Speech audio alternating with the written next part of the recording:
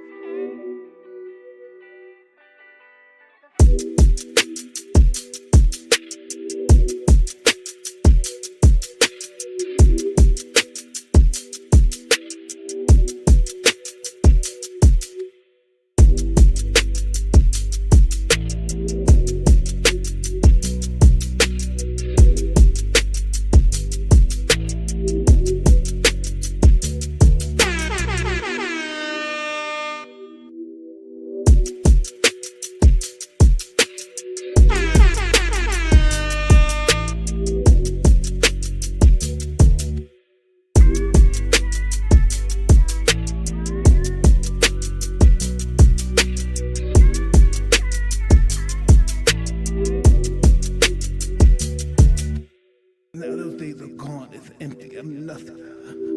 I'm working on being the art of humbleness. Can you believe in me? That's the reason why I'm crying, because I'm not that person no more. And I miss him. Welcome back to the channel, y'all. How's it going? Happy Sunday, man. Hopefully y'all having a good day so far. Everybody should be just starting out. My day's just starting out. Hopefully your guys' is too. Getting ready for some football here in a few hours. We got some, the London games or Spain games, things like that. So football, NFL is going to be tuning up in a little bit. That's cool. Right now I got a couple true crime videos for us to go through, do what we do on the daily. If you guys like true crime videos and you like reaction with a little bit of comedy, then come on in and make sure you hit that subscribe button, guys. Appreciate all y'all tuning in. Make sure you double tap them screens when you come in. Shout out to chat. Appreciate y'all. Our first video comes from Police Insider. And hey, David, what's good, man? Welcome.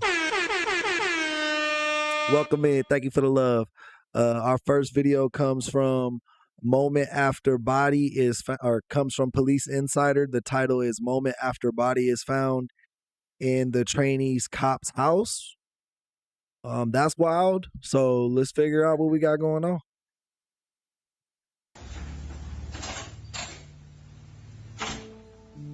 The woman you see smiling on your screen is a trainee deputy officer who just shot her husband in cold blood over something she allegedly found on his phone. Something that was unforgivable. Damn, bro. This like the third case of a woman cop killing her boyfriend / lover or husband. Like, we've seen like 3 or 4 of these already on the channel. It's crazy. This is like a pandemic. To her. 33, is he awake? Sure, something's not speaking. No. He's not awake? Is he breathing? Doug, wake up. Where's the weapon at right now? I don't have a weapon. What'd you shoot him with? It was his gun. He was choking me. Doug. Doug. Doug. They got kids and shit. That's crazy. She probably seen him talking to another bitch or maybe liked some hoe's photo and then she got mad jealous and shot him. That's crazy. Doug. It was choking me. Where'd you shoot him at? Doug. What's that? Where'd you... Come on. What's your name?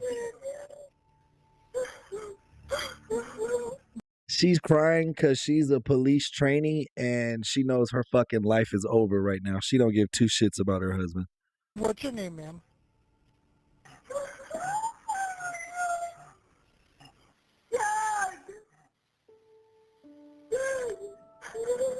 Hey there, is your gun secured? Good. Yes, It's secured? 3912 was circle, 3912 was the girl. Far as advised that she saw her husband was choking her. We're still receiving all units of ground acknowledged. That's us.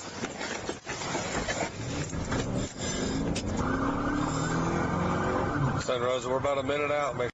Choking is like mad severe.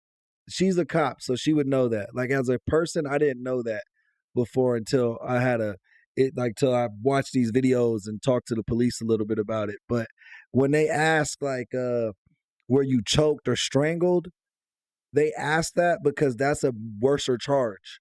Like you would think like, no, him like punching me or like hitting me over the head or something like that would be worse. But in the eyes of the law, when they strangle them, that's like attempted murder off bat. Like you was trying to kill that person. Make sure she secures that firearm.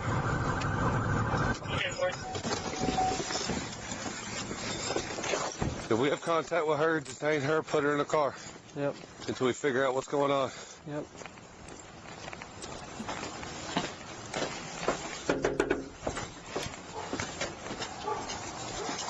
I'm gonna go this side.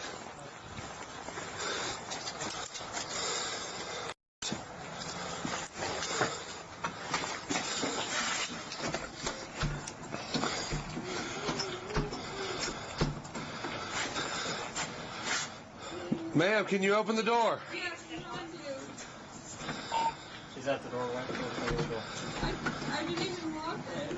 Hey, hold your hands up for me. I'm gonna open the door. I'm trying to. All right, well, hold your hands up. I'm gonna open it up. Okay. Back away from the door. Back away a little bit.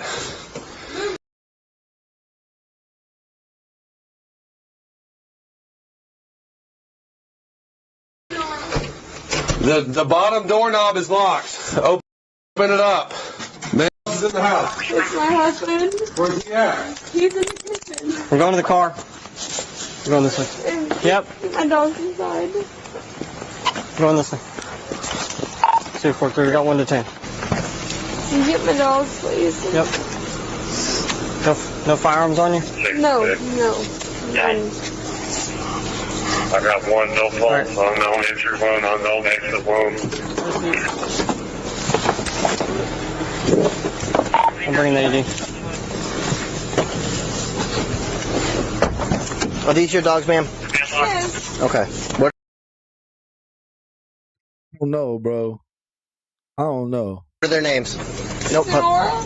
Okay. Do you have any weapons or any firearms on you? No, no, no. Okay. I don't understand. Okay.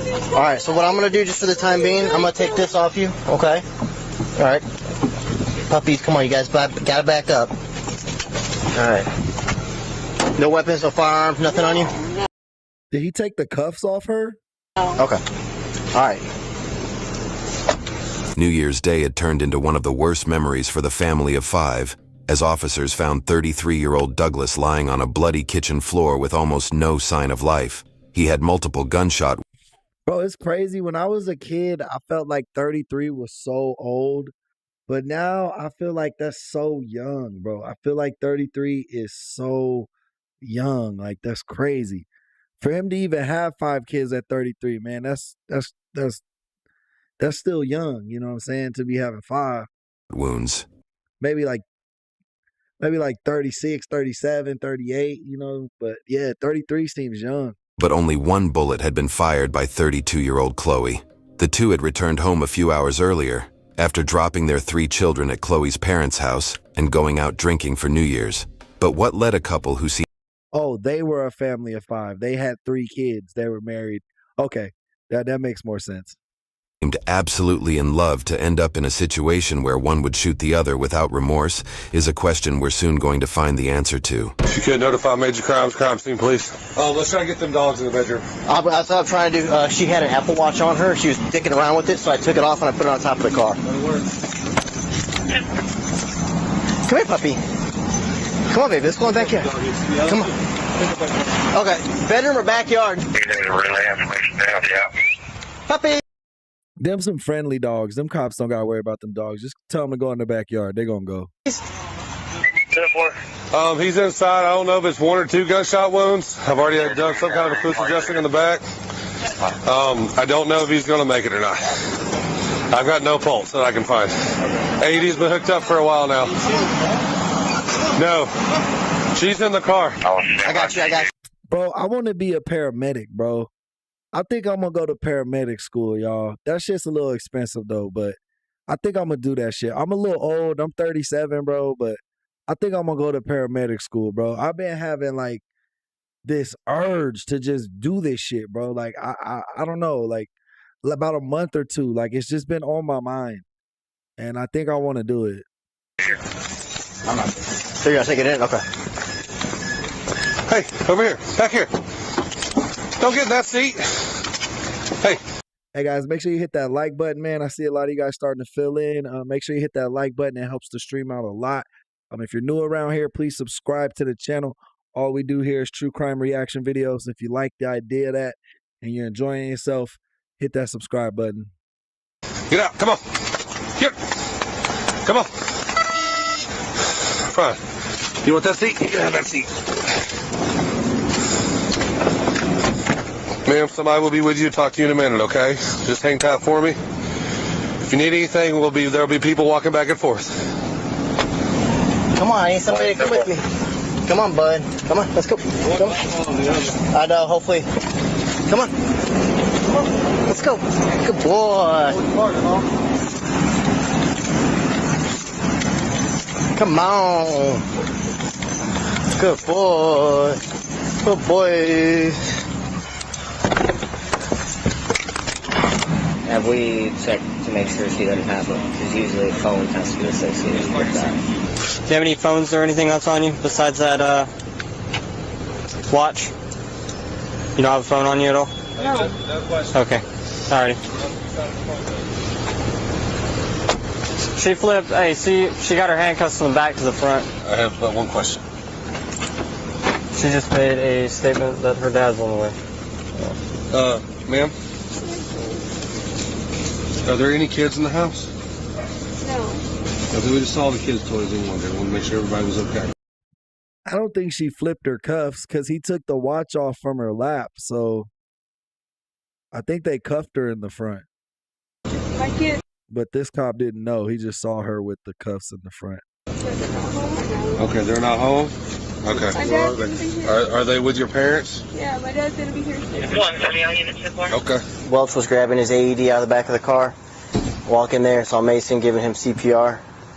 They start getting AED ready. Mason said we need to clear the house, so I cleared the house. Made sure everything was secure, all the rooms were cleared. No one else in there? No one else in there. Nope. I got the dogs corralled up, threw them in the backyard. The back door's locked. You think her dad is a cop or something? Because they said something about her dad. Because if her husband's 33, I'm assuming she's at least close to 30. And that's a little older for someone to be a trainee, like a police trainee, like in the academy and shit. Most people are like in their 20s, early 20s when they start out as a police. I don't know too many people who's like started a police career in their 30s. I'm sure this happened, but yeah. All points of entries are locked except for this one right here. Chloe told dispatch that Doug had tried to choke her after they got into an argument, but officers didn't find any injury marks on her whatsoever. Police even discovered droplets of blood on the east wall of the living room leading into the kitchen, revealing that Doug had been alive for a while and had walked to the kitchen before collapsing on the floor. When asked who brought the gun into the argument, Chloe said she couldn't recall as she was drunk, but remembered calling her father to tell him she had shot Doug. One of the key witnesses to their escalating fight was the Uber driver who had dropped them off just 20 minutes before the shooting and he was about to give detectives some crucial clues about what the couple had been arguing about in the cab. So he was threatening you? Where did that take place at? At some point, you were saying he went and got the gun and brought it out. So at the time that you actually shot him, what was he doing and what were you doing? He said, I'm going to kill you. And he was actually strangling you?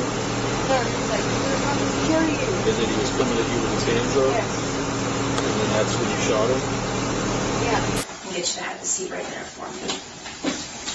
Her story's already changed. It went from she shot him while he was strangling her to now she's saying I shot him right when he was trying to choke me, like right when he lunged out to choke me. And then hold up, if he brought the gun, you telling me you disarmed, bro, took the gun, avoided getting choked, and then shot him? Is this lady John Wick?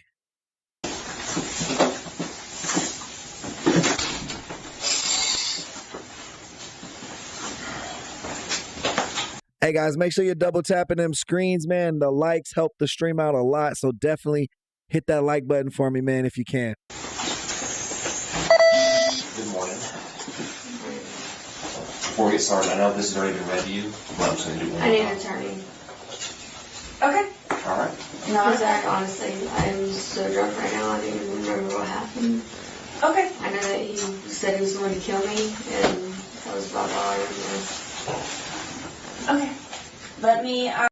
You should not have said that to the police. I'm so drunk, I don't know what happened, bro. That sounds like you killed somebody, and you can't really explain it now. Go grab the deputy real quick, and we will get you up there to the jail or back to the house, okay? Yeah. Just hang tight with me.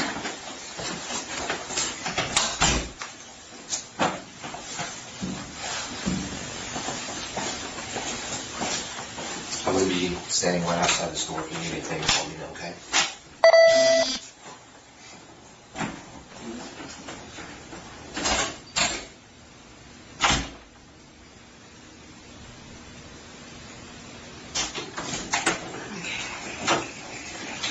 So, real quick, can I just check your neck real fast? Okay. So we'll go ahead and get you out there to the deputy's car, okay? Clearly, Chloe had no regrets about killing Doug. But after interviewing her father and the Uber driver who had dropped them off that day, it became evident that she hadn't been very fond of him in recent years. Yeah, bro, she seemed hella cold about that shit, right? She didn't seem like she was distraught about it that very much. As she suspected he was having an affair with his biological son's aunt. I don't have a whole lot of answers. There's not a whole lot I can tell you right now. So her sister? Why the fuck would they say his biological son's aunt? Like that? Is that her sister? I'm confused. Been very fond of him in recent years, as she suspected he was having an affair with his biological son's aunt. I don't have a whole lot of answers. There's not a whole lot I can tell you right now as well. Is Doug dead or alive? I can't say. You can't say if he's dead or alive? Not right now, no. Is he at a hospital? No.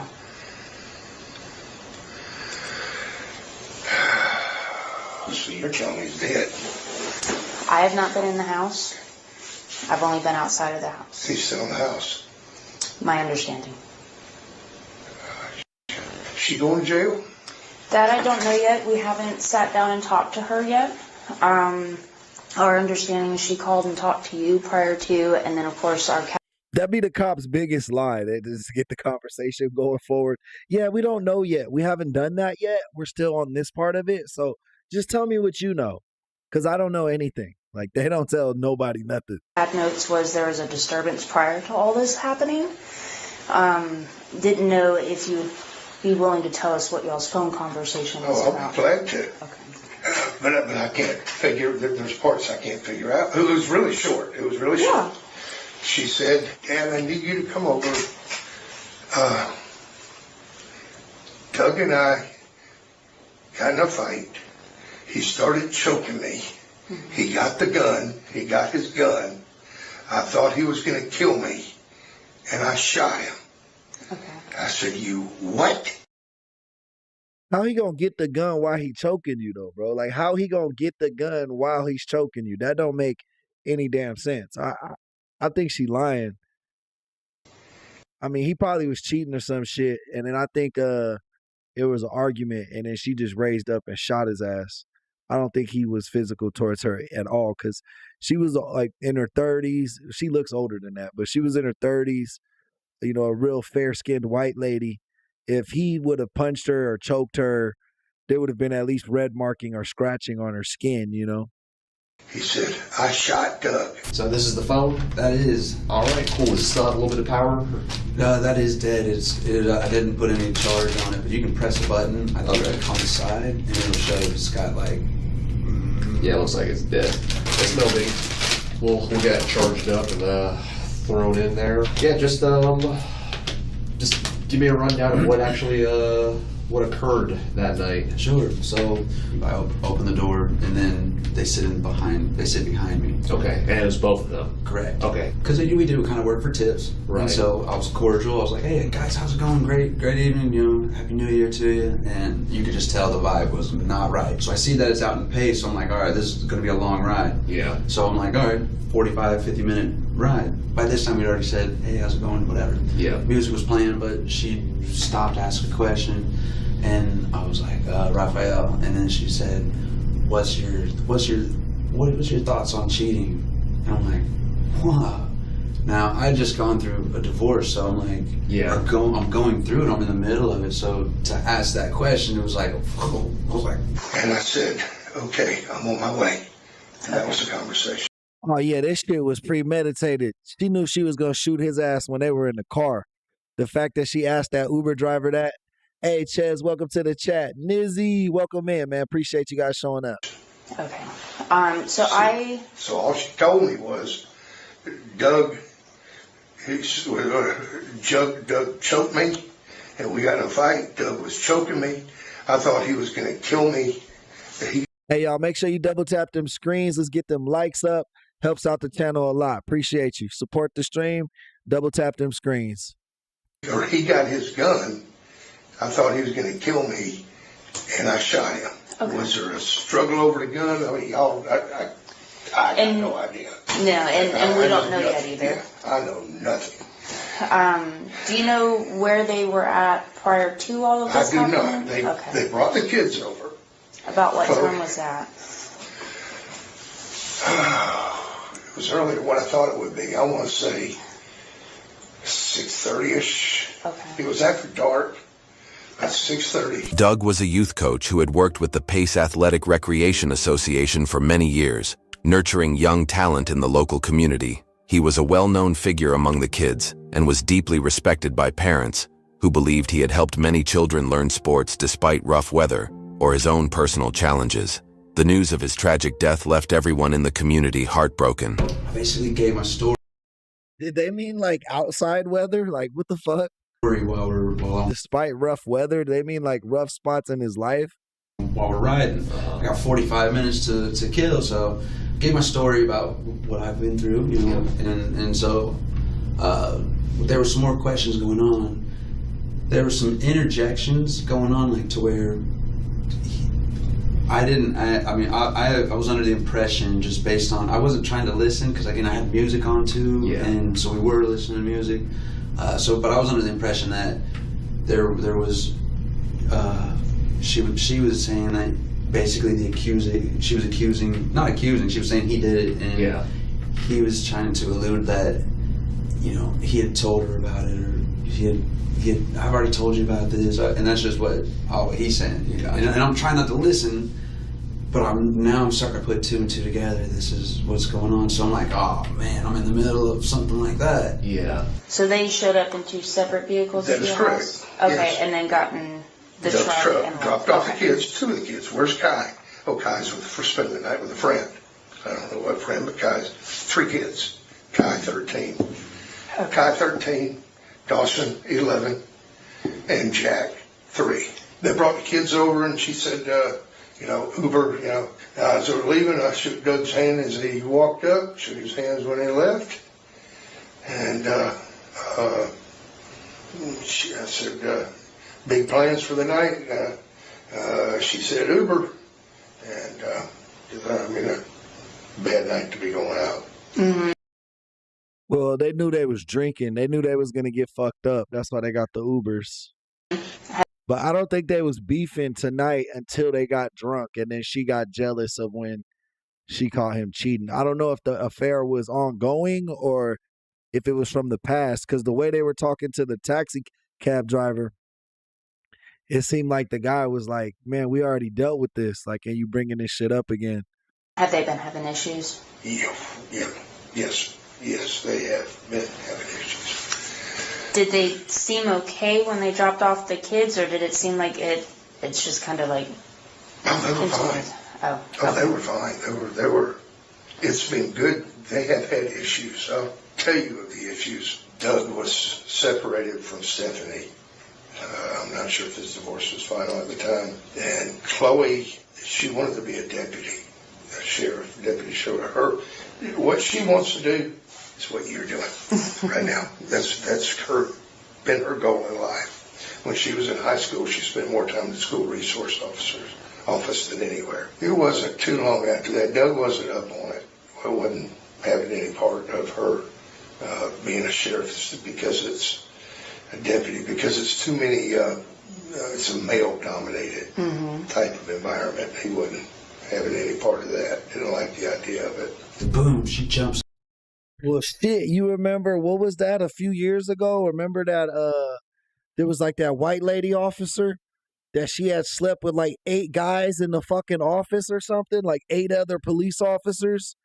And then she sued them saying that they fucking coerced her into it. And her husband stayed with her and supported her. Yeah, dude, it was like a lot. It was like a lot of dudes from the office, though. It wasn't like 1 or 2 dudes just hit from the office. It was like every dude that tried to talk to her got a fuck. Like, that shit was crazy.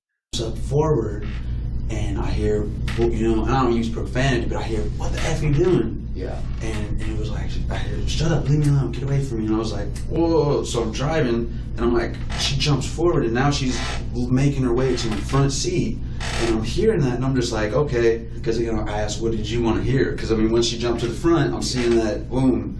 So obviously I'm trying to kind of keep peace, and I'm like, what, you want to hear something? You want me to change the music? What do you want to hear? Yeah. So the whole time, I'm just letting them play music, and I pulled up to their house. She doesn't want to get out of the front seat. She doesn't want to leave. He's already out of the Jeep. We already pulled up. I'm waiting on them to leave. So I'm just like, come on now, let's wrap this up. But now it's at the very end.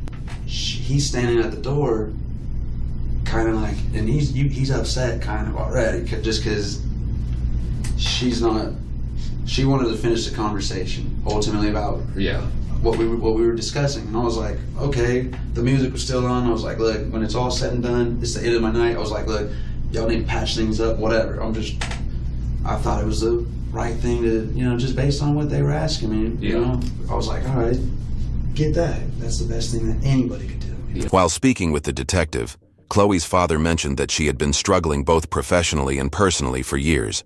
Her dream of becoming a deputy was repeatedly crushed by personal challenges. First, Doug asked her not to attend police school because he was insecure about the male-dominated environment there. After that, she tried to set up a photography business, but unfortunately, her stepson and Doug's biological son, Kai, was diagnosed with leukemia. She had to shut down her business to take care of him. Her last chance at becoming a police officer was also ruined when she failed the training program, adding to years of built-up frustration. When she was about 30, she finally decided to, when she was in her 30s, finally, hell with it, I'm doing it. Whether you like it or not. That's what I was saying that earlier. She was a little young to just be starting out, or a little old to be starting out at the police academy. Can you like join the police at any age? I thought you had to be young. That's what I want to do, and it's now or never. September, October, she blew out her knee in training. Blew out her knee. She tore an ACL and something else. She had to have knee surgery, and of course she couldn't do her physical training as she was recovering. But she continued on in school, and in January of this year, the boys came down with COVID, and there she was going through, and she got picked up, I want to say in December, just before the surgery. So there's all these reasons are going to be the reason she failed as a cop now, bro. No, she failed as a cop. She couldn't cut it, bro. Like, you could look at her and see that she wasn't going to be able to do the physical fitness part of that shit, bro. Surgery. Her husband wasn't very big, and she was a lot smaller than him. Everything went south. She got picked up as a cadet at Escambia County, and as a cadet 3. I mean, God help her. I mean, January, she had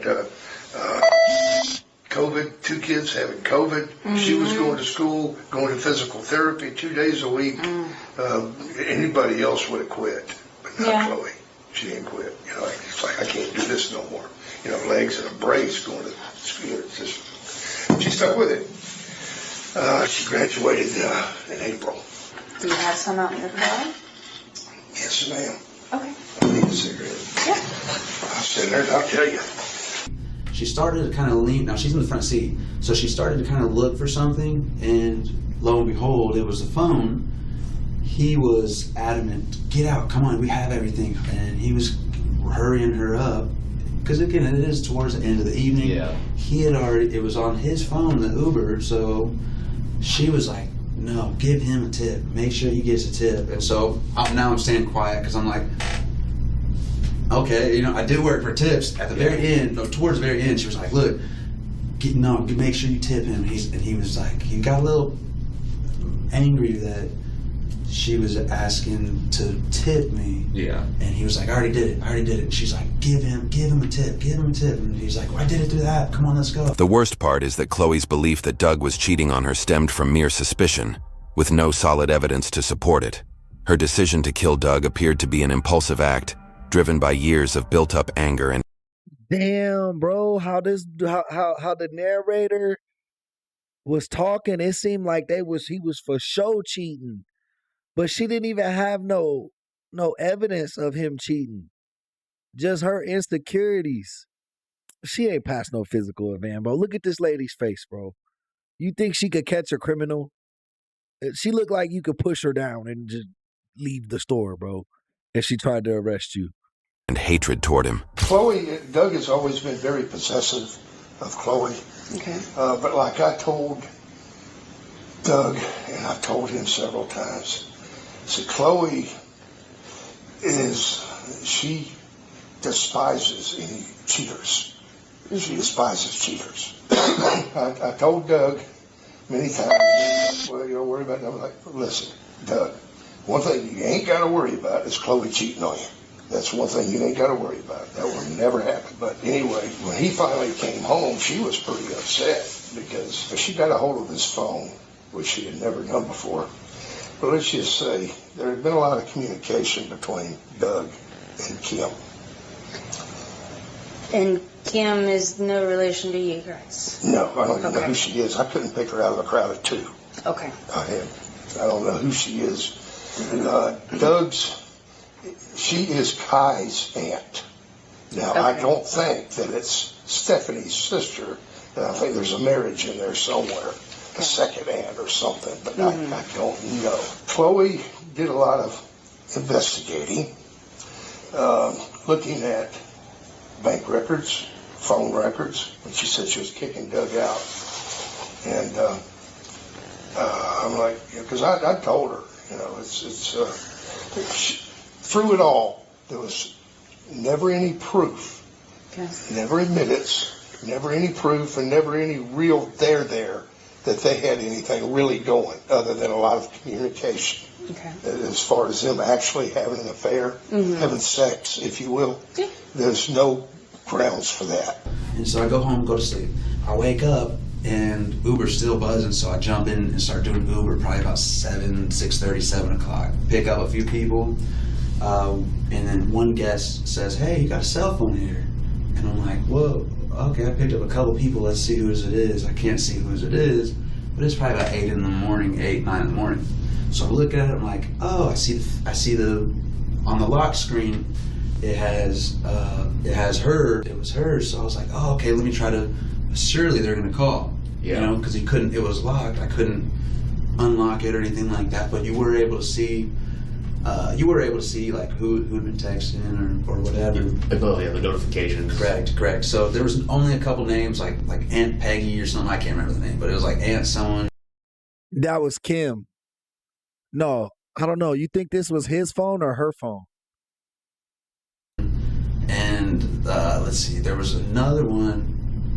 There was a guy that I couldn't. There was a gentleman that I saw in there, and he was a sheriff's office guy. So I was like, oh, saw who it was, and I typed the name into Facebook, and I saw it was the same one. So from my personal account, I took a picture of the phone on my lap, and I was like, boom, hey, you texted somebody on this phone. Can you let them know that I have their phone? I think it's a police officer. And they're like, they never responded. So I waited. That was about 10 o'clock. So then it wasn't until about 2:30. 2 o'clock, 2:30, I see it on northescambia.com. I was like, I see her face, and I'm like, and I read the article, I'm like, oh my goodness. So that's ultimately everything that I can think of that, you know.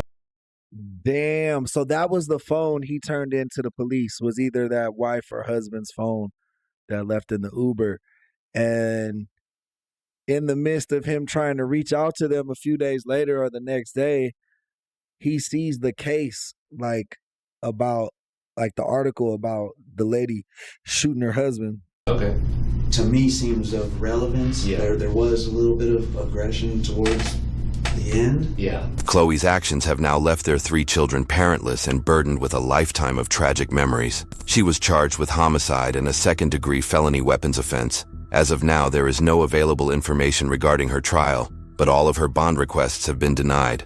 YouTube thinks you'll love the video on screen. Click to watch now.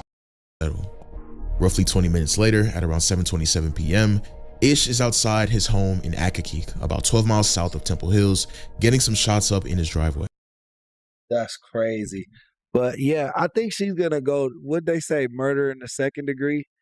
She gonna get found guilty, bro. And the fact that they haven't let her out on bond all these times, it's not looking good for her. Some people take football for granted. Some people just play just to play it. Me. All right. The next one is called How Not to Get Over a Breakup from Spin Back OA. Let's see what's going on. Me, I like to take everything outside of football, and I like to just bring it to the field. And one of the best things about it is you can legally hit somebody. You know, in hindsight, there were signs.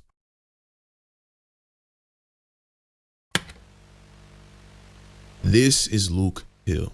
Luke Hill is an 18-year-old high school football player from Maryland. Luke is a dumb nigga. Luke is a dumb nigga because he thinks the police are dumb.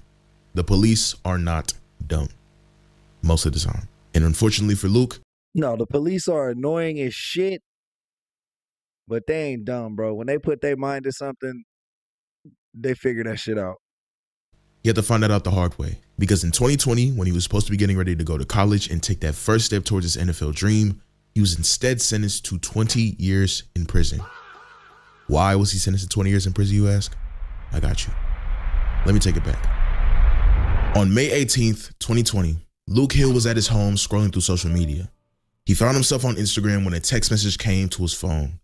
2020, that's that was like right at the start of COVID, right? He saw in that message would change his life forever, for the worse. But life wasn't always that bad for Luke. Yet another timeout, another superstar, Luke Hill, coming off a championship St. John's WCAC. This is also Luke. Standing at 5'11", 180 pounds, he's the 7th ranked cornerback in the entire nation. He goes to St. John's College High School in DC, which boasts one of the most prestigious athletic programs in the country. Luke reaps the benefits of that prestige as he's a state champion and a highly coveted recruit with a multitude of Division I offers and NFL aspirations. That's crazy, bro. Dude was like one of the top corners in the nation. How many times do dudes throw their life away for a woman, bro? Like just making a dumb, prideful choice, bro. I hope he didn't kill this girl. I don't know what his crime is, but I hope that's not what we're getting into. His story is much, much bigger than just him though. This is Bria. Bria is Luke's classmate, but more importantly, Bria is Luke's ex-girlfriend.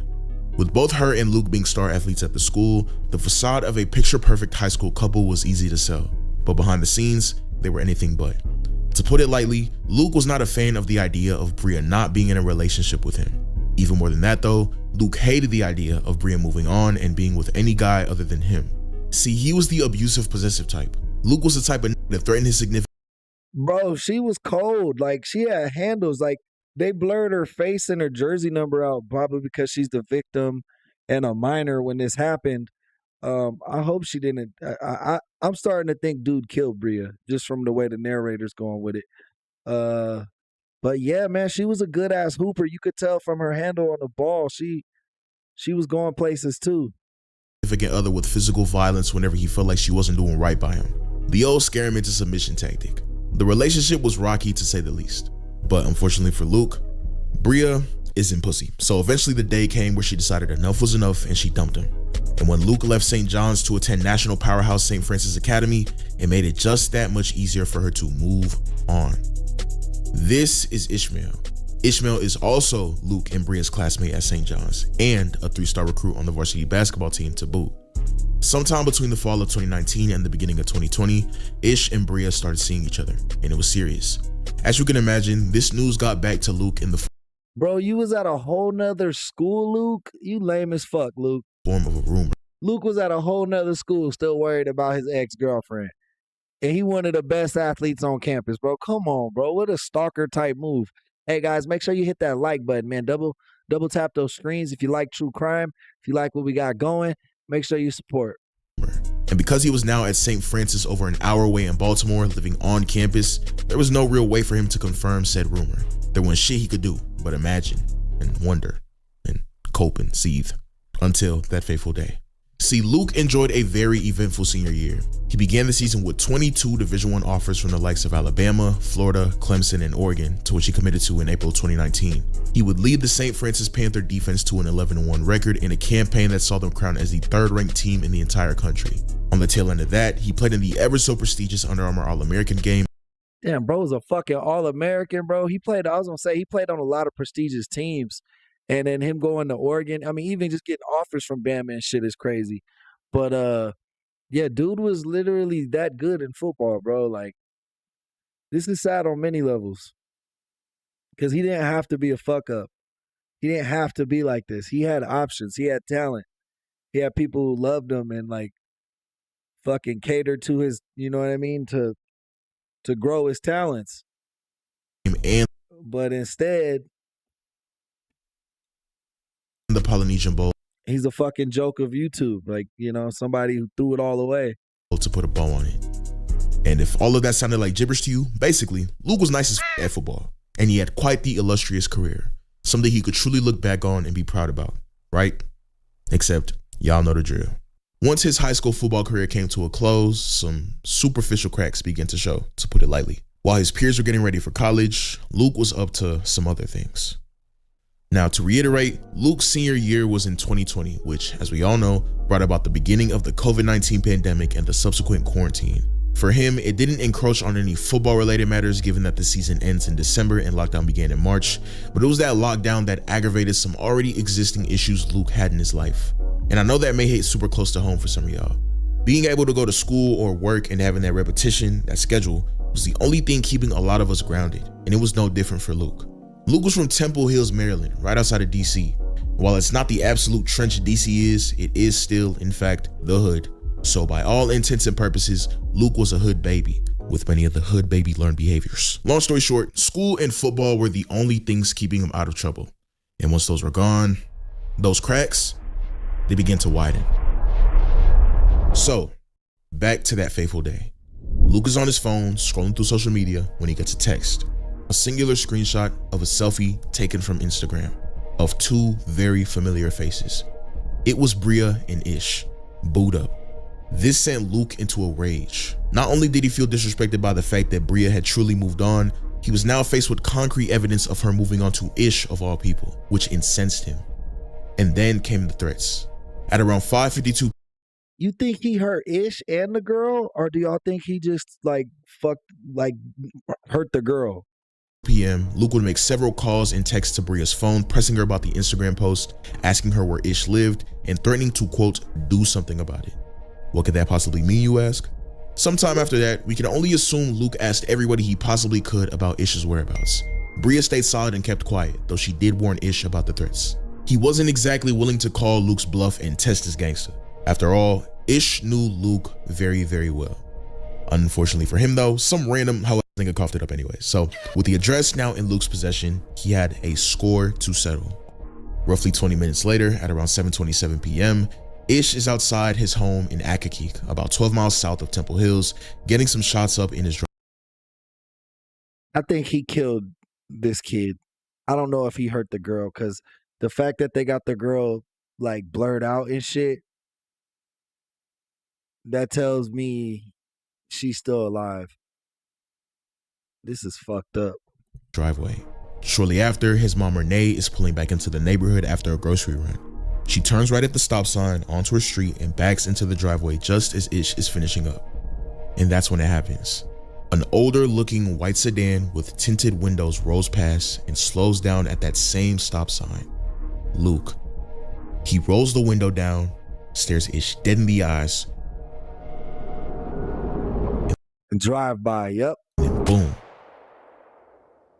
6, maybe 7 shots ring out, all aimed in Ishmael's direction. Ish gets the fuck up out of there, and Renee runs inside and calls 911.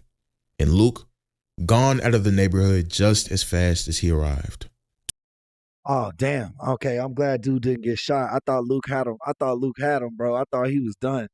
Shout out Ish, man. He got away. He got back in the house. 2 bullets would hit the side of the house, with one ending up in the upstairs bathroom.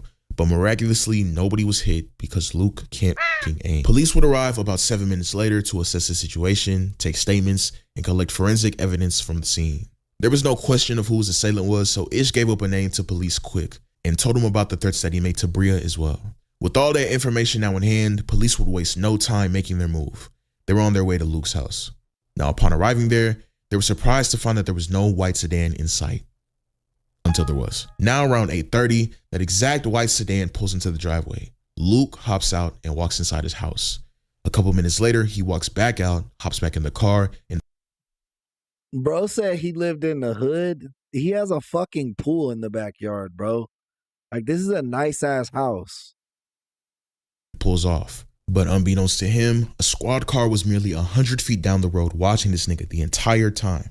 So just as he's about to pull out of his neighborhood, they get behind him, cut those red and blue lights on, and just like that, Luke is the one to do with that guy. The assertion that she was the one that wouldn't leave him, 2020. That Luke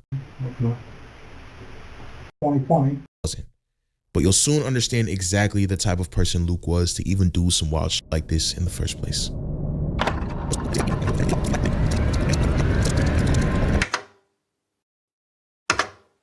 Now, you have to understand, I'm going to keep this real with you. It is the year 2020, and there's cameras everywhere, okay? So, if you were involved in something this afternoon, cameras may have caught that. Okay? Bro, this cop seemed weird as fuck, bro. Like, just his tone of voice is weird as hell. Luke is dumb as fuck, though. This dude threw his whole fucking life away. He didn't even deserve to be that good at football then, bro. If you was this dumb, you didn't deserve the talent God gave you, bro. And that's why we're in here today. The last thing I said for her was to leave me alone. Okay. And when was that? When I was in the car. Today? Like just 5 minutes ago? When I was in my car drive. Yeah, like recently? Yeah. Was she bothering you? Yeah, I'm just tripping on, but I wasn't tripping off that.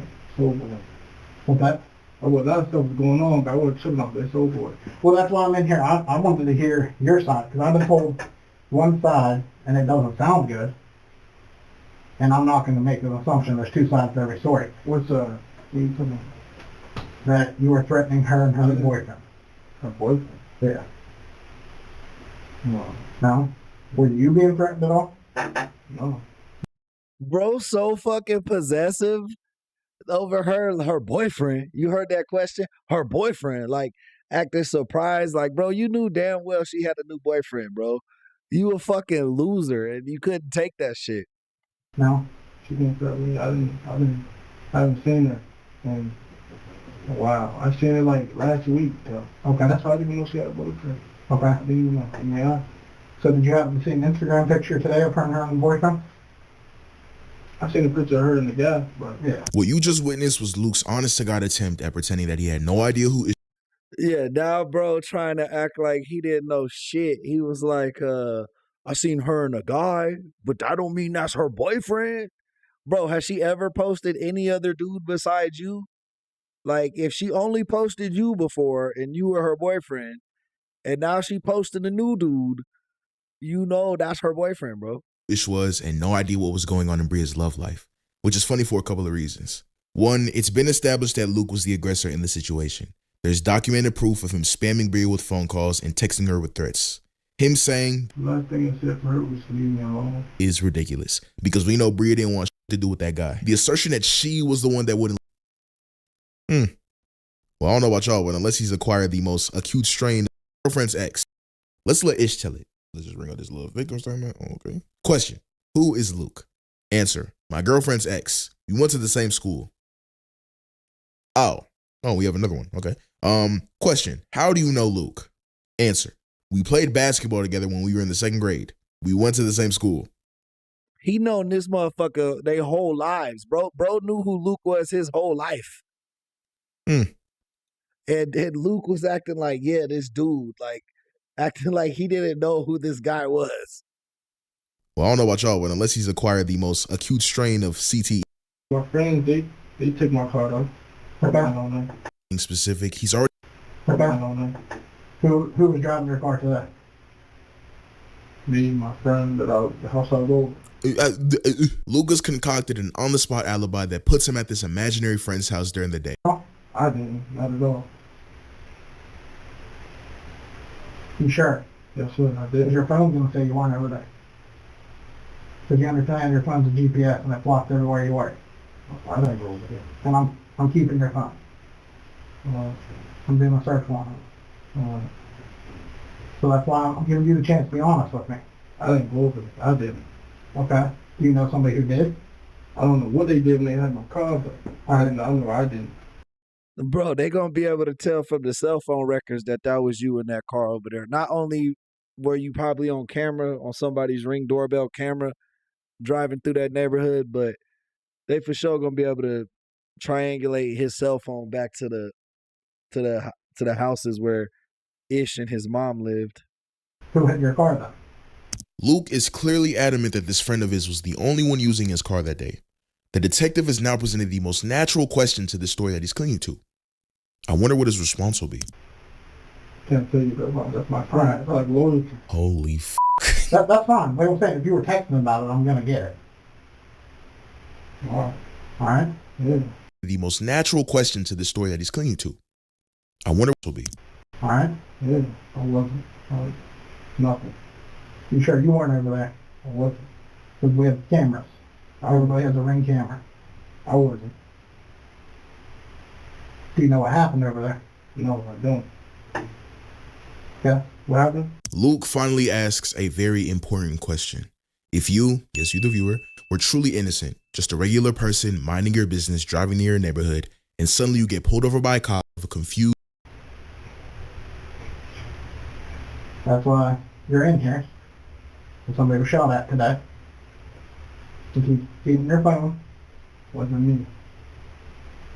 Well, here's your chance to say who it is, because right now I'm told it's you. Wasn't me. This stems from you. I talked to a lawyer. He finally asks for a lawyer. Why? We're keeping your car and we're keeping your phone. And we're They gonna have all that shit once they get the warrants. They got all his shit. He literally said on the text message to his ex, "I'm gonna do something about that." Like basically, that was a way to threaten her new boyfriend's life. I'm just glad he didn't shoot him or accidentally shoot somebody in the house. Dad's house right now.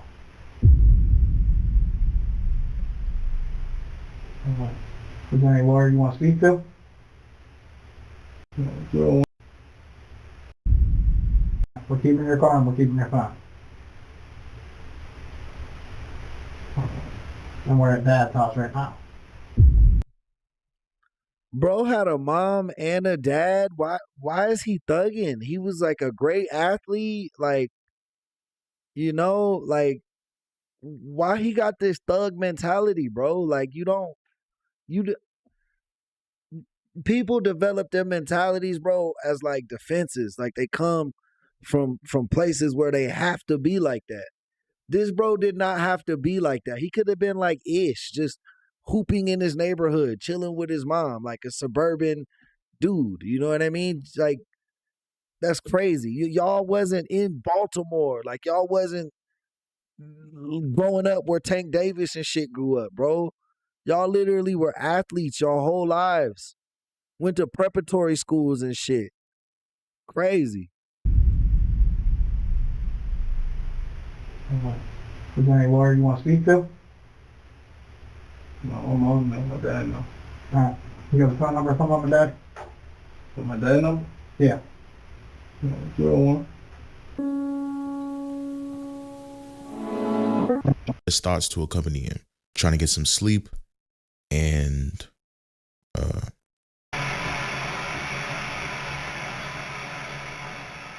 okay. So I know I said I wouldn't do any like psychological assessments or anything like that. Bro's just playing with his hair and shit. Like, that's wild. Oh, man. He know he fucked off though. That's why he was ripping his hair out. That's why all that hair was on the table. He knows from what that cop told him that these detectives got him dead to rights. You still got to ride to Oregon? I'm a school. Oh no.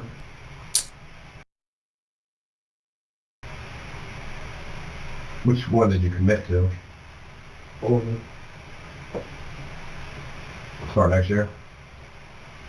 Start a couple months. When's camp start? Corona over. They haven't given a date, I take it then. How many times you been out there? Once. Gotcha. How long are you gonna be in this room? A little while, so. You got ID? Yeah, low key, the cop was just trolling him, asking him about his scholarships and in college he go to attend. He know damn well bro going to jail. They took it. Huh? They took it. No, do you have an Instagram? Oh, I do Instagram. What's your ID? No name. Man, you ain't gotta play that with me. Already. You know the name, I don't. You are on it all the time. It might be 301 Luke. 301. Luke with 2 E's. I think it might be it. This moment is so funny to me. It is the year 2020. You would be hard pressed to find a teenager on this side of the planet without an Instagram account, let alone an athlete. So when Luke tries to convince the detective otherwise, it's truly laughable. But what really gets me is how fast he folds the moment the detective pushes back. The second the detective hints that he already knows more than Luke, something so seemingly minuscule as an Instagram account. You want to take ball at the next level. You might not be. You keep doing this. You're right. Because I know, like, you might be up there right now, but there's a bunch of dudes who right around the same as you. Oregon would easily say no and take somebody else. You're just a number of them. That's true. Because I know this isn't the first time you've been in this room before. Whatever happened with the last thing? You pay the money back? Yeah, monthly. How much more do you owe? 8,000, 9,000. Something like that. Do they still charge you with it, or do they let it go if you pay it back? No, they ain't charging me. No, under 18. Because they don't want to mess with your life. Because I guarantee you, if you got charged with that, Oregon would have taken away if they were given. That's true. Okay, we have a lot to unpack here, so stay with me. These are our first major bombshells, insights into those character issues I mentioned earlier in the video. First, it's finally established that Luke wasn't some first-time offender with a spotless record who just made a mistake. He's been in some major trouble before. Around a year or so back, Luke and a couple of friends got caught up in a home burglary worth tens of thousands of dollars. It never made the news since he was still a minor, but he was required to pay some money back in restitution. He didn't even go to juvie. That's not no little ass crime, especially given. Yeah, bro got away with that. He got away with that because of who he was as an athlete. They didn't want to ruin his future. They thought he was just with the bad crowd. But I'm telling you, bro was probably the ringleader of the bad crowd. Because it don't seem like he hung out with other athletes, like other football players and stuff. It seemed like he hung out with some dudes who was into crime and shit. Not necessarily his teammates, you know? Are you good with that? If I got the little thing, read it to you, and then we talk, give me your version of whatever didn't occur, and you can read it to me. Okay, all right, give me 1 second, Mark. Luke kind of shoots himself in the foot here. Not in any major way, but this is another instance of him not really understanding how all this shit goes. When the detective asks if he'd be willing to talk after being read his rights, Luke says, you can read it to me. Now that sounds harmless, like he's just agreeing to follow procedure, but it's actually a mistake. The detective isn't asking if Luke wants his rights read. He's asking if Luke's willing to keep talking afterward. So when Luke says, you can read it to me, he's basically giving the green light to keep the interview going, even though he's been hinting that he wants a lawyer the entire time. And the detective knows exactly what to do with that. He's smooth with it. He offers Luke a drink, steps out for a minute, and is about to come back. Only like 2-3 months ago.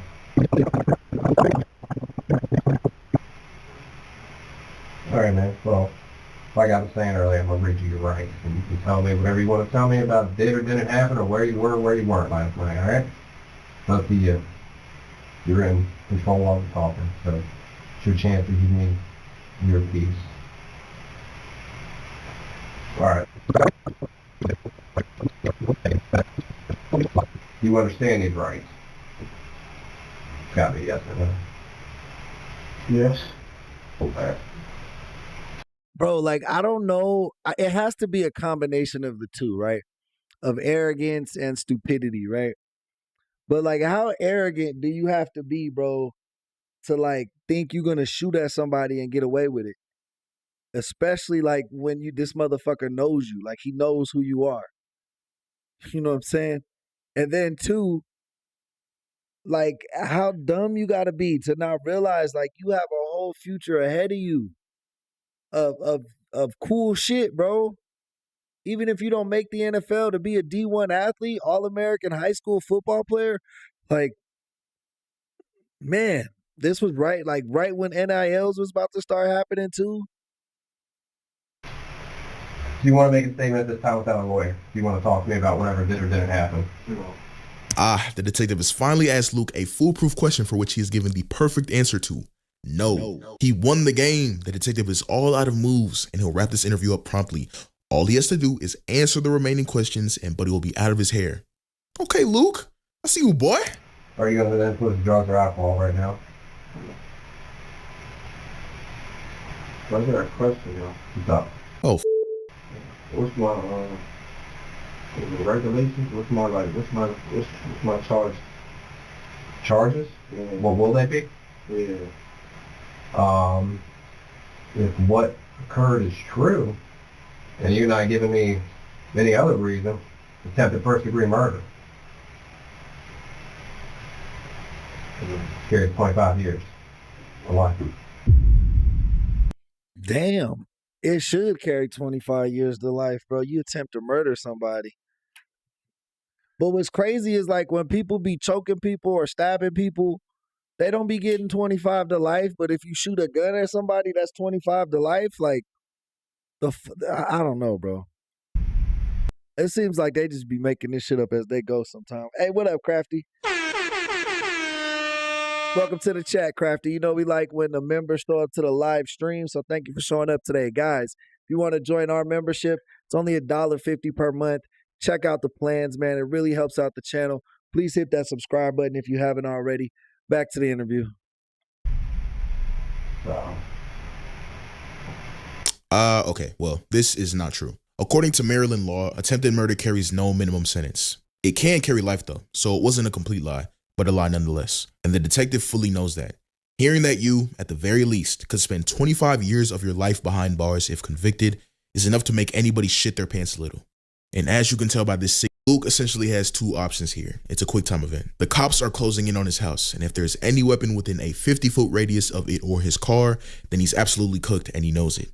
Here, he can either come clean, confess it all, and pray that the prosecution gives him some leniency for being a good kid who made a mistake and just wants to play ball. Or he could keep quiet, he could stick to that bullshit story, put faith in that very good hiding spot that he chose, and put the rest in God's hands. Let's see what he chooses.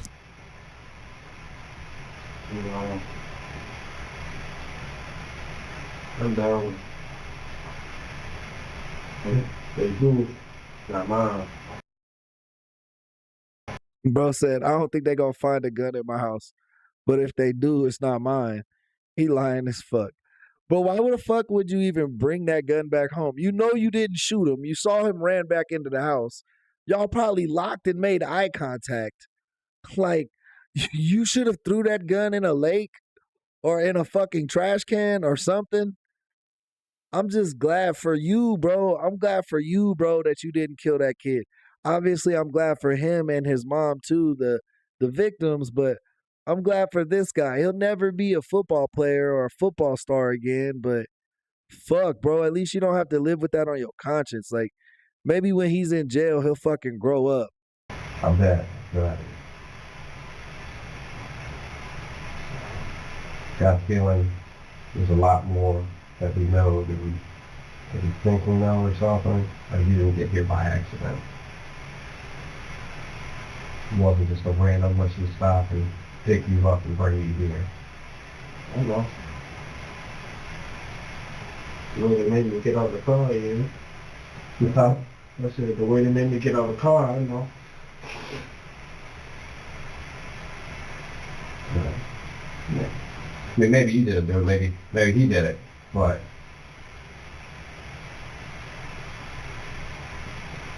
we only know what we're told. I'm gonna get a lawyer. How long I have to wait for that? Luke has just inquired about a lawyer for the third time in this interview. Remember how I said that according to the law, the interrogation must stop once that happens, and that they can't ask you any more questions? Well, I'm a liar. Unless you unequivocally assert that you want a lawyer, the detective is free to squeeze out as much of the conversation as they want. Just like earlier on before. Hey, what up, Paul Walker?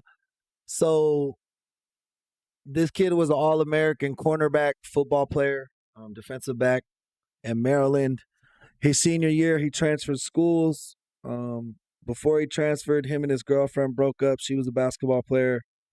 They didn't break up because he transferred. They broke up because she wasn't fucking with him no more. She thought he was like getting too possessive and shit. So next year he's at a new school, which was a prep school. So he lived on campus. He was like a football star, so he had like a scholarship there and shit. And he was on Instagram, and he finds out that his ex-girlfriend has a new boyfriend who was a kid he knew that he went to school with before, obviously, or was a classmate, you know what I mean? Named Ish. He then drove over to Ish's house, tried to shoot Ish while he was playing basketball in the front yard. He missed. Ish runs in the house, tells his mom, and they call the police. Police asked, "Do you know who shot me?" He said, "Yeah, it was Luke. I've known him since second grade. We played basketball together. He was on the football team last year when he went to my school, yada, yada." So now the police are here. Hey, Eve, welcome to the chat. Before the cop got him some water. Luke f***ed up by simply asking, can I talk to a lawyer? Because it leaves it open to interpretation. Remember back in school when you'd ask your annoying science teacher if you could go to the bathroom and they'd reply, I don't know, can you? Let me ask you this, man. With your dad being a cop, how come you're like out in the street doing this stuff? Bro, literally, bro's dad is a cop. What the fuck? Why does he even talk the way he talks, bro? Like, he had no reason to be around that element of people, to pick up that accent, to fucking, like, your dad and mom are probably two professional ass people, bro. Like, your dad probably paid for you to get football trainers and shit, dog. What the? I don't know, bro. You call police.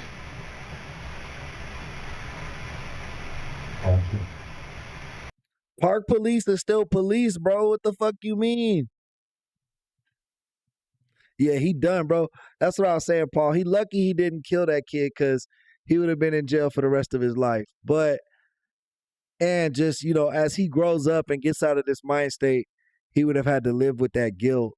But man, I'm just, as a football fan, bro, and somebody who loved football growing up, was never the best player on the team, anything like that, bro, to see somebody like throw it all away like this, who had it all, like, it fucking sucks, bro. Cause I know there's hella people out there that love ball, bro, and would do anything they could to be just a just a tad bit as good as this guy. You know what I mean? Just like a third good of this guy. Yeah, so listen, man, with your dad being a cop, how come you're like out in the streets doing this stuff?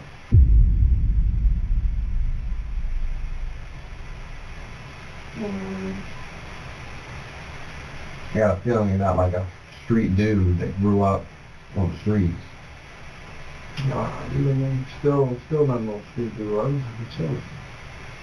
Most of the people I hang around. You know, technically he ain't wrong. I mean, he is a 5-star athlete with a cop father and a 2-parent household after all. But still, I'm inclined to disagree with you here, Lucas. Have you ever heard that you are who you hang around? And That's what I said earlier. It had to be his friends, because when he was talking about his dad, before we even found out his dad was a police officer, and when they showed his house and shit, like how it's, when they showed it, the house that he pulled up to on Google Maps, that's crazy. I would think after the first incident, where y'all stole like over 100 grand, then you were given a second chance. You didn't get charged. You didn't get anything. Nobody called your school to tell them how you're doing this and that. Yeah, in his sophomore year in high school, him and his friends were breaking into houses and stole like 100 grand out of some house. The fact that they could break into houses like that tells me that they live around people with money. Like, when you a kid from the hood, bro, you don't have the resources to travel out to the suburbs and start robbing mansions. Like, you know what I mean? Like, kids usually do crimes in the areas they're already around. It's like we were saying, man, like for Oregon, you're just another number. The burglary story is brought up again, and we get a little more context. The detective reveals that it was approximately $100,000 that they stole. And in addition to him only having to pay a portion of it back and avoiding juvie, we now know that whoever handled the case didn't even notify his schools. With the new added detail of Luke's father being a cop, it really makes you wonder. Well, it makes sense. His dad was law enforcement, so they looked out. His dad basically got him a lawyer and was like, yo, my son is a good kid. He just got wrapped up in the wrong crowd. You know, we live in Maryland. There's a lot of crime in D.C., yada, yada, yada. He's a football player, yada, yada. Parents paid the money, probably paid like 10 grand, got him out of that. Unless your father was law enforcement. Now, I'm not saying it's a conspiracy. Because I imagine you probably like regiment at school. Like, they talk at this time, you do this at this time, you do this at this time. Back to your spot. Yeah. Your brother play ball too? This is the second time the detective has pointed out the wall behind him, this time while asking Luke about his brother. That's because his brother is literally in the next room getting interrogated as well. Not for anything that he did, just because he happened to be at the house at the same time as Luke. He had no involvement in Luke's shenanigans and is probably in that room mad as that his brother's actions have gotten dragged into his mess. As an older brother myself, I'm triggered. You still trying to find the school. Knock on the door if you need something.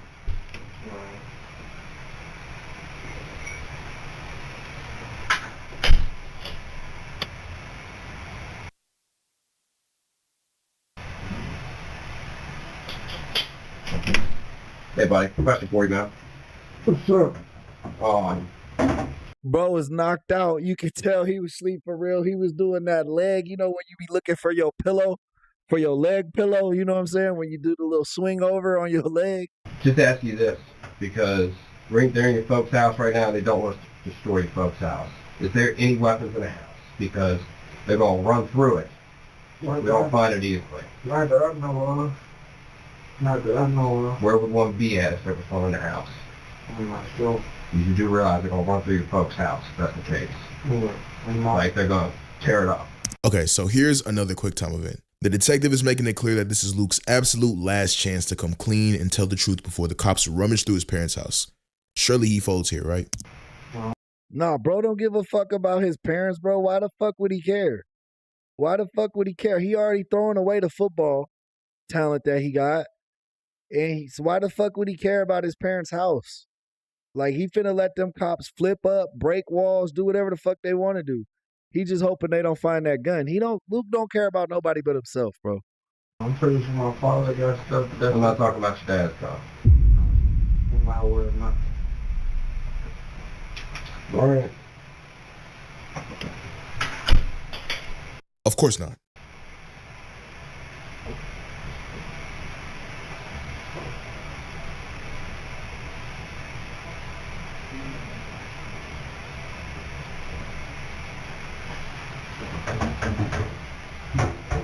So let's get this straight, Lucas.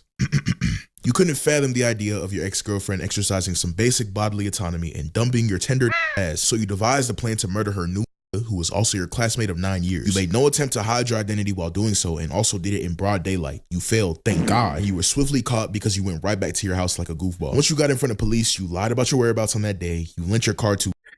Bro, it's a goofy. That's for sure, bro. All this because he was jealous somebody got with the girl that broke up with him, bro. That's fucking crazy. Casper Ghost. I be swearing, like, these athletes, bro, be having like these complexes in their head. Like, they really think because like they shoot a basketball good or hit a baseball far or run fast on the football field that like they're some type of celebrity or somebody important. Bro, don't nobody give a fuck about high school football.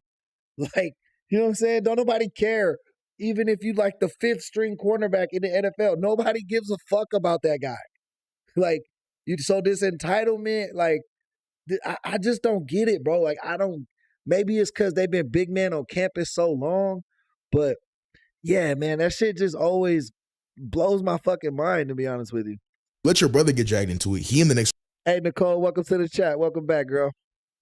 Probably losing his damn mind. You let the cops tear up your people crib. And then on top of that, you throw your own father to the wolves. You essentially plant the idea that it might be your cop father's service weapon that could have been used as a potential attempted murder weapon. you jackass. Hey, Nicole, thank you for the latte. I'm a sip it with my pinky up because I'm classy. But thank you for the latte. You know, it wakes me up in the morning, love. Thank you so much. Fully deserved. Thank you for help sponsoring today's episode. Guys, you can do the same thing. Just hit that gift button, Cash App. You can be just like Nicole. What happens next?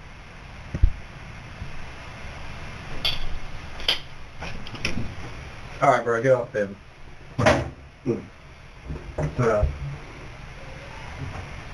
I'll give you a minute to think.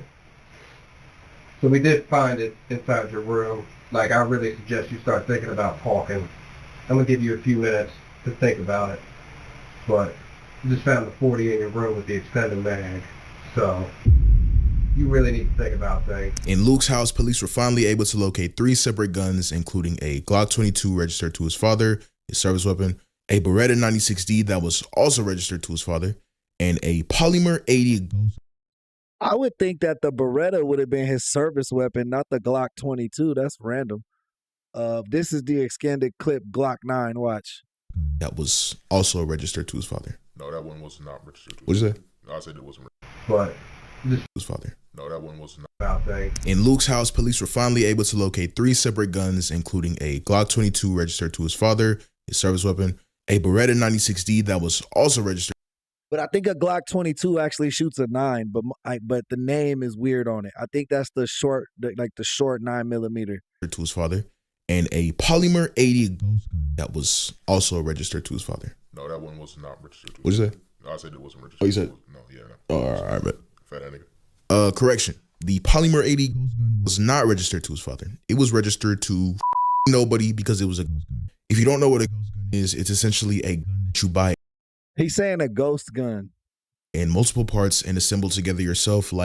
So basically, he bought a gun in multiple different pieces, filed off the fucking numbers, and put it together himself. And then he had an extended clip as well. I don't know if that's illegal or not in Maryland per se.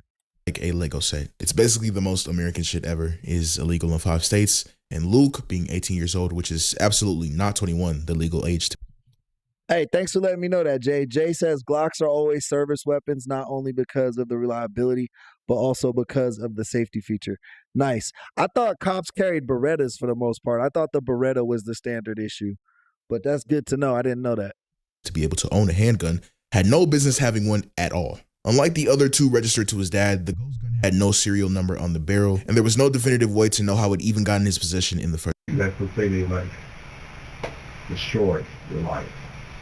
Sure about what? You have completely pretty much destroyed your life now.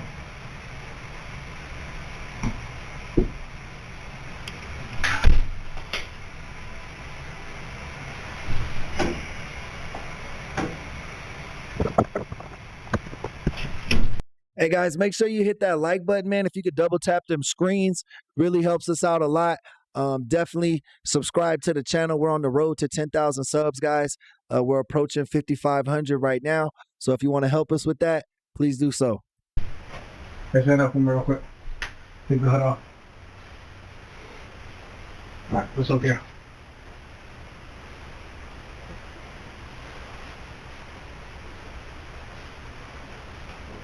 Good.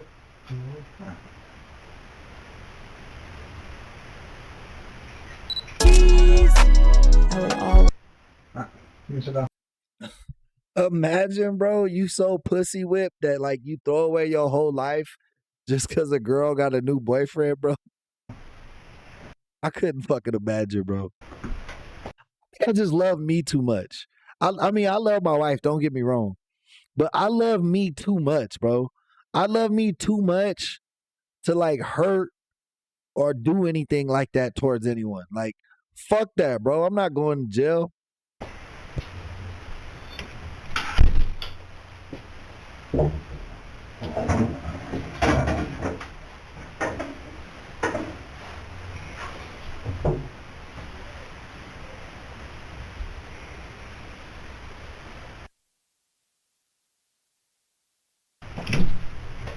Amen. You want to make call to your mom, your dad? Yeah.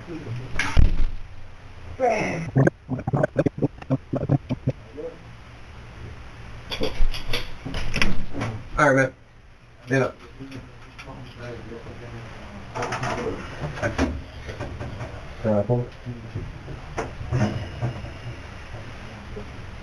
Luke would be formally booked and processed into the Prince George County Jail and would spend the rest of that day in a cell.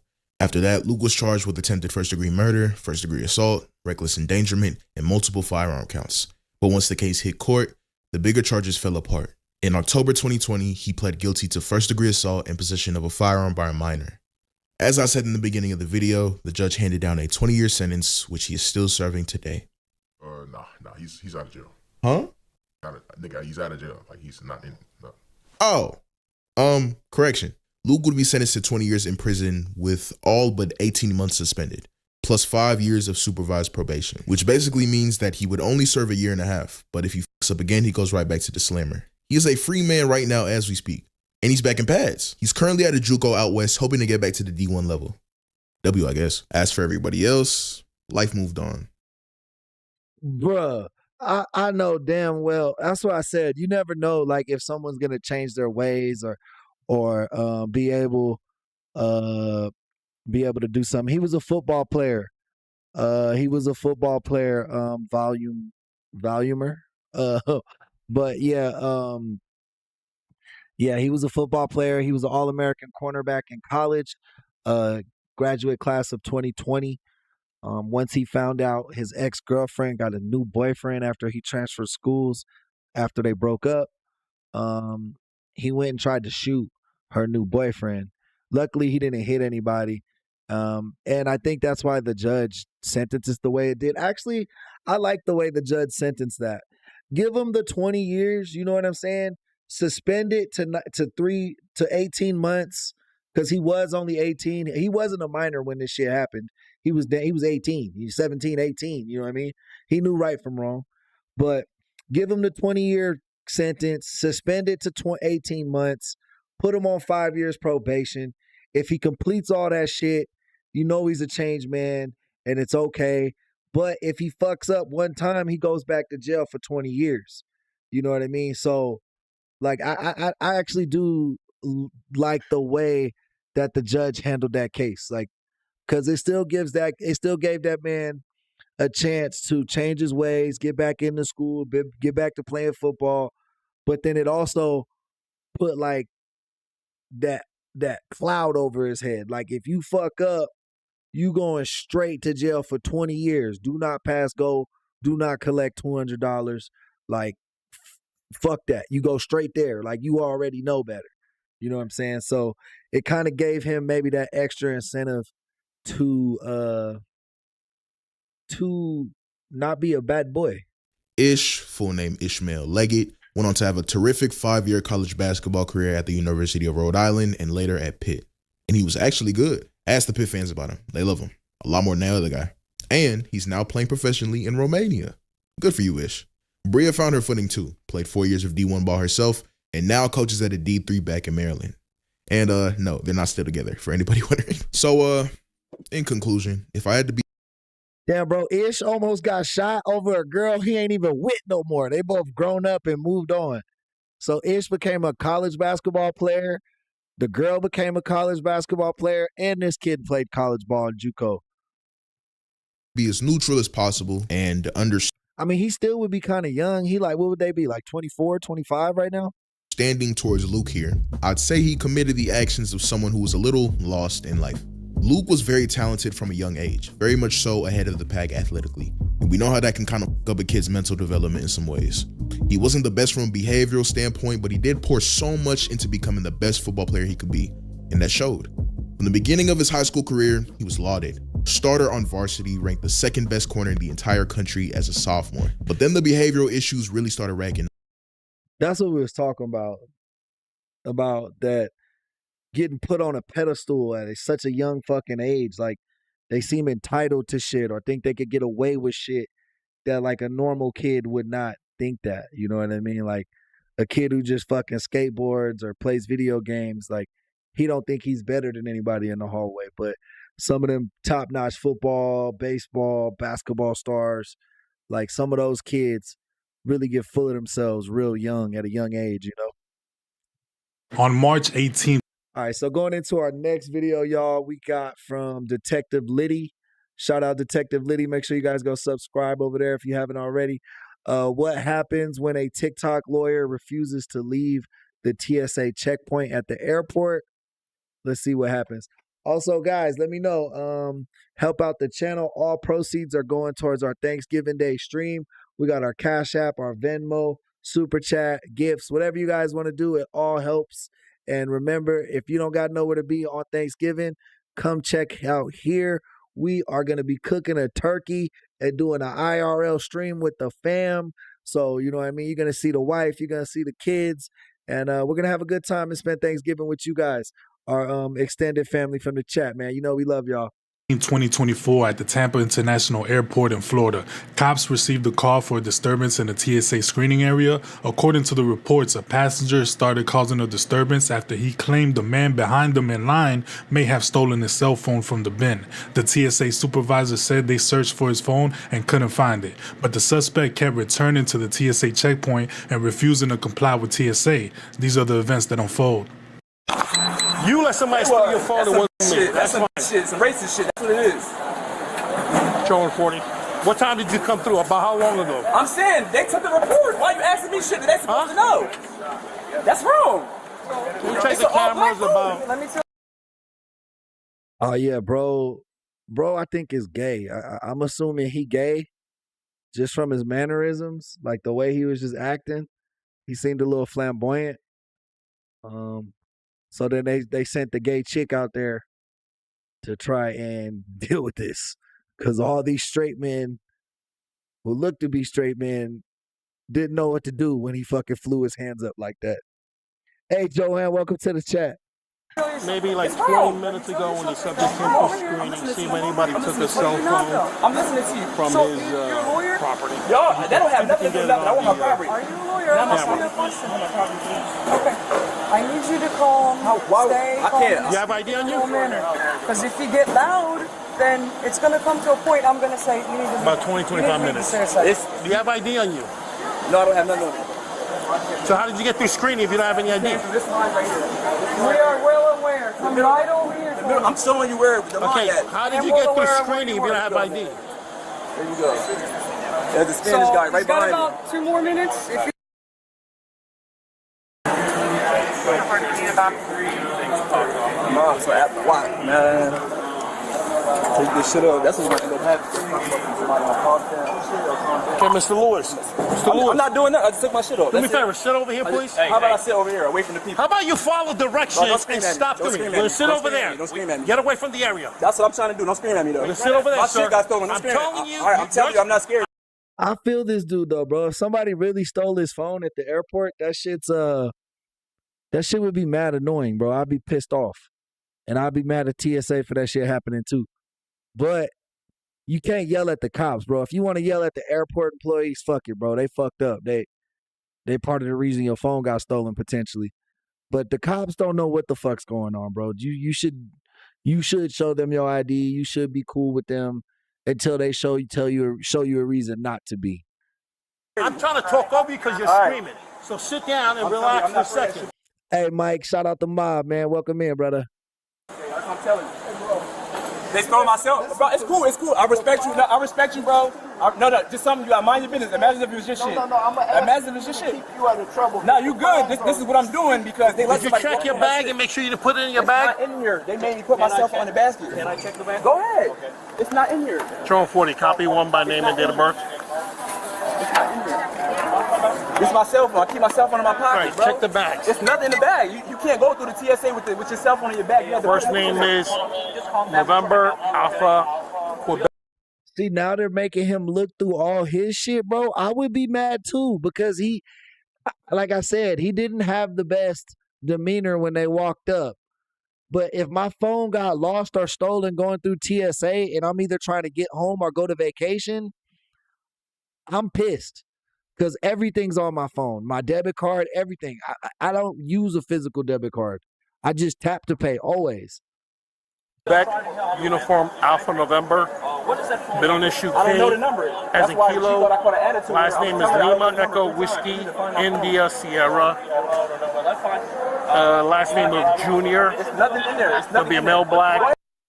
Hey, come back here. I'm looking right here to see if I see the thief, the culprit. You're searching my shit like I stole my own shit. No, we're just saying the possibility you might have put it away. You cannot put that in there. You cannot put that in there. Bro, I feel like these cops are not listening to him, bro, like at all. And he calmed down.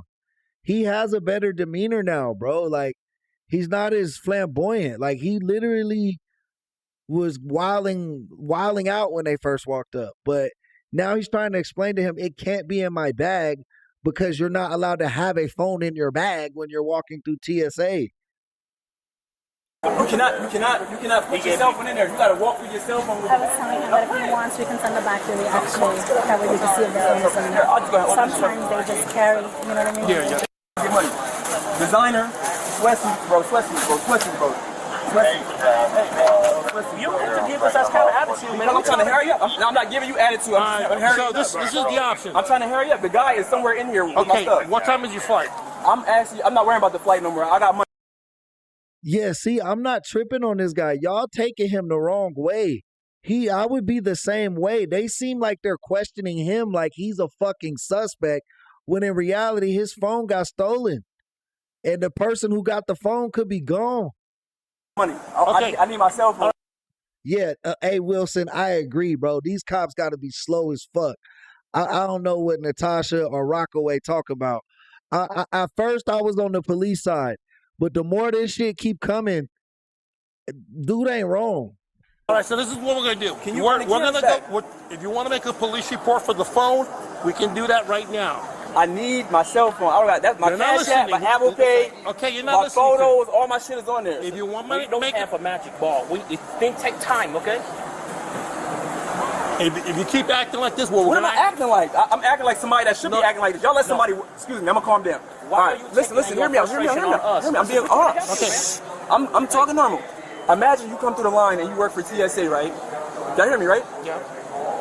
Your jobs is to warn people for security, bombs, drugs, shit that you're not supposed to have, electronics. Correct, right? Correct, right? So imagine you come through the line and they tell you to put your stuff down. These are the security people, and your shit gets stolen. And you watch the person that stole your shit walk off, and you tell somebody, "Yo, can you get him on camera?" And she tell you, "Yeah, I got him." And then now the motherfucker going, and now I'm back here, my cell phone going. What type of time you on? I don't care about none. Imagine, bro, you reported somebody else stealing your shit, and then now the cops are talking to you like you're being fucking escorted.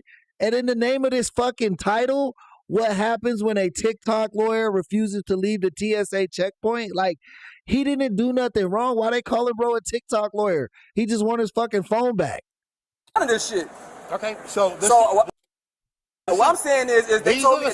And I guarantee you it's hella racist shit in the comments on this. I guarantee you. They can run the cameras back. Now you here telling me it's a process. You telling me that I gotta watch my shit get stolen. What I'm telling you is I don't want no problems with nobody, and I don't want to get in trouble today. I don't want you to I don't want nobody to put their hands on me. I don't want to put my hands on nobody. What I'm saying is that this is all preventative. I said what I supposed. I know. Nobody wants to take that route. So then y'all have the camera tapes. This bitch just let this person leave with my shit. So what I'm saying is, how am I supposed to act when I conduct business? I'm a legitimate businessman. I'm a businessman. I don't bother nobody. I need my shit. I need my stuff. Do not go over there again. I'm right here. I'm standing right here. Y'all acting so hard. ID. Huh? What are you doing with this? What would you be doing? You gave it to me. Well, no. What was you doing with my ID? I didn't give you shit. Don't touch my stuff. You gave me your ID. I didn't give you anything. You gave me your ID. I asked you for it. You gave me your ID. I didn't give you anything. All right, so this is what we're going to do. We're not going to... Sir, hey. I don't give a fuck what you're talking about. I need my stuff. Okay, you're not going to get it now, so you're gonna leave the air sign. This is what we're going to trespass you right now. I'm not going nowhere. All right, then you're gonna go to jail. For what? I didn't do anything. Because you're acting disorderly in a secure area. I need my cell phone.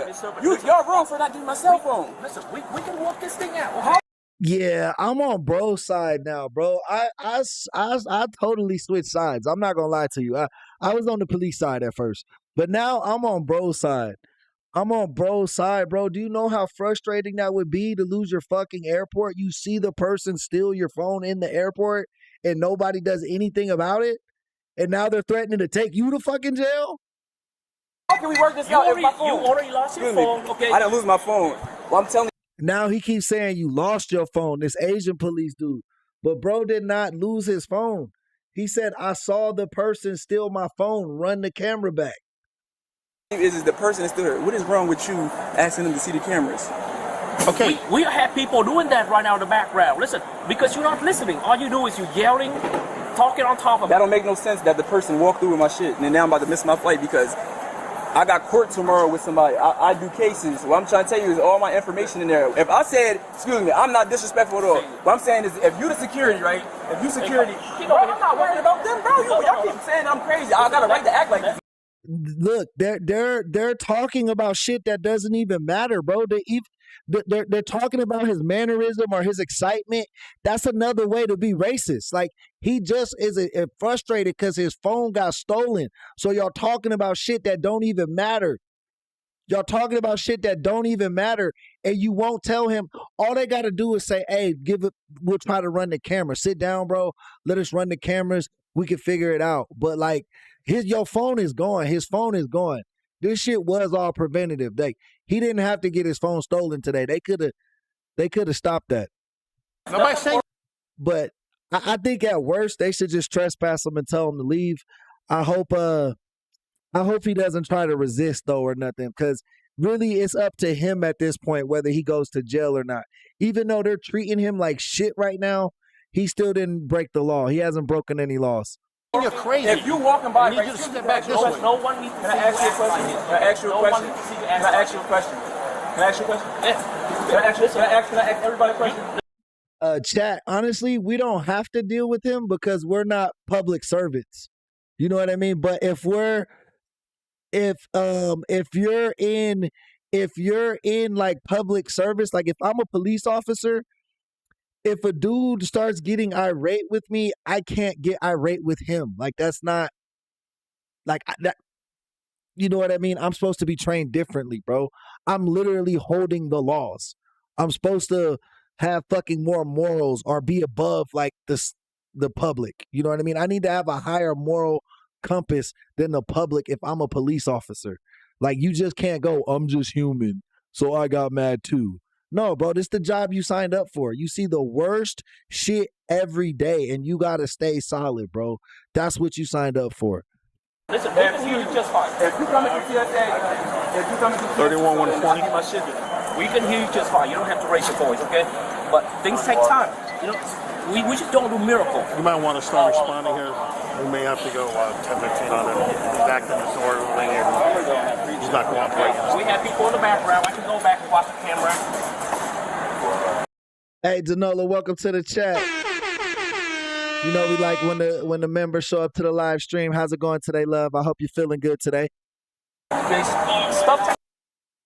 Yeah, chat, y'all wild. Some of the chat was wilding, bro.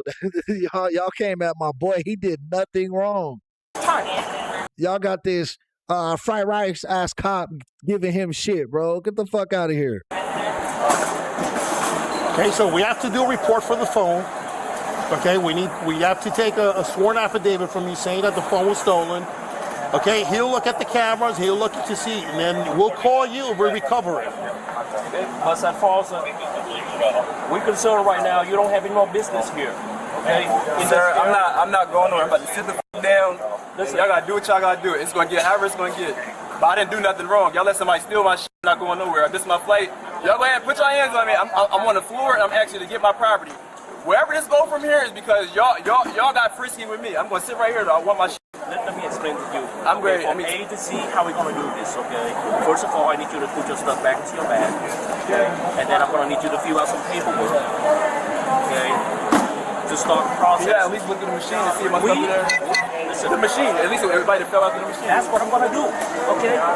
You haven't listened. No, y'all worried about me instead of my shit. We're gonna go back there and check the floor to see if it dropped somewhere in there. And it went through the thing, brother. I know where my shit went. Okay, Mr. Lewis. Come on. Good. I'm asking you, can y'all get a supervisor down here? Yeah, this is not right. Yeah, we have get somebody down here. I'm brother, I'm trying to relax. Clear right now? I'm trying to relax. I promise you. I'm trying to relax. Good, relax. I don't want to get into it nobody. Yeah, D-Rock, and that shit ain't nice when they do it the other way, bro. I'm just saying. Like when everybody in here making fun of the black dude, it's easy, right? Like that's cool, right? Fuck out of here. Okay. Sit right here and take deep breath. Relax. Take a deep breath. Sit right here. I don't want to get into it with nobody or all of you. I'm good. I'm just chilling. I'm relaxing. I'm taking deep breaths. All right. Let me sit here and just take deep breaths. You say you're a lawyer? You let me stay here and take deep breaths. Did you say you're a lawyer? Let me sit here and take deep breaths. Go ahead, take a breath. Leave me alone. Leave me alone. De-escalate. Leave me alone. Y'all let my shit get stolen. We're trying to de-escalate this. Which lane y'all working me back up? Which lane did you went through? Y'all working me back up. Which lane did they know which lane I went through. You know which lane? The middle one. I told you that. You asked me that they were supposed to tell you all, bro. Did you guys have your camera? Let me get one of y'all. Go ahead, go with him. I'll watch him. Where they going? He's probably going to look to see if their camera catches the incident. Is this your phone? That's this phone right here. It just been turned in. It is yours. No. What's your phone look like? It's black. Black? Yes. Okay. So is it a man on there? Is it a Spanish man on there? No.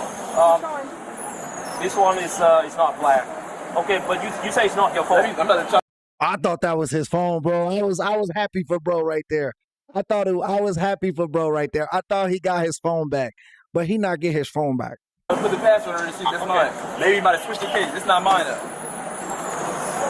That's not my phone. My phone black. That's not mine. All black phones. Okay, so this black guy says someone stole his phone out of the TSA bin. I'm not sure if it got stolen or if it was misplaced, but he seemed pretty adamant that the guy in front of him or behind him grabbed his shit and walked off. He even asked the police and the security to stop the guy who he thought stole his phone. Instead of trying to help him recover his phone, they then started treating this black man like he was the problem because he was getting frustrated that he lost his phone at the airport. Anybody who lost their phone at the airport would be frustrated.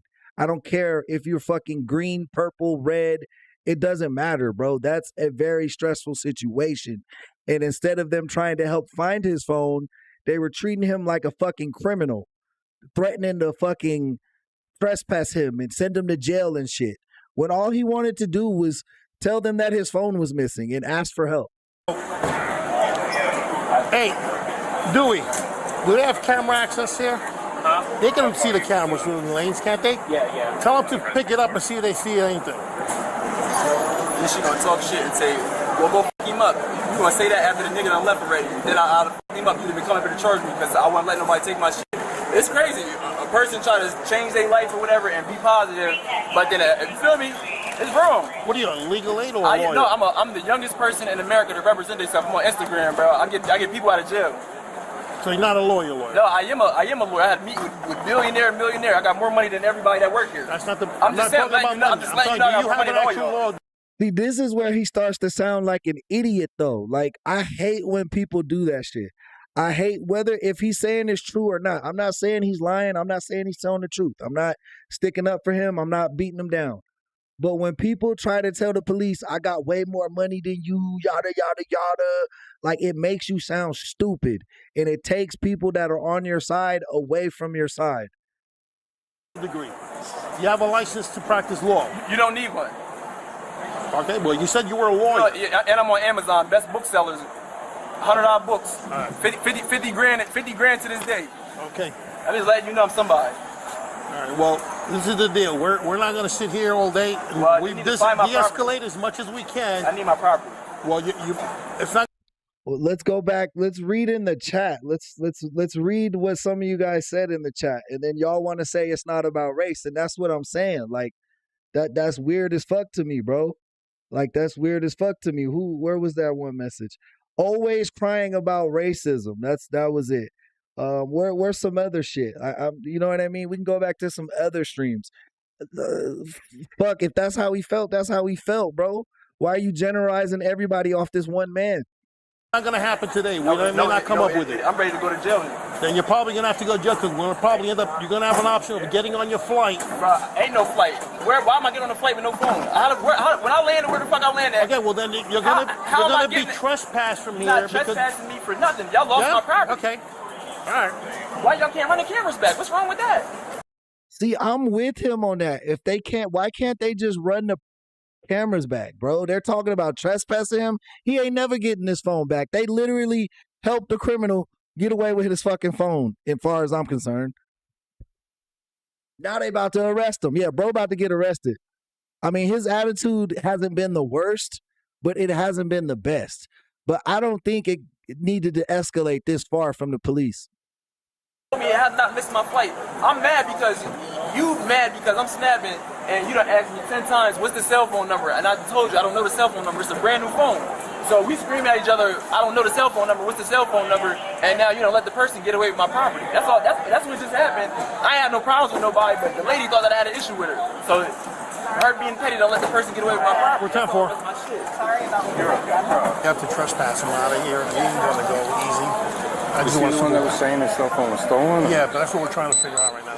Okay. Dewey's trying to get them to look on the cameras. Okay.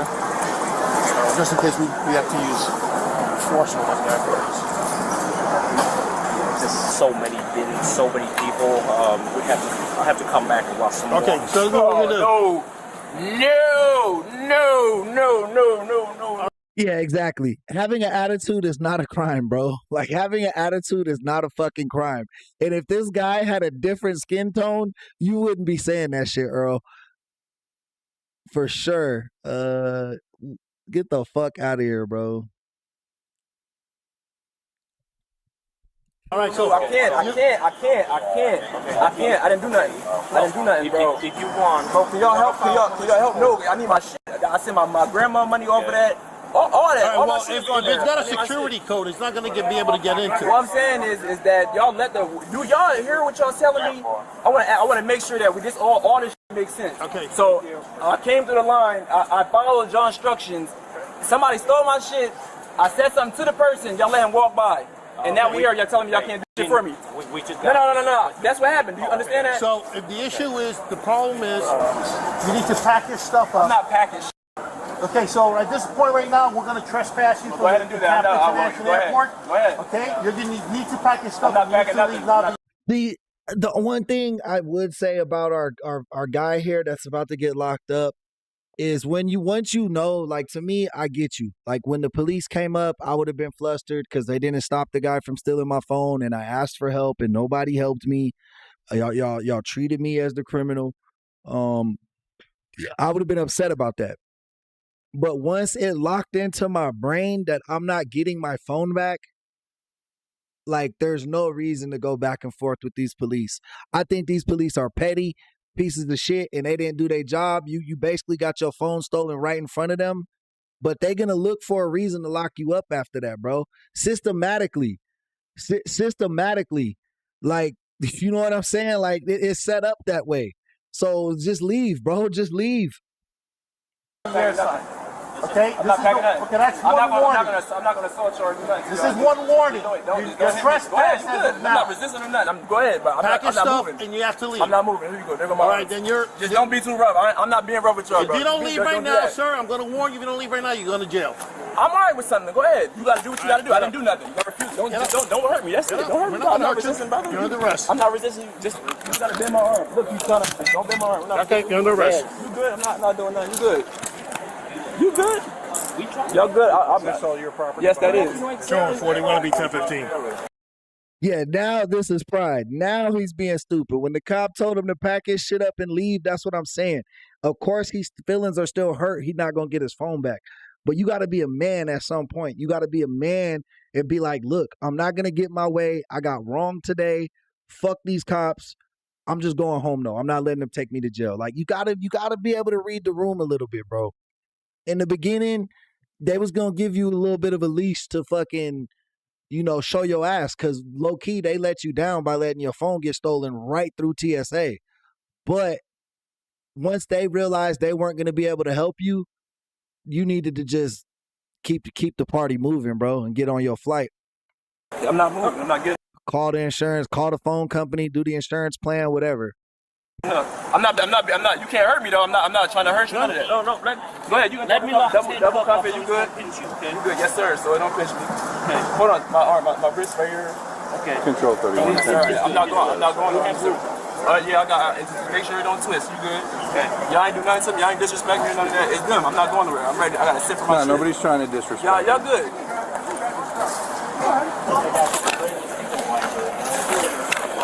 There are people that are trying to walk by. You already have one charge, okay? Don't have any more. All right? Stop. That's all right. Just help. Stop resisting. Okay, we don't want to use any more force than it's already happened. I don't have no energy. You don't gotta do nothing to me. I ain't hurt. I'm not being fucking. I'm not doing nothing to nobody. You can't tell me this. I ain't do nothing. Y'all got it. Alright, y'all gotta transfer me to the police station. Y'all allow somebody to steal my property, so go ahead and transfer me to the police station. We are trying to help you to find it. Okay? No, you don't understand what I'm doing. So I'm going to sit here, and this is going to be. I'm going to come here every day. I'm going to trespass this airport every day.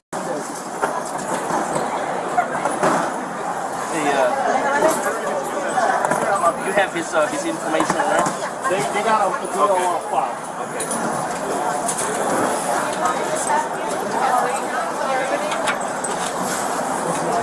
Carlos, I got gloves on. I can put all that stuff away. I'll let that off. Yeah, so you went from us trying to help you find a phone to go to jail, right? Just don't hurt me, bro. No, we're not gonna hurt you. All right, so I'm done talking. I don't got nothing just to say. follow direction, then no one's gonna get hurt, okay? No, I'm not moving. I'm not getting up with none of that. Y'all gonna have to carry me, bro. I'm not moving. Well, then we gotta carry you. We gotta carry you. That's what's gonna happen. Don't break my arm or nothing like that. I ain't do nothing. Y'all let my property get stolen. And If you don't resist, you're not gonna get hurt, okay? I'm not resisting. Y'all gonna have to use your. Hey, Gorgeous Love, you said you looked up this case and this guy beat the case that they charged him with, and then now he's suing the TSA. Shout him out, bro. If that's the case, shout him out, because he got wronged. And to be, mind you, when we first walked up on this video, I was on the police side because he was acting a little belligerent when they first walked up, and the cops really didn't know what was going on. But like the cops that walked up, not this Asian cop, he knew what was going on the whole time. But the other cops, they didn't know what was going on. And when he was being belligerent towards them, I was like, oh, bro, you fucking up. You about to go to jail. But then once I started to listen to his story on what happened, I was like, okay, I understand his frustration. Because if that happened to me, I would be snapping out too. Why you throwing your weight around like this? I'm not. All right, come I'm on. sitting right here. Get up, please.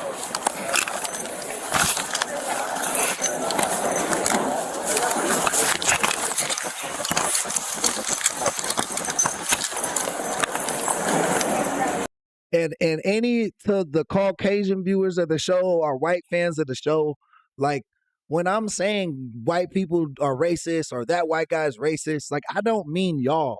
I just mean historically, bro. Y'all can't tell me that it hasn't been that way historically in the country. So like when we point out a black man being fucking treated badly, most likely because of the color of his skin, that doesn't make you racist, bro, unless you support that shit. Just don't support that shit. It's fucking simple to be on the right side of things, guys. When you see a person being mistreated, no matter the color of their skin, quit falling for all this fucking propaganda, bro. Quit falling for all these fucking fatigue videos and all this dumbass shit. Treat people with respect. You got a truck here? Nope. Okay, put him back in my car. Don't trip us. I'm not trying to trip you. Okay. You moving in. Get up and walk. I'm not getting up. But don't trip us. I'm not. That's you not walking right. What you grabbing my neck for?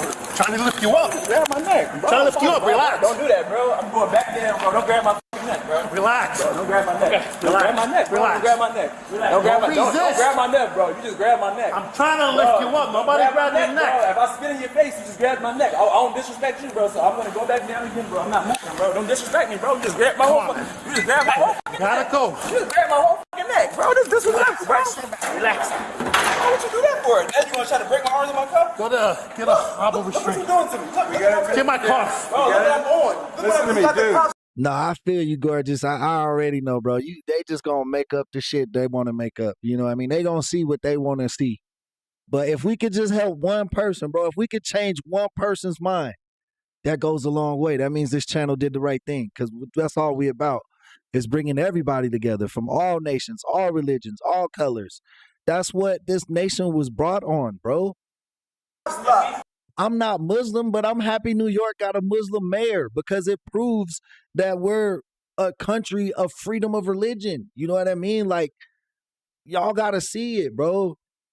When we get territorial, when we get minds is minds, like, that's when you get blind to everything. That's when you can't see the truth. That all this shit the news been telling us is a myth. All these stats from the FBI is a myth. It's all a fucking myth. It's super simple, bro. The sames hurt the sames. So what's that mean? What is that translation? That means black people commit crime against black people. That means white people commit crime against white people. And that means Latino people commit crime against Latino people. And Asian people commit crime against Asian people. That's just the way the statistics work, bro. Take you down. Bro, my cuffs are locked. Without you can turn me over on my side. My cuffs is locked. You know you got my cuffs. All right, go ahead. There you Turn go, over. bro. Then you just kick me, bro. I'm not kicking you. I'm trying to turn you over.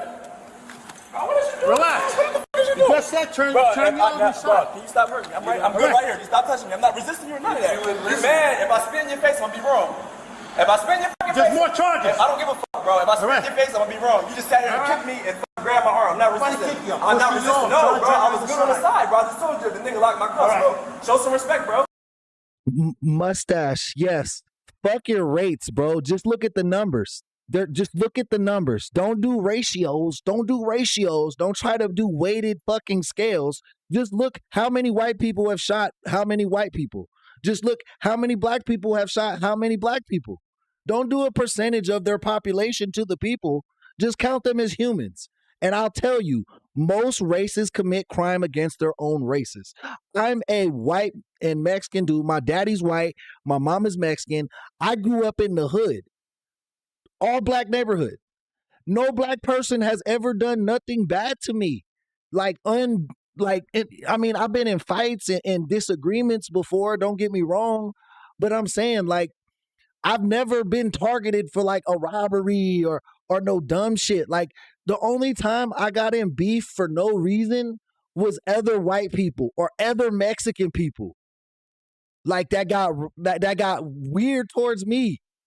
You know what I'm saying? But no black person has ever done me like that. You know what I mean? They never tried to rob me or sneak up on me or do no weird shit.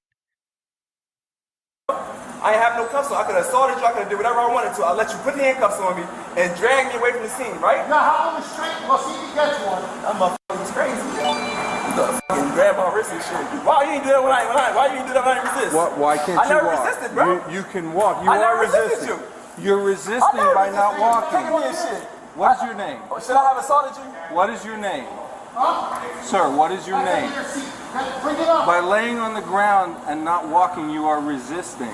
You're already getting charged. You know, kick me already. You're already kicking me. Bro, I don't even give a fuck. I don't want to deal with no police. To be honest with you, I don't hate the police. I know we need the police. But me personally, I don't ever want to deal with the police because they're never going to work in my favor, bro. They're not there to help me. The police aren't there to help me. Like, all y'all, a lot of white people be thinking like they white, but you're not white unless you're rich, bro. Like, you're not treated like that unless you're rich. Like, that was the biggest deception that America ever pulled. That they let poor people think they was white too. That was the biggest deception. That was the biggest deception, bro. Because these white dudes will get all crazy and do all this shit and not realizing that they're more like the Mexican guy. They're more like the black guy that's in their same tax bracket. They're nothing like Donald Trump. They're nothing like fucking Gavin Newsom. Like, y'all don't live the same lives, bro. What you gotta do? Let's go.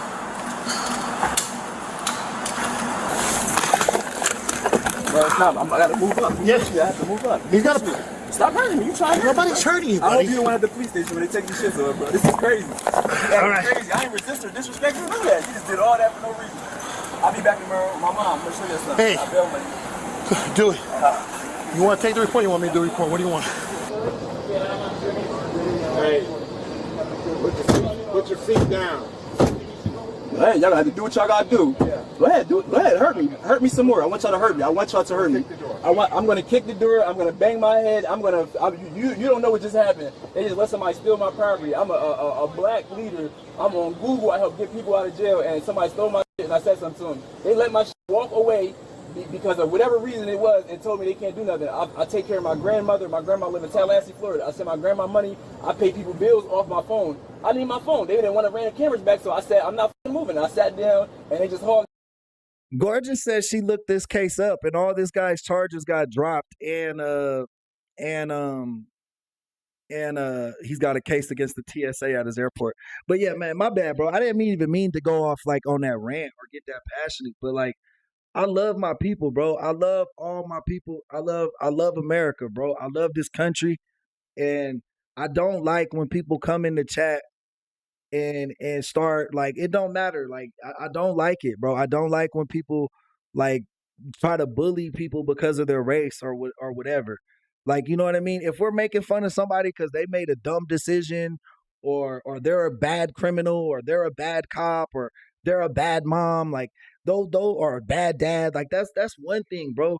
But when y'all start picking at race or being like, oh, this fits the statistics or doing all this shit, bro, like it just really shows y'all character, and it disappoints me because I love y'all, man. I love the chat, bro. Y'all chat, you know I love y'all. And I just want to bring us all together, baby. That's it. Time me, so they just got unified to get me out of there, but TSA let somebody steal my fucking stuff. Mustache, I said my people as Americans. I know that I'm not black. I never said that I was black. But you know what I'm saying? My kids are, my wife is. So what you mean? I gotta rep for them, because if I don't help it, if I ain't a voice, if I don't want to voice my opinion for them, then how they gonna know to voice their opinions for themselves, man? Cell phone. So I have no issues with any of y'all. This didn't start with y'all, but at the end of the day, this is your job, so y'all can't take this shit personal. My shit just got stolen. I don't give a f. This is your job, y'all get paid for it, so it's gonna be whatever it's gonna be. I'm kicking, I'm banging, use whatever force y'all need to. Look, all I'm gonna say is show. Look at these. Look. Right. You're trying. You need It's to to the put your front. arms It's to back the front. behind your legs. You pulling me up? What the? No, I'm not. You right, mustache. I'm not. But that don't mean I can't see when somebody being done wrong. That don't mean I can't speak up for somebody. It don't matter if somebody was green. If I seen somebody getting done wrong, I'm gonna speak up for them. Stop, dumbass! What the fuck you can't see? I'm stuck. I can't move. You just fucking pull me down. I'm fucking stuck. Dickhead, look, I'm stuck. I'm stuck. It's the fucking shit in the front. Look, it's fucking stuck. What the fuck you can't see? You just fucking pull me out of the car. I ain't assault y'all. I ain't spit on y'all. None of that. I ain't lied to you or none of that. I just. Hey, you still on his side, mustache? This the type of shit you on, bro? You think this man should be tackled up out his car and shit? He should be on the ground in cuffs while he's like, come on, bro. Look at how the police are doing this guy. That he pushing me. Look, this stop. Right. You just fucking pull me out of the car for no reason. We're gonna redo the hobble. We're gonna redo the hobble. Yo. Okay? Are you okay? You're upset.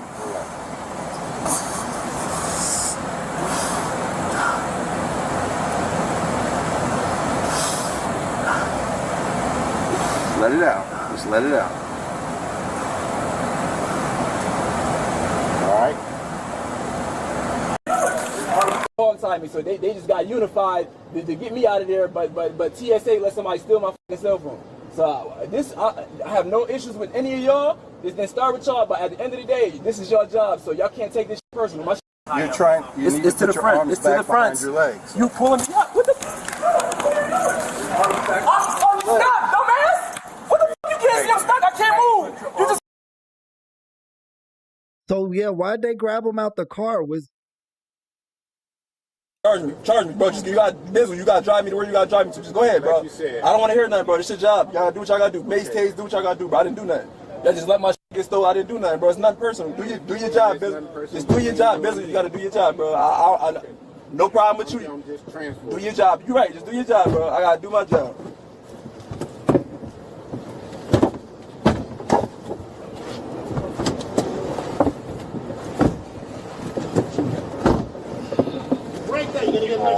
I don't give a f.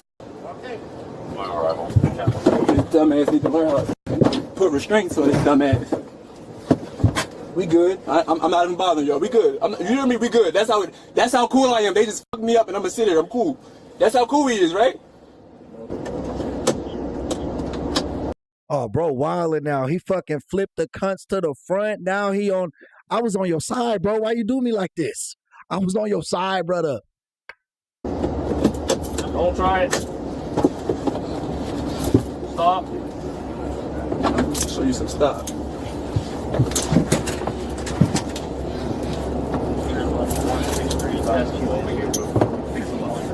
Bro fucking up his whole case. He had a whole case, bro. But that's what the police do. They'll push you until you snap. They did that. They could have just got my cell phone. This over a cell phone. I don't give a fuck. It's war. It's war with Tampa Airport. I'm coming up here every day. Okay, check. Yeah, this shit became a pissing match because he didn't do nothing wrong in the beginning. He didn't start wilding until they didn't have a reason to fucking arrest him is what I'm gonna say. All he had to do was leave. Check with us to see if someone turned that phone in. No, he's gone. It's a fucking Mexican on the flight. My phone is gone. I don't give a fuck about none of that. I'm coming up here every day. This is my mission every day. Every day. I'm gonna get OR for this. I'm coming out here and I'm gonna get bailed out. I got fucking money. I'm coming out here every day. I'll be back up here in 10 minutes. I'm coming up here. Do you want to file a report? No, I'm coming back up here. I'm gonna fuck somebody up and break property of airport. That's what I'm gonna do. Okay, please don't do that. Okay. That's what I'm gonna do.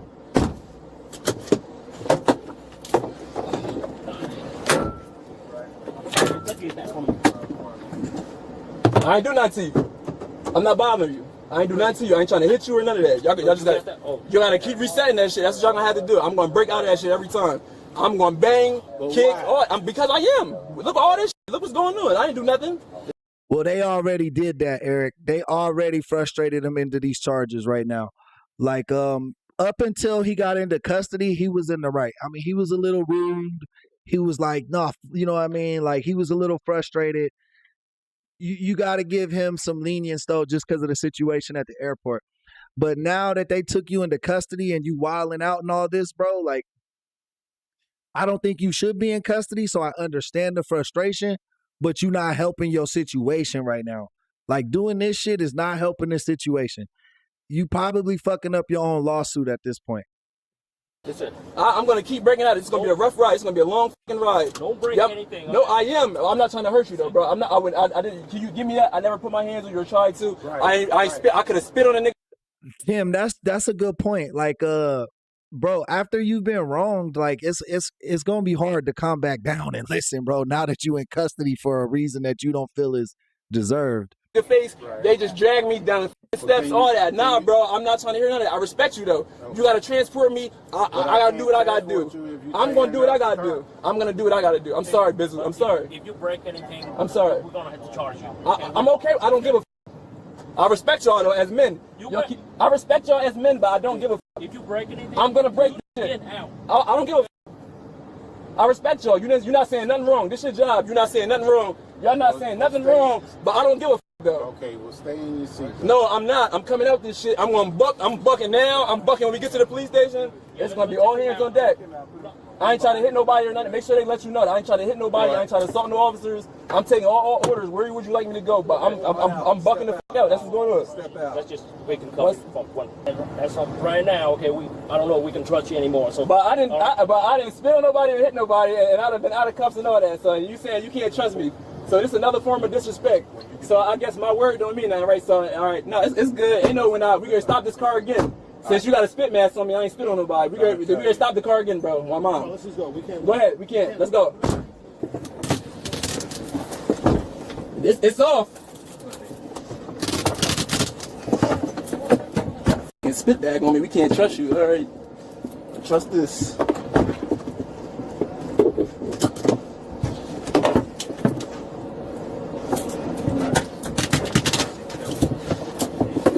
Is bro giving himself a wedgie?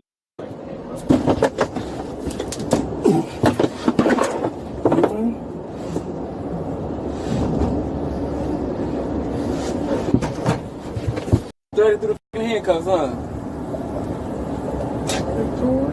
No, he ripped it. My pants is threaded through the handcuffs. He ripped my pants through the fucking handcuffs like he singing. I'm letting y'all know that now. Y'all just did all that to me for no reason. So now when we get here, let's move with caution. At least I'm telling y'all the truth. That's what's going on. He dumb. He's saying move with caution. They low key could take that as a threat. But I just feel like he was in the right, bro. I don't think like he should have been here. But I wish he wouldn't let his emotions get the best of him right now. But to be honest with you, I don't know too many people who would be calm after being like locked up for pretty much getting your phone stolen from you.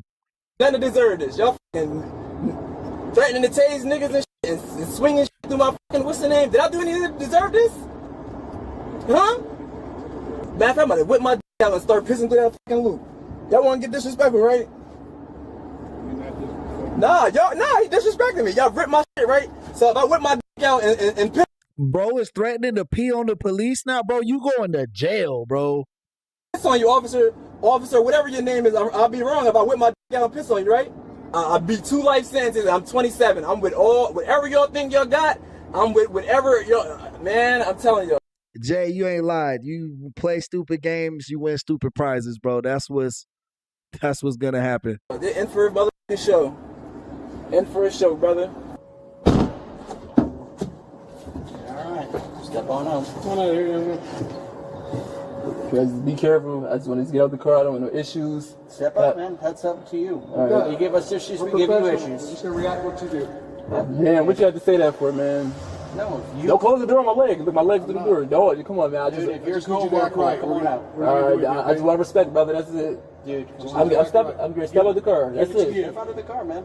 We're not here to fight with you. See that thing? He was charged with 1 count of trespassing, 1 count of disturbing the peace, and 1 count of resisting arrest without violence. Share your thoughts on this in the comment section. I mean, his charges, I guess, disturbing the peace, resisting, that made sense. I'm glad they didn't give him no felony charges for all that shit he was doing in the back seat though. That's where I was getting worried. And then he was like, "What if I pissed on you, bro?" I was like, "Come on, bro." But at the end of the day, he was asking questions. Like, that's not charges. Like, as much as I think he should have acted like that or not, asking a question is not against the law. That's not the same as saying, "I'm gonna piss on you." You know what I'm saying? On June 23rd, 2025, cops were called to Tampa International Airport when the staff from American Airlines, that's right, Bro, it's always Tampa International Airport. That is a fucked up airport, bro, every time. American Airlines, not Spirit or Frontier, requested assistance from the cops over an intoxicated female who was causing a disturbance in Airside F, Gate 79. The officer was advised that she was denied boarding, but rebooked for a flight to LaGuardia Airport the next morning. These are the events that unfold. Intoxicated, doesn't understand, won't leave the lounge, keeps continuing to board. Go for So it. she's booked for tomorrow. Go for it. I have work at 10 a.m. No problem. I'm not. Westman, him being angry wasn't him acting a fool. Him being angry over having his phone stolen, that's not what made him a fool. Fucking tearing up that back car seat and telling the cop, "What if I piss on you?"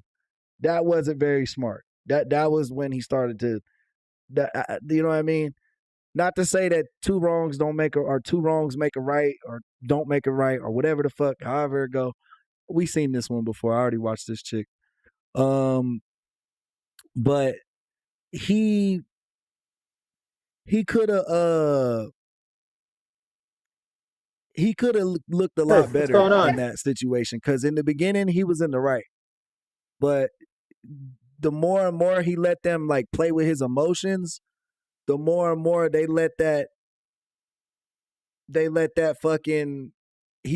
bad image of himself come out. You know what I mean? Like just not answering their immature tactics with mature tactics. He just started stooping to their same levels, and that'll never work for you. If you get into a pissing match or a petty war with the police officers, that's never going to work out for you, even if they are disrespecting you and mistreating you. Stand on the grass because the road. Sure, yeah, absolutely. What happened, guys? Nothing. This is my daughter. She's on her way home. Okay, what happened? Why was there lots of yelling and stuff? They just had a little argument, so I'm sending her home. And Okay. That's my grandbaby in there, and then I'm gonna have him take my car. Is that that's your daughter? You guys had the argument? Yeah, but we okay. Okay, it's not a big deal. I'm sending them home now. Okay. Anything got physical? No, we're good. Okay. Sounds good. What are you guys yelling about? We got. All right, this one says cheating wife beats her husband after being caught red-handed. Midwest Blue is the channel. Multiple calls, so. They just got caught cheating. That's what it was, and it just escalated to an argument. All right. Hey, that's not a big deal. I'll just take your info, right? Quick statement, and I'll get you guys on the way. All right. Sounds good? All right. Where'd you get the marks from? Huh? They were just tussling. You got any marks on you? Not that I know of. No? You see some? No, I don't see any. That's why I'm asking Yes, you. we're good. Okay. Yep. We show up in teams, right? We show up in teams. Can I have your ID? I don't have it. I got a phone ID. Sounds good.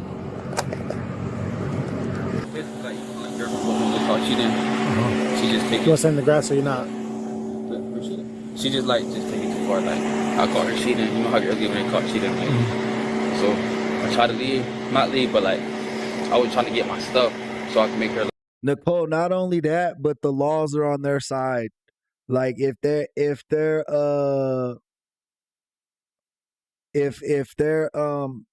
like if they get rough with you and tussle you, that's okay. That's the law. But if you try to like say get up off me, don't handcuff me, now you assaulted the police.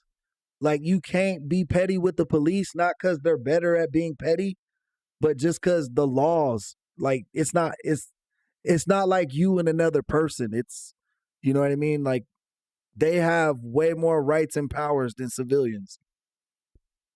Like, so we can leave and stuff, but she's not. She wouldn't leave. She wouldn't leave. Boom. You guys live here? No, we gotta be in. Hey, yo, hey, love, welcome to the chat. Good to see some more moderators in the chat, bro, because we have some weirdos in the chat today, man. But appreciate everybody. For the most part, everybody's been really awesome, man. So shout out to all the new people. But there's been a couple weirdos. I ain't gonna lie to you. And be here. So I don't have no car, so I gotta leave when she leave, or leave when her mom leaves. So I don't have no car. She's my transportation out here. So I was trying to leave when she leaves. She didn't want to leave. I just want to leave and go home and be by myself. And she don't have to be here. You know what I'm saying? But she. So what happened? Nothing. Like we just literally just arguing over it. Like she just scratched me, just stuff like that. Just arguing over like nothing. Because she got caught cheating. She get mad. Were you physical with her at all? No, sir. I'm literally trying to move her away from me. You can ask her mother anything. I didn't touch her, nothing. Listen, you're not under arrest right now. I'm just going to read you your Miranda rights. That way you know. How old are you? I'm 18. You're 18. Okay. Like I said, I'm just getting a statement from you. That's all. All right? Can you just put the phone down so I can talk to you? Yeah, all right. You have the right to remain silent. Anything you say can be used against you in court. You have the right to tell. How long have you guys been together? Since 9th grade. Since 9th grade? Yeah. And that's your child that you guys have in common? Okay. We had many altercations, but like not like your volume is so low. The farthest. All right, so you guys were here today. Yeah. All right. What happened? Literally, okay, I woke up, I checked the time on her phone because my phone dead. Okay. And I see a dude text her. I just asked her, I'm like, so we cheating? You know how girls do, they get offensive. Like, blah, blah, blah, blah, blah, blah, all this and this, that. Then I try to talk to her, I'm like, boom, can you just take me home? Because I have no transportation. I want to go home. Where's home at? We live in the same house. Where? In Fort Myers. Okay. Why you guys have Airbnb here? Oh, because her mom's birthday.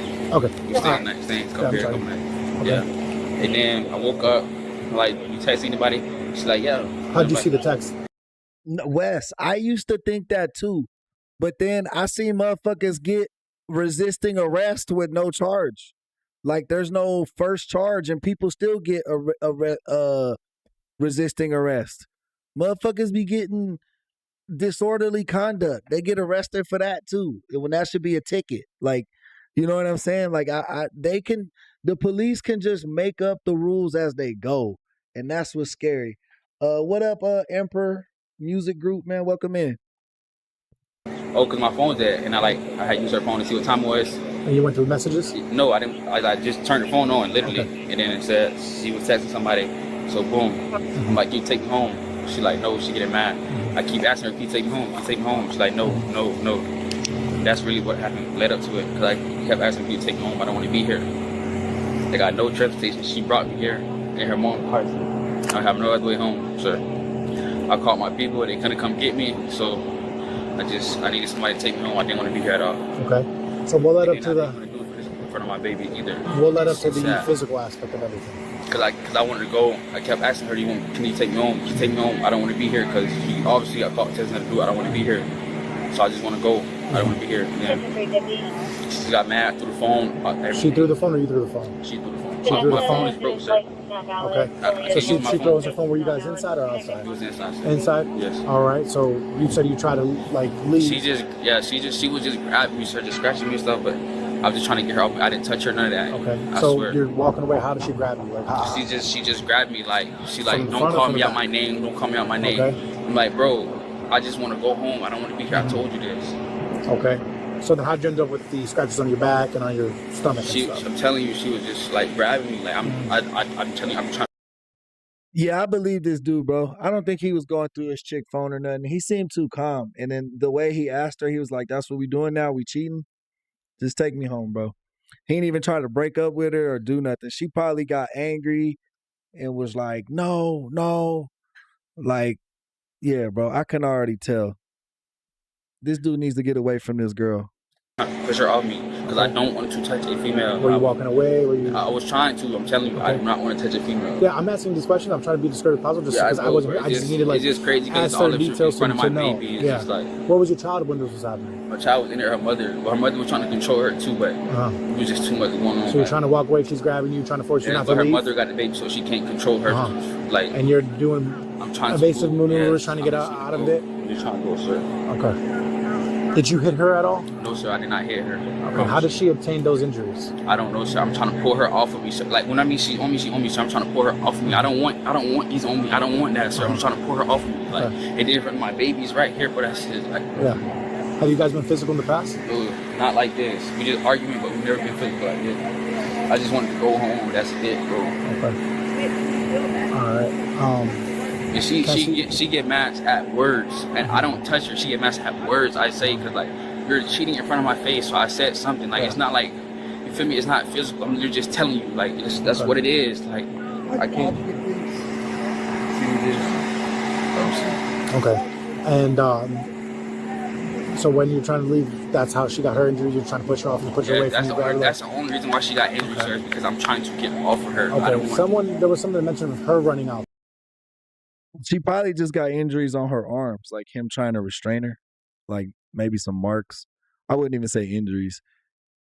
What made her run outside? She ran outside to throw my phone. She threw my phone. You can check the camera. She threw my phone outside. She ran. We was in the house. She took my phone and threw it. Okay. And your phone's broken now? Yes, it's broken. I can't. I was on the phone with my sister, my mom. I can't even get in contact with her. I'm just trying to get home. That's it. Okay. Why did she break your phone? Because she's mad. There was no other reason that her being mad? She got caught cheating. All right. Hey, you want to just talk to me? Yeah. Okay. Very good. You okay? Do you need EMS? No? Huh? You sure you don't want EMS? They come check you out? All right. So the argument started about cheating? I guess he woke up and saw somebody on my phone, which we both cheat, you know how they drop the relationship. I guess I was already distancing myself from him because he already kept coming by saying slick stuff. Like, after he found out, I already told him in a message, like, he just said I take the blame. After that, he just kept coming in and out, making slick remarks, and I'm just trying to ignore him. I'm on the phone with my sister trying to ignore this man. So after that, it just takes place like he wanted to go home. Like he wanted me to drop him home. We already came out here for the Airbnb, but he wanted me to take him home. But I already said like we just woke up at 12. It's already hitting 1 o'clock. Where's home?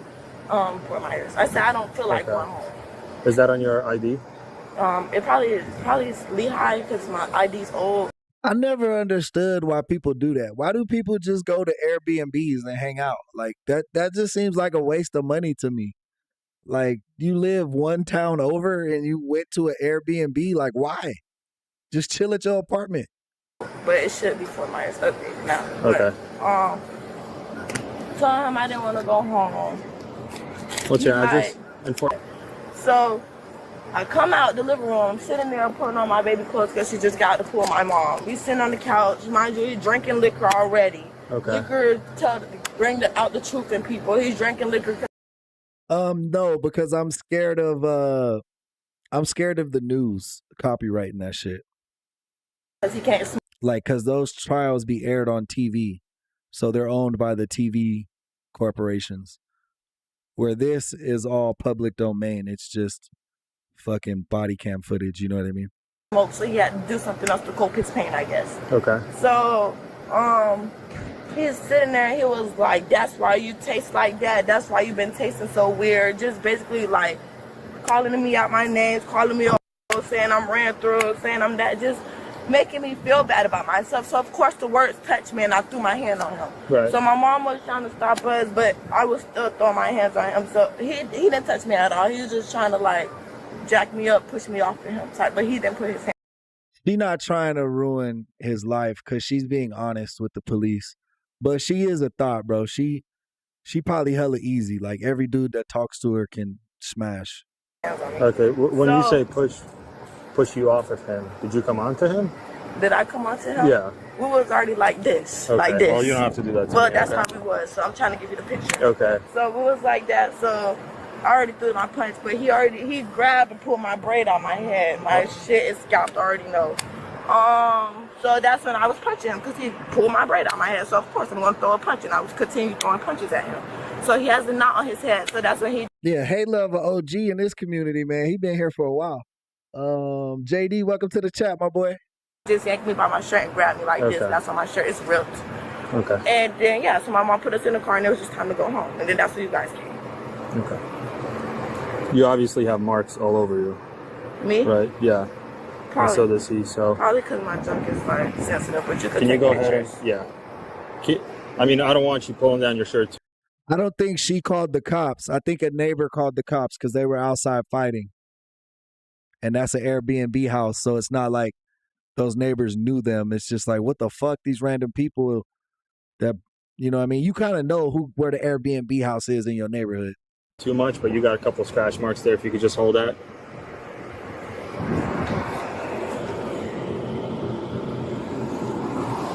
Just give her water. Yep. You have anything on your hands? Can you go ahead and put your hands together for me? Like this. Turn them around. Together. Okay. What you got on your legs? Just that welt. This? Yeah, I don't know. How did you get that? I don't know. Can I get your other foot, please? You approached him and he started hitting you, swinging, or? When I approached him, we was already arguing.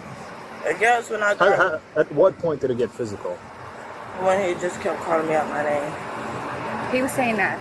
He was saying nasty stuff. Okay. He was saying nasty stuff. Like, it's very personal and probably brings somebody's gratitude down. And he was calling her a bitch. He was calling her a hoe. Hella easy, sleazy, shit like that. me as a female, you know, I love been together for a long time. And I told him, like, even her dad did stuff like that. I don't like that as a female. Don't say stuff like that. Who's this? Oh, that's my boyfriend. Okay. He don't got nothing, but he just... No, he just got here. He don't even know us. Okay. He isn't even, this is his first day here. Okay. So did he just kind of piss you off and off until you came over and hit him? Where'd you hit him first? His eye. Right in his eye? Right here. in the You eye? got him a knot. Okay. That's when he pulled my braid out. After and you hit it him? just got more because he pulled my braid out. After you hit him? Yeah. Okay. All right. Not gonna lie, officer, I don't know if I do have anger problems, but I really try my best because I'm trying to change for my daughter. But he already know what type of buttons to push. Right. And I literally was trying. Bro, don't cheat on your fucking baby's daddy, bro. It's that fucking simple. She tried to say we cheat on each other all the time, but like, who wants to be in a relationship where you gotta like get cheated on or cheat to feel equal? Like, I don't want to do that, bro. Like, I don't want to text two bitches. I don't want to take two bitches out for dinner. Like, I don't want to hang out with another chick. Like, I just want to hang out with my chick, bro. Like, the fuck? Like, you know how much work that is? I kid you, I was trying to hold my composure. I didn't mean to hit him. Like, How long have you guys been together for? We've been together 5 years. Okay. Since freshman.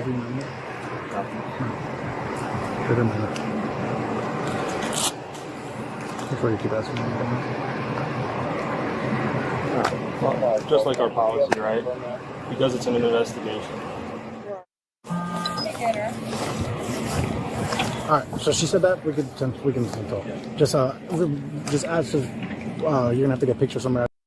They finna lock her up for sure. Even if he don't want to press charges, most states now, once there's physical damage and or like marks, and somebody admits to something, then the state will usually pick up charges, even if the victim doesn't. Guys, we take pictures. It's 10:15. Yeah. Can you go ahead and put your phone down for me? Okay. Are you guys taking her? Put your hand behind your back.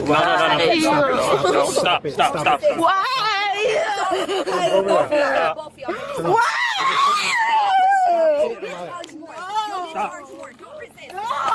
See, bro, that's the behavior that I fucking hate. I hate when people like beat up their partner or do bad shit to their partner, and then when the police come and put them in cuffs, they want to cry like a kid and shit. I hate when people are entitled. Like, I hate when people think they deserve to like treat you some way or like talk to you in a way, like, and not in the heat of the moment, but just like I'm a bad bitch. Like, I don't cook for my man. Like, I don't do dishes. Like, and I'm not saying it's a woman's job to do that shit per se, but like to be so vocal that you don't do shit like that makes me not rock with you. Or like if you beat up your husband and act like I could get away with it, like a spoiled kid, you know what I mean? I don't like that, bro. Like, I don't like that. So I'm happy she crying right now. I'm gonna tell my daddy kill you, bro. Bro, she's like a toddler. I'm finna tell my daddy to kill you? The fuck out of here. Your daddy ain't been around in years. Your mama got a boyfriend, not a husband. Elias, stop it. Turn around. Turn around. This is... Stop. You're gonna get tased. You're gonna get tased. Hey, David, thank you for the subscription, brother. We appreciate that. We're on the road to 10K, guys. If you want to help us get there, hit that sub button. You're gonna get tased. I can't get my other Put your arm. hand. I can't get my other arm. I can't. Take your other arm out. Take your other arm out. She is. Go ahead. Here. Please don't. Do not resist. I'm gonna fucking tase you. You understand? Please Stop. don't tase her. I'm not going to. Can you go over there so we can do our job, please? I know, but that's my Thank daughter. you. I don't care. You guys. Go ahead and fix them. Fix them. You're gonna have to take them off anyways. She's not doing nothing. So is he? What's happening with him? Listen, ma'am, I told you to go over there. All right? I'm here. I will arrest you for obstruction if you don't get away from me. Cause you're a bitch, cuz. What you told him? No, but that's You're gonna get tased. All right, it's 10:15. Yeah. Can you go ahead and put your phone down for me? Okay. are you guys taking her? Put your hand behind your back. No. Stop. Why? Why? Stop. I'm gonna tell my daddy kill you, bro. Don't say that. Elias. Bro said, just take her to the ground. And then he like headlocked her up. That lady, oh man, she's so annoying. Even the faces she was making are annoying. Stop. Stop it. It's rude. Stop it. All right, stop, please. I'm asking you to just stop. You did this. We didn't do it. I Okay? didn't do nothing. I told the truth. Hey, I got him. I think I got some on my seat. Just hold it here. Just watch her there. She literally talking like a toddler. I told the truth. Come back over here. Ouch. Come back over here. Why? Come back over here, I'm woman. in the car. I understand. I'm going to tie your feet because you can't act like an adult and you keep kicking my car.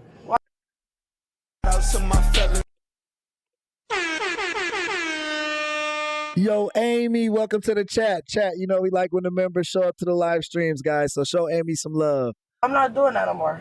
Come over here. You still have to be in a car seat. Come over here. I'm going to drag. I don't want to keep hurting you. I don't want to keep touching you. Come over here. Listen to me. I don't want to keep forcing you, all right? I don't want to keep holding you. Just come over so I can I have to put your car, I have to put the seatbelt on. You gotta get in the seatbelt. Come on, dude. Let's go. Stop it. Central 318. -1 times 3. Come over here. Copy, thank you.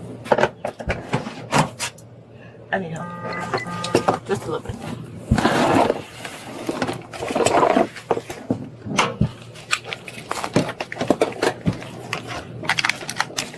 It's your feet.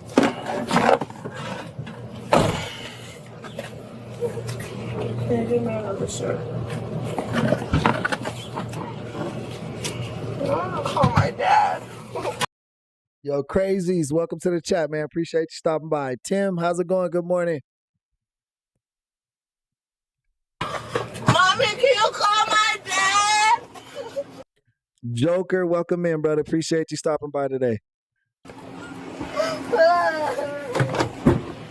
I want my daddy. Give me your feet. I want my dad. Call my dad. Okay, bring it here. Sit down. No, bring it here. Bring it here. Don't listen to them. Bring it here. Tell daddy come. She way too old to be asking for her dad like that, bro. I told you, she sound like a kindergartner. Your seatbelt. Go ahead. Just go to the jail. Right. She stops. Let the jail know she's gonna be disorderly. I'm gonna take some pictures of you, okay? You just put your arms out like this. Hey, Craig, what up? Shout out them main boys. I don't gotta press charges though. No, no, the state is. Why? I got to. That they got to. It's domestic. That's what I told you. The state picks up the charges. He said he was thinking maybe I could get her out of it by saying I don't want to press charges. But bro, cop just let him know, like, it's not up to you, dog. Once we're out here and see all this shit, she going to jail. Violence, brother. Hands out like this. Don't want no charges. Come into the light, please. Turn this way. So y'all say I'm gonna be in some paperwork. What's gonna be what? I'm gonna be in paperwork, like yeah. For what, dude? If you choose not to be a cooperative witness, no, I'm saying I don't want charges. That's fine. Listen to me. It's domestic violence, okay? Like, you gotta listen to me. You ask me a question, I'm gonna explain it to you, bro. I got a baby. Listen, you ask me a question, I'm trying to explain it to you. All right. In the state of Florida, all right, we have no choice but to prosecute for domestic violence. You guys been together 5 years, you have a child to come, and you currently live together. Those are all the criteria that meets for domestic violence, okay? Whether you choose to cooperate or not right now, we have no choice but to separate you guys from the situation. So she's going to be under arrest that. At a later date. She'll probably just get simple assault, though, at the end of the day.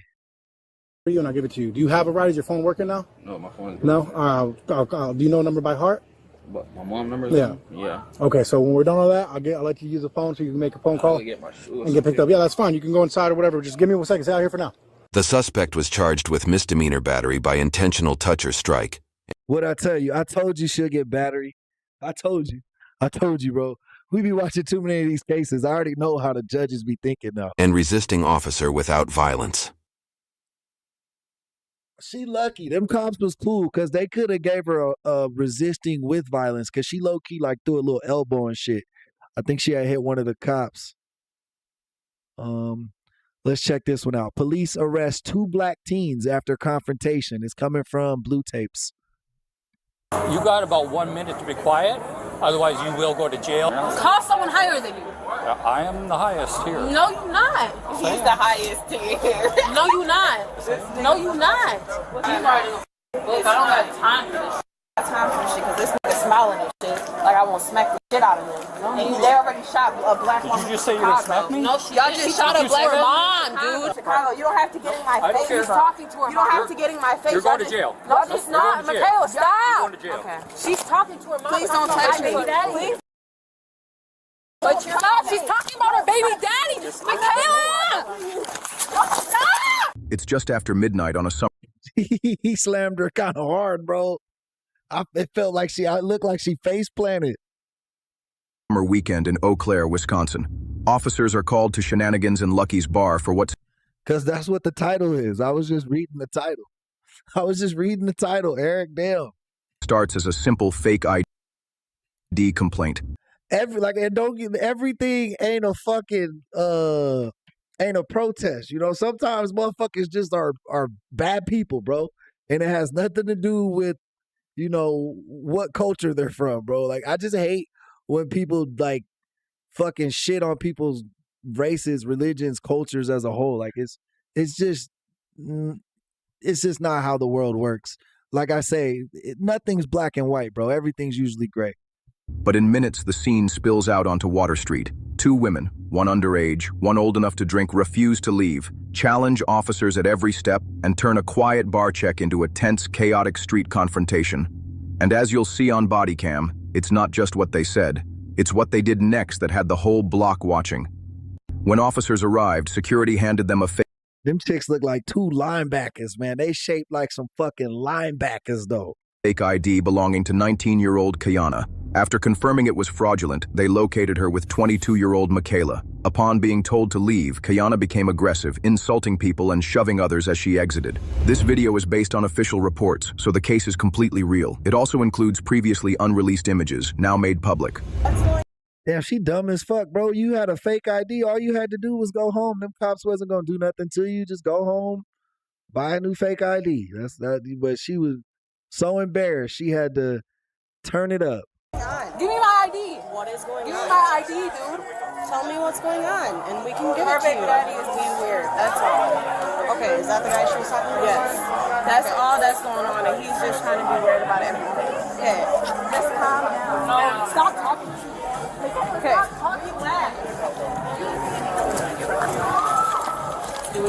PC or? Oh, yeah. Okay.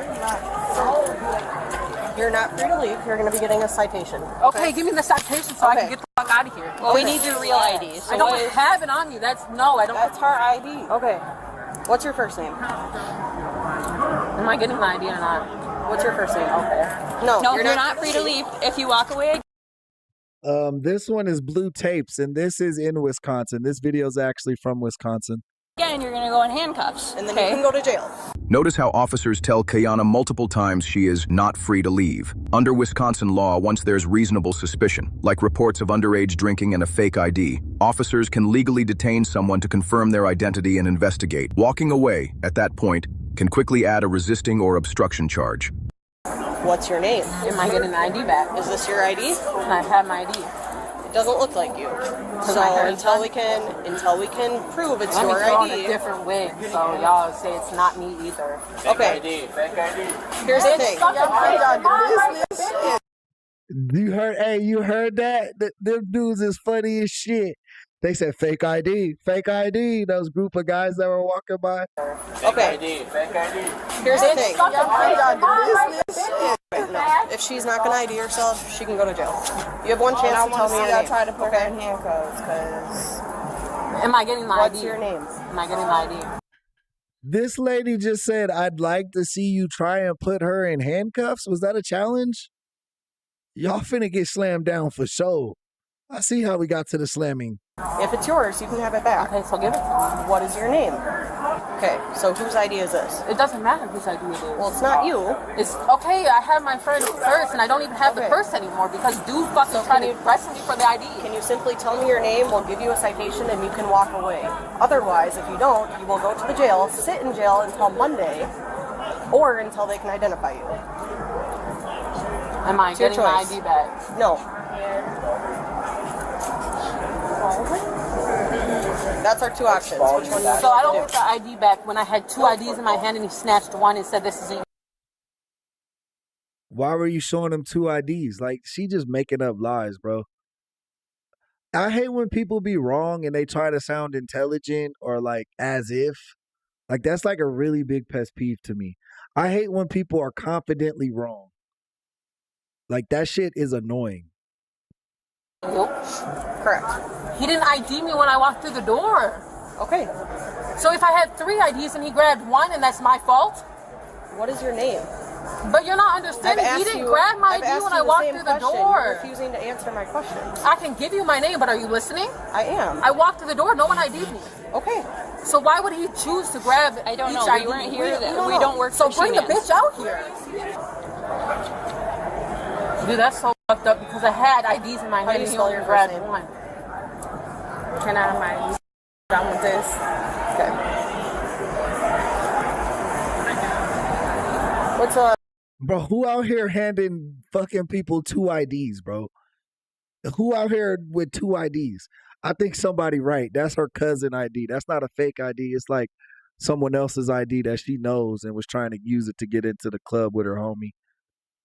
Middle initial. This nigga's ass. There's like 600 pounds of woman, though, between both of them. I don't know.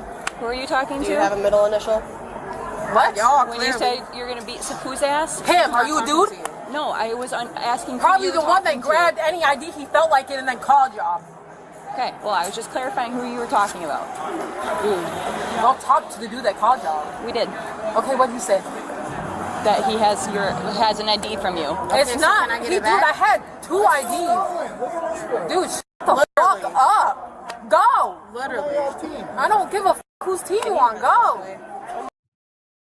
Yeah, I don't know. Sometimes I have my passport and my driver's license on me, but that's not what it was. This lady had two different driver's licenses on her, you know?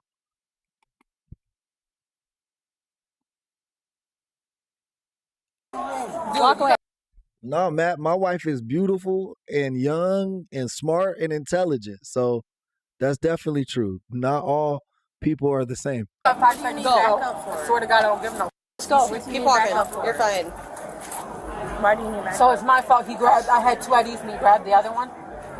So the way they are trained. Didn't ID me. You want me to answer your question? Sure, please. Okay, then stop talking over me. Please answer when I first asked. when they take someone's ID, they take it because either you're underage or But else it I have doesn't two look like IDs. you. That don't make no So if he thought it wasn't you, which it's not, they're gonna take the ID. Okay, and can I give him mine? She gave and then they call us. Can to I give verify. him mine? She gave him and my ID. Okay. It doesn't matter. I gave. He So took can I the get wrong my ID back? That's the only reason why I'm out here. Because I want my ID. You don't have an ID on you. Because I walked out and went back in before y'all even came here. I've been in there 3 times today. Okay. No one ID'd me. Please bring them. Tell these two they wrong because they didn't ID me. Can you just hang out here while I do citations? Sure. Okay. Thank you. Listen, I got a carefree now. I don't got time. Like, I don't care. Like, if I'm talking to the police and they tell me I'm gonna get a citation, I just shut the fuck up then, bro. It's that simple. Oh, I'm getting a ticket? All right, shutting up. Ain't nothing. I'm going to jail? Oh, shutting up. No matter what, once they tell me what's gonna happen next, I just shut the fuck up, bro. It's super simple. It works for me. For none of this shit. Well, you're free to go. She's not, so. I'm not leaving my friend. Okay, then you're gonna sit here and you're gonna wait. Because the nigga didn't ID me. Please go tell him to ID people. I mean, technically you are free to go. No, you're not free to go. I'm telling you that right now. Do not walk away. Terrible legal advice. Technically, you're free to go. Like, just walk off. Terrible advice. It's a bad friend. ID me. What you gonna do? They didn't ID. She'll be arrested. They didn't is ID what will happen. me. We'll see how that happens. If they don't ID me, I walk in. If they do ID me, I walk out. That makes no sense. Dude, I've been in Pickle today, I've been in Alpad today, and I've been in here. None of these 3 ID me. Okay. As soon as I grab 2 IDs out my fucking pocket, the problem is you have somebody else's ID. Because she's drunk, she went home. It's because you're 19 and you can't get in with your ID. Me and the bitch look nothing alike. I'm not new at this, okay? I'm brand new. Or not. Okay? Me and her look nothing alike. You don't look anything alike. That's why they took it away. No, because I had 2. Why he ain't okay, the other I'm not one. arguing How with did you. I leave and then come? I don't know. I'm not arguing with you about this Please anymore. don't. Tell the hoe to hurry. Yes, sir. He literally She's 19. And yeah, okay. I don't know, but you worried about the wrong situation. Go ask the fucking as far people as that like didn't consuming, I have no idea. Bro, ain't she walking like kind of intimidating? Like she gonna like try and hit somebody or something, bro? She gonna get herself popped by these police, bro. She need to be careful. Yeah, but she has somebody else's ID, and then as she's leaving, she's pushing people out of the way, screaming at people. So she's upset because she wants the ID back that she's using. Yeah. Jalen is inside of shenanigans. She's finna write their citation. We finna go on about it. She's writing a fucking book. I don't got time for this. I got time for this shit because this nigga smiling and shit. Like I won't smack the shit out of him. And they already shot a black woman. Did you just say you were smack me? No, y'all just shot a black mom, dude. Chicago, you don't have to get in my face. He's talking to her. You don't have to get in my face. You're going to jail. No, she's not. Michaela, stop. You're going to jail. Okay. She's talking to her mom. Please don't touch me. Please don't stop. She's talking about her baby daddy. Michaela! Stop! Get off of her! You don't threaten law enforcement. Michaela, dude! You don't threaten law enforcement. You, bro. I'm not even talking to you. I'm talking about Michaela! Please call my mom.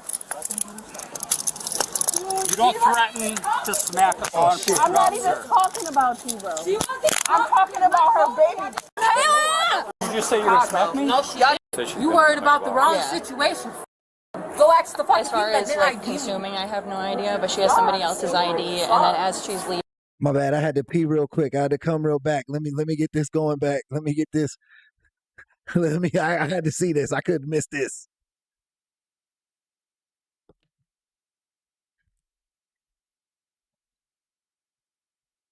She's pushing people out of the way, screaming at people.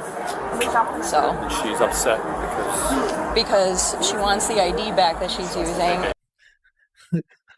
Oh, Green and Snuff, you hella smart, bro.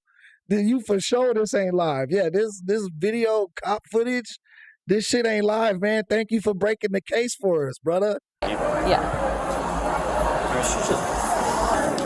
Jalen is inside of shenanigans. She's finna write their citation. We finna go on about it. She's writing a fucking book. I don't got time for this shit. I got time for this shit because this nigga smiling and shit. Like I won't smack the shit out of them.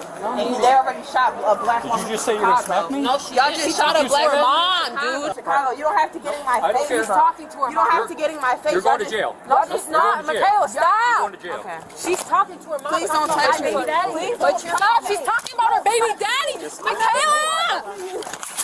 She literally threatened that cop, though. You know I be usually on the side of the civilians. But she literally walked at the cop, said, he's smiling right now, like I won't smack the shit out of him.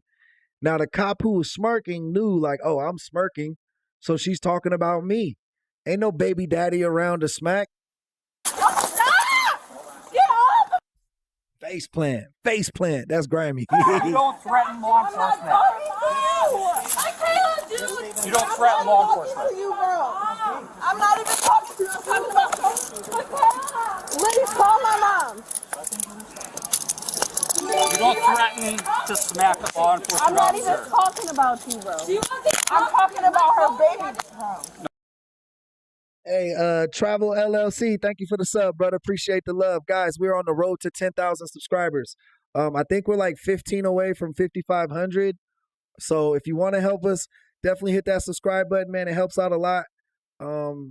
Let's get to 5,500 before the end of this stream. No, you said it to me. I'm not even talking about you. Here, Sergeant Lambaceter performs what's called a decentralization. That's police terminology for a controlled takedown, used when a suspect resists handcuffing or tries to pull away. The goal is to quickly gain control and prevent injury to the subject, the officers, or anyone nearby. William wants to Kiana! one in custody. Kiana, relax and grab my phone. I can't. I'm handcuffed.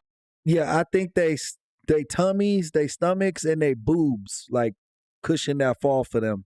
Why y'all tackling an unarmed woman? Literally. Can you get off of me, bro? I have a whole baby. Get the off of me. I didn't do shit. I have a whole baby. Get the off of me. Enough. Bro, I have a whole baby that's waiting for me. Then stop making it worse. I'm not making shit worse. Stop making it worse. I have a baby that is waiting on me. Get the off of me. Stop making it worse. Get off of me, bro. People always be like, I got a kid or I got some shit, I got a baby. Like, the cops don't give a fuck about that, bro. It's like 1 billion babies in this world, bro. You better act right. It ain't their responsibility to make sure you get home to them. It's your responsibility to make sure you get home to them, whether that's not getting locked up, trying to stay safe, like whatever. That's your responsibility. Bro, I have a whole child at home. Get off. Get off of me, nigga. I have a whole baby at home. Get the off of me. Calm down. Get off of me, because I will tweet out about my child. Calm down. She needs her mom, bro. Get the off of me. You guys are watching on mobile, just double tap the screens. That'll give you the like. Or you can do the 3 dots at the top right of the corner and then hit the thumbs up button. That both of those will work. I have a whole baby at home, bro. Get off of me, please, nigga. Do you settle down? No, I have a child. I'm not gonna settle down about my baby, bro. Get the off We're of not me. talking about your baby. I'm talking about my baby because It's me, G. Welcome in, bro. Welcome to the chat. you're taking me away from her. Get the off of me. I didn't come here for this. I didn't come here for this, bro. Get off of me. You got dirty ass pigs out here. I didn't come here for this shit, bro. Get off. What is wrong with you? You better get the off of me. Please. Are you done? No, I'm not done. I have a whole child at home. We're gonna stand you up, but if you Get off of me. Get off, bro. So they're gonna stand you up, okay? They don't want you to fight anymore. I have a whole child at home. Y'all need to get the off of me. I wasn't even talking to you. I was on the phone with my sister. You want to stand up? Can we stand you up? I want to stand up on my own. What's good, Cool Blue? Welcome to the chat. Guys, make sure you're double tapping them screens, man. Let's get them likes up. Shout out the chat. We have 50 likes tonight, man. I like it.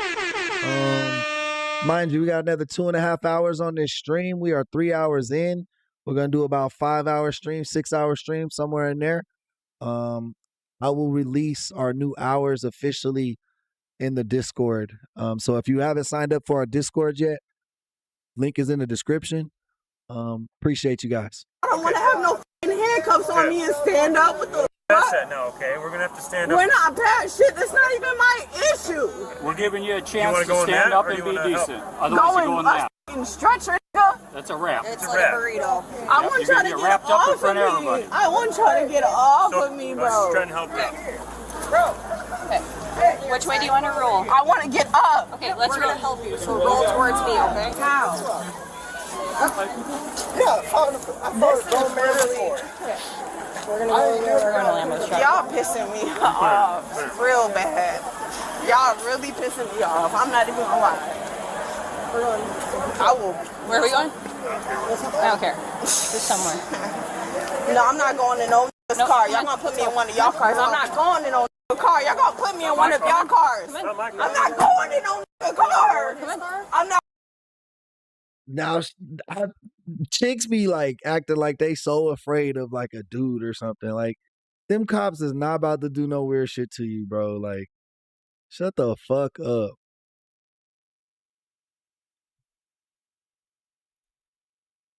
I'm not going in no car. Y'all can put me in one of y'all cars. I'm not going in behind no car. But honestly, that should be like an easy situation for the cops to just handle. Just put her in one of the female cops' cars. Choice. Go. We're sitting in the car. Y'all not putting me in no his car. Now I'm a choice. Y'all not putting me in his car, bro. There we go. Alright. Bet. What's your name? Officer Wold, W-O-L-D. 2, 3, 4, 5, 6, 7, 8. Okay, get out of the street.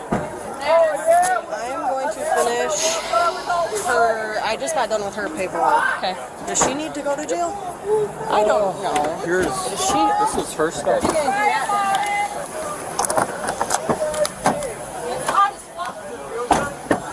I can't breathe in here. It's hot. Okay, I'll roll the windows down. Thank but you. Do not kick my window. Okay, and I've been hollering since I've been. Let's go up more. You can have the window down. At this point, one woman is kicking the squad car window while the other is making threats. That's when you hear officers talk among themselves and decide both of them are going to jail. No, ain't She's going to jail. Yeah. She's kicking my window. She can go to jail. Yep, they both can. Yeah, I mean, I was just going to order her in. no, they can all go to jail with all this. She was starting to threaten, saying that she was going to punch him and beat his ass. Okay. Can we make him post? Yes. In the end, both women were booked into Eau Claire County Jail on charges that included resisting, disorderly conduct, threats to law enforcement, and alcohol violations. Kayana's bond was initially denied but later approved after review, while Michaela stayed in custody until her release process was complete. What began as a fake ID complaint inside a bar ended with 2 women in handcuffs, multiple officers involved, and a night on Water Street that didn't quiet down until they were both behind bars. Crazy. 3 a.m., Daytona Beach, Florida. A barefoot woman wanders. All right, next video comes from Life and Crime Network. Killer tries to outsmart cops with Mountain Dew. Let's see what happens. The neon strip, gripping a hammer and a bloody steak knife. Hey. 315 Central. What's the deal with the hammer? This bitch had a knife, a bloody knife, and a hammer just fall out her pants. What the fuck? I found it on the bridge. And then I always have a knife with me. What they don't expect is that she's full of incriminating evidence of a horrific crime. And just 5 blocks away, an elderly man bleeds out in a house now set ablaze. And in 3 hours, the prime suspect will pour Diet Mountain Dew over her body, convinced the soda can erase DNA. Hold on, I'm not done, ma'am. You said one more drink. I'm not done. No, don't fucking done. That bitch thought that shit was Pine Sol. She thought she had some Pine Sol in that can. Tonight on The Decoder, we'll examine body cam footage, crime scene investigation, toppled gasoline can.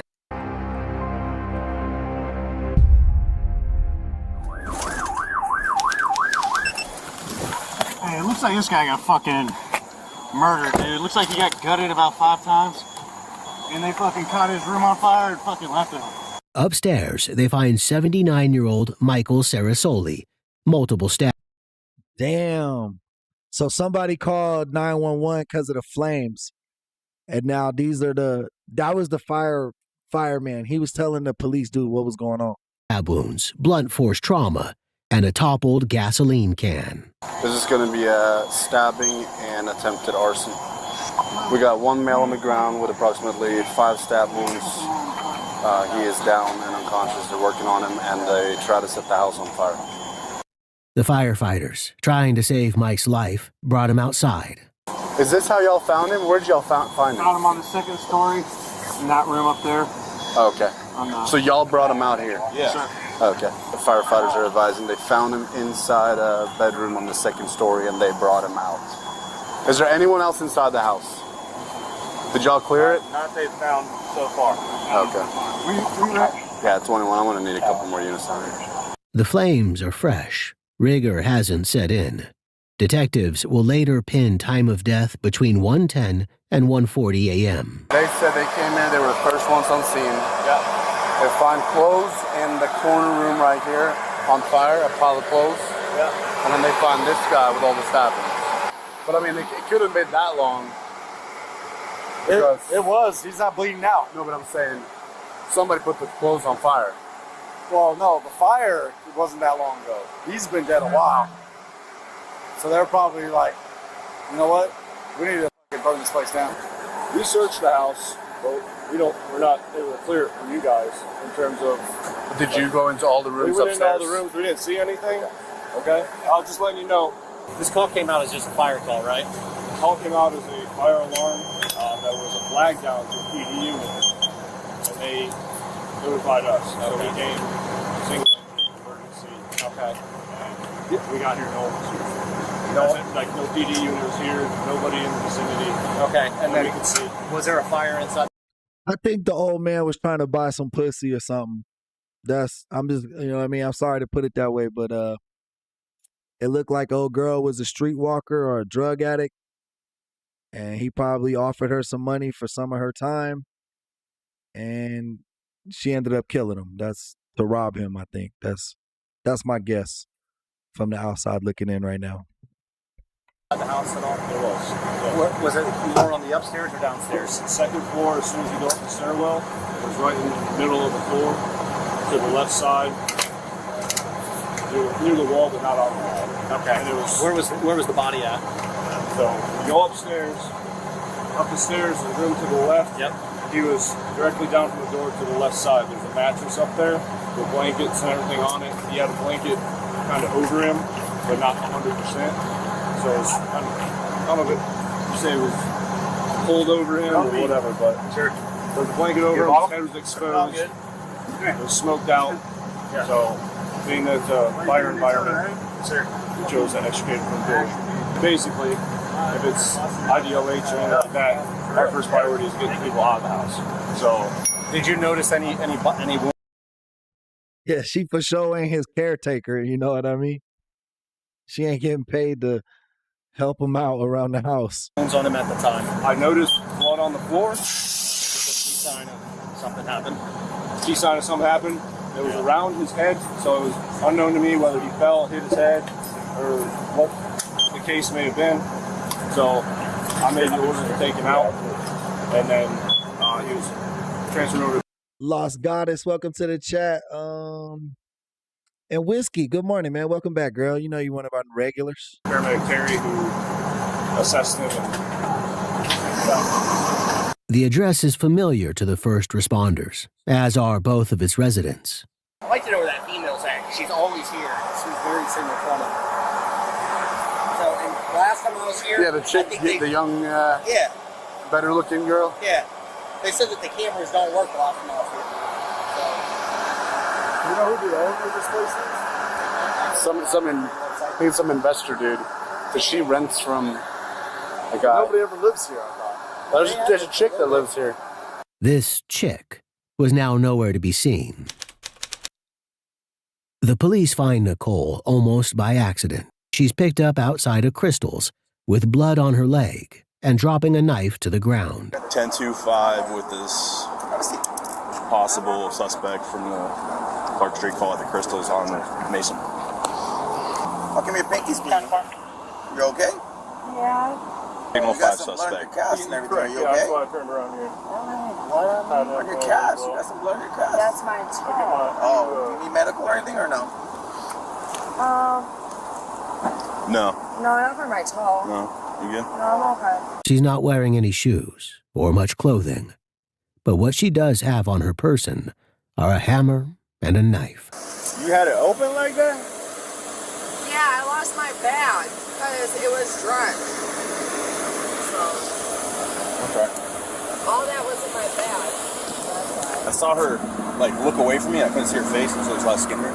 So I like do a U-turn, and then she starts like walking fast, like she was about to run from me, like right here. So I threw my lights on, so she was about to take off, and she like just turns around, and just drops the knife. So we stopped her as a person of interest. Yeah. We were looking for her. She drops an open knife, and she drops the bag with the prescription pills in it. Yeah, she's like throwing this knife. Hey man, what was your first name? Nicole, Nice-to-meet-you, and my ID right here. Oh, you got Yeah, an ID? all that stuff was in my bag, yeah.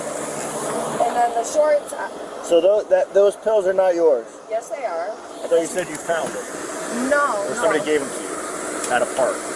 No, those clothes. Oh, clothes. I said pills. Yeah, no, clothes. I don't do anything bad. I'm never in trouble. Well, I've never been in trouble with the law. Here, the officer can be seen collecting knife, hammer, and a bag of men's clothes that aren't hers.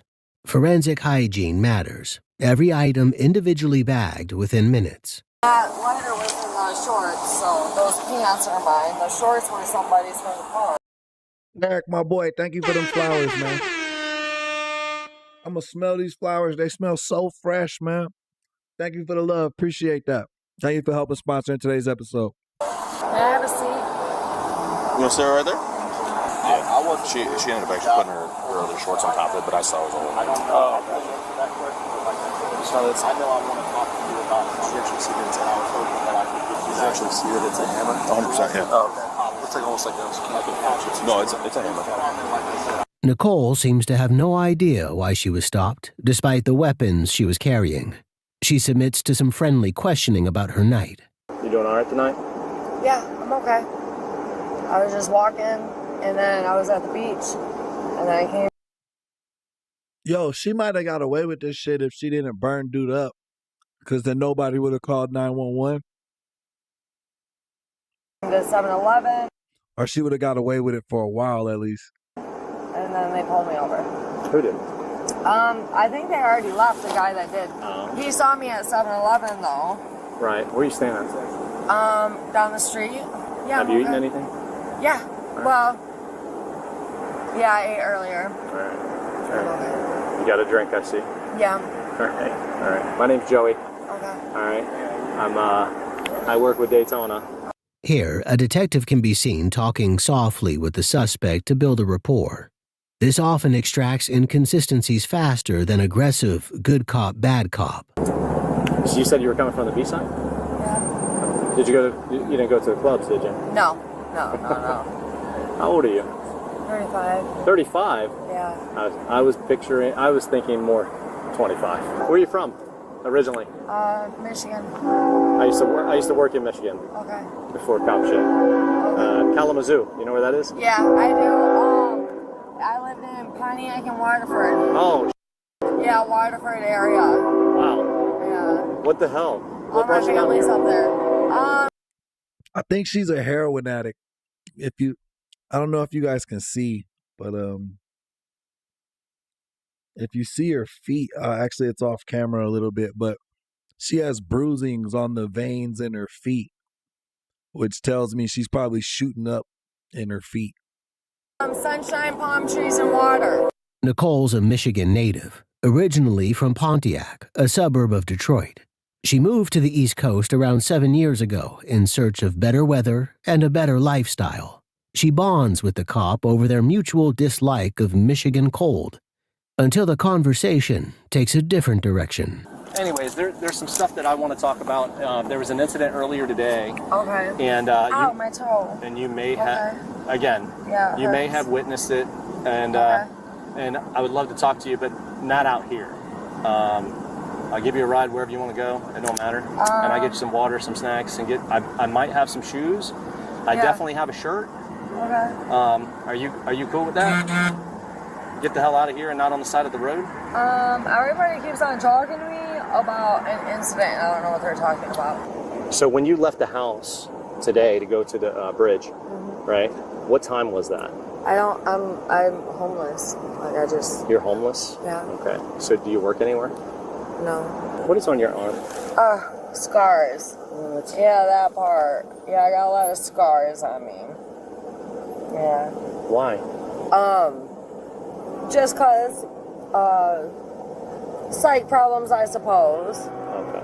Yeah, you know, ups and downs. Yeah. So. Yeah. Yeah, I do know. She's trying to set up a mental health defense right now, maybe like a psychological defense. With that, someone told me to do that to myself, and I did it. Who told you that? There's some people in my head. She's even been having psychological problems this very day. As the officer talks to her, she gradually reveals more about her movements. That she's been in the local hospital, Halifax Health Medical Center. No, not really. Nobody ever asked me to come home. I don't talk to anybody there. Really? In Michigan. No, I haven't seen my family or talked to them, and I don't even know how long.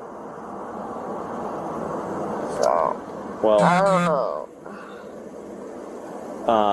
That's terrible. Yeah, it is rough. I don't know my dad, but my mom passed away when I was 23. Oh, yeah, no, my dad passed away from an addiction problem, which sucks. He was there for me, too, so he was supportive. So your daddy's girl, yeah. Yeah, like we were in sports and stuff like that. Yeah. Well, my brother was. Yeah, he was in football and wrestling and stuff, and I would go to his breakfasts and stuff like that. Or not his breakfast, I would make him like breakfast sports and shit. So, yeah, I'm more like a mama girl, I guess you could say. I handle everything, you know. I took care of 4 dying family members before I came down here. Nicole sounds like she... Why people who don't really got much going for themselves always be like, I took care of my dying mom. Like, no, you didn't. Like, motherfuckers get caretakers and shit, bro. Most people got insurance or like Medicaid or Medi-Cal or some shit like that. You know what I mean? And you wasn't taking care of them for free. If you was doing that, you was getting a check to do it, bro. Like, the fuck out of here. She's had an extremely rough life. As the officer talks to her, she gradually reveals more about her movements. How long you been a police officer? 7 years. Okay. Yeah.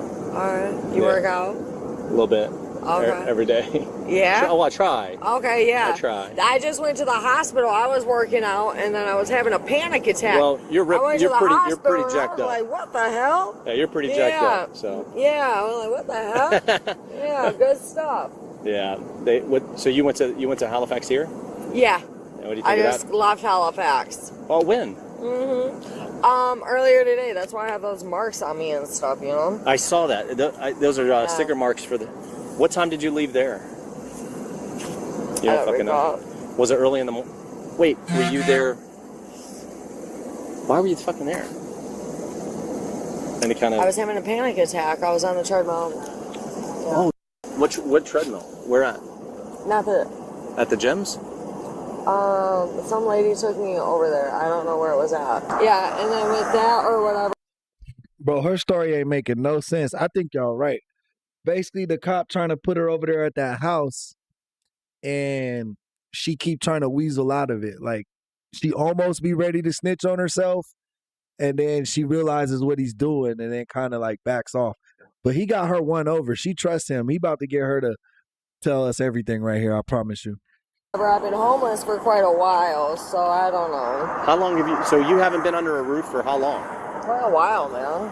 It's been a long time. Yeah. I've been on and off homeless for like 4 or 5 years. Really? Yeah. Well, That's shitty. 6 blocks away, cops learn more about Nicole. Didn't hear anything going on there? Any argument or anything? Or? No. I mean, normally that methed out chick that lives there is always yelling on the front porch about something, but I see just like a white figure moving back and forth in that middle window upstairs, joking back and forth a few times a couple hours ago before I went to bed. A lot of people locally know Nicole, know her, and don't like her. They think she uses drugs, and local court records show she's been charged with multiple misdemeanors, including battery and criminal mischief. You live here? Yeah. Okay, all right. Are you looking for Nicole? Where's she at? I have no idea. I don't even talk to her because she's a crazy bitch. And when was the last time you saw Nicole? A couple months. Bro, how y'all all know Nicole? Like, what the fuck? That means all y'all let her stay for a few days before y'all kicked her out. A couple of months? Yeah. So she hasn't been over here anymore? She comes over here, she's a guest at... She's never here anymore. Well, when was she here last? The last time my dad got arrested because of her. Okay. She's buddies with his dad. Okay. That's his dad's number. Okay. So all right. So there, her and your dad were in a relationship, but no longer. Yeah, they're not in a relationship. They're like, they just have a fling. Okay. But he said she hasn't been back here, and he's cooperative. He doesn't even. I mean, according to him, he doesn't like her anyway. The neighbor says she's affiliated with a local chapter of a big biker gang, but that she hasn't been with them that much lately. She's got outlaw affiliation. You said she's got outlaw affiliation? Yeah. Where, you think she might go to the clubhouse? If they let her over there. But then they know she's crazy too. So. The cop talks to the man who owns the building. Are you personal friends with Mike? I don't have. I know he's got a son, but I don't have his number or nothing. Are you? That shit looked like a house, bro. What the fuck? Those was apartments? Okay. Are you personal friends with Mike? Not great. Well, helping out a person, I don't know, do you call that personal? Because I don't know. He was short of home, like, he didn't have a place to stay, so helping. Mike was a contractor who'd been through rough times himself. He had an adult son, and he too had been homeless on and off, until a friend helped him get the house that would become the scene of his murder. Nicole had been living there as a tenant. Are you personal friends with Nicole? She did live there. Y'all right? Y'all called that. Someone in the chat said she lived at that house. See her. I help her stay there, so she's okay. What does that mean? Like you help her stay there? She's not too good. In the head? Yeah. Okay, understood. When's the last time you saw Nicole? Yesterday. How often does she call you? She called today around. I was at my office, probably 7. About 7? Yeah. The house's owner says that Mike and Nicole had never been in a relationship, though he himself had dated Nicole in the past. But Mike and Nicole's relationship was strictly platonic. If she was somehow involved in Mike's death, there's no easy means of understanding why. The only person who can answer these questions is Nicole herself. Tell me, so there's somebody I'm going to show you a photo of. Tell me if this person looks familiar. I don't know anybody. Hell no. Let me see. Okay, I know This bitch higher than a kite. She cannot sit still. a couple mics. Oh. Yeah. You know a mic? I know 2 mics. You know how many mics? 3, 4. Do you know any mics that live around here in Daytona? Or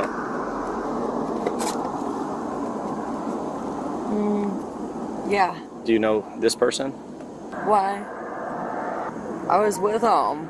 Or by him, yeah. When? Lived with him or something. Lived with him. Oh, you did? Yeah. What? I thought you were homeless for the past 4 years. No, I told you on and off. On and off?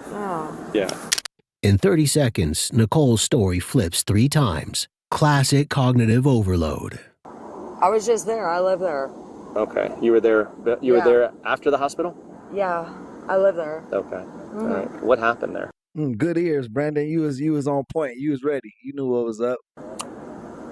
Nothing. I've been outside. Okay. All right. I feel good there. I'm good. All right. Let me call. I'm gonna call the shelter. Okay. Okay, cool. Okay. I'll see if it's ready. All right, cool. Thanks. When you just told me over there, you said to me something that sparked my interest. What was that? Well, you told me that you were homeless and that you didn't know the person I had showed you. Mike. I told you that. No, I do know him. But I'm telling you, I live at a house. But you told me you were homeless for 4 on years. and off. Yes. And then when I showed you a photo of a man named Mike, you said you don't know who he is, and then you said, and then you changed your story and tell me you did. I do know him. He looks like the other Mike. Okay. But then I also told you. I don't feel good. Me neither. But you also told me you haven't seen him in days, and the next thing you know, you tell me you saw him after the hospital. After the hospital. Yeah, I live there. And then what were you guys doing after the hospital? What was he doing? What was he doing when you got home from the hospital? I don't know what he was doing. Okay. But okay. Was he walking around? Was he telling you? Was he talking to you? Did he talk to you about anything?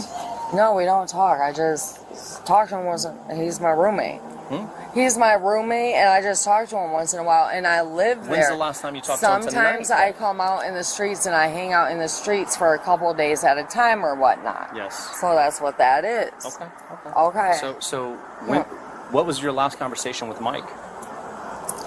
Can you get me a burger? Is that what he said? Yeah, a sandwich burger. Where at? A breakfast burger. From where? Okay. From where? Racetrack or something. I don't know. And did you go and get him a burger? Yeah, I live there.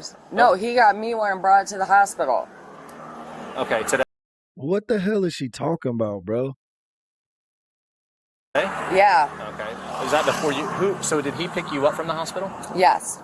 Okay. And then we went back home, and then I was back out in the streets. Okay. I told you I come out in the streets once in a while.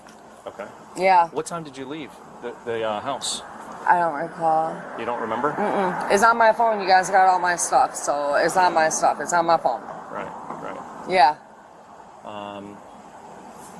So when you left, did you leave by foot? Did you walk away? Yes. Okay.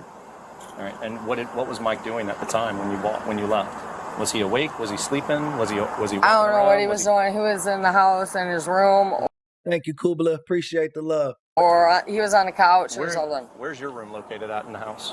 Bottom floor. Bottom floor? Mm-hmm. If I were to walk into your home... I am the second bedroom. To the left or right? On the left. On the left. And where would Mike's bedroom be? Upstairs. If I were to go upstairs, would his bedroom be on the... right. Would his bedroom be on the... When I walked up the stairs, would it be on the left or would it be on the right? Right. He would be on the right. Okay. Yep. Does his inside of his bedroom? Have you ever been inside there? No. No. No. Okay. No. Never.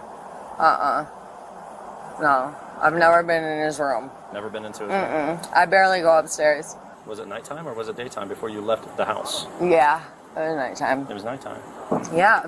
Would you say was it around midnight?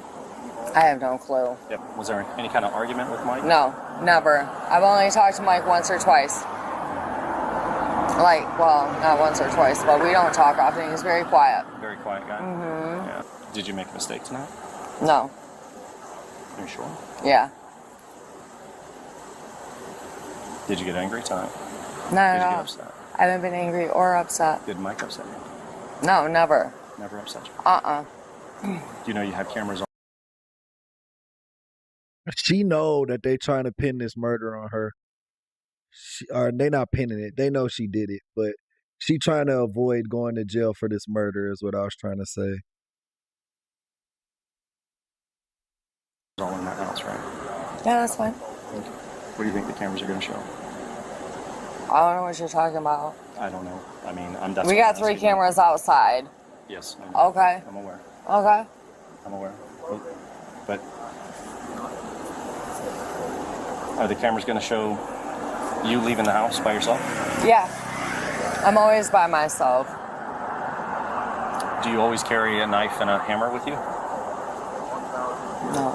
Yes, a knife, yeah. Why were you carrying a hammer then tonight? Because I found some in the closet. In whose closet? Mine. Are you taking me on? My what? I don't want to speak unless I have an attorney. Okay. Okay. I don't know what you're talking about. Nicole asks for her lawyer, and question time is over. First she said, "Are you checking me out? I want an attorney." Nobody's checking you out, lady. Oh, we ready? Yeah. Perfect. Yeah. Let's go. All right.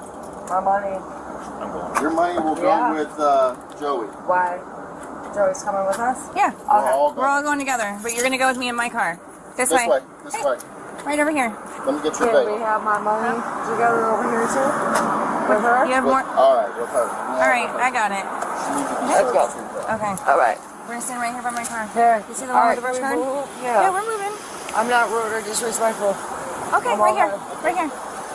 Do me a favor, stand right there. All right. Okay, right here. All right. It's all good. Thank you. This lady is out of her mind. She said, I'm not rude. I just recycle.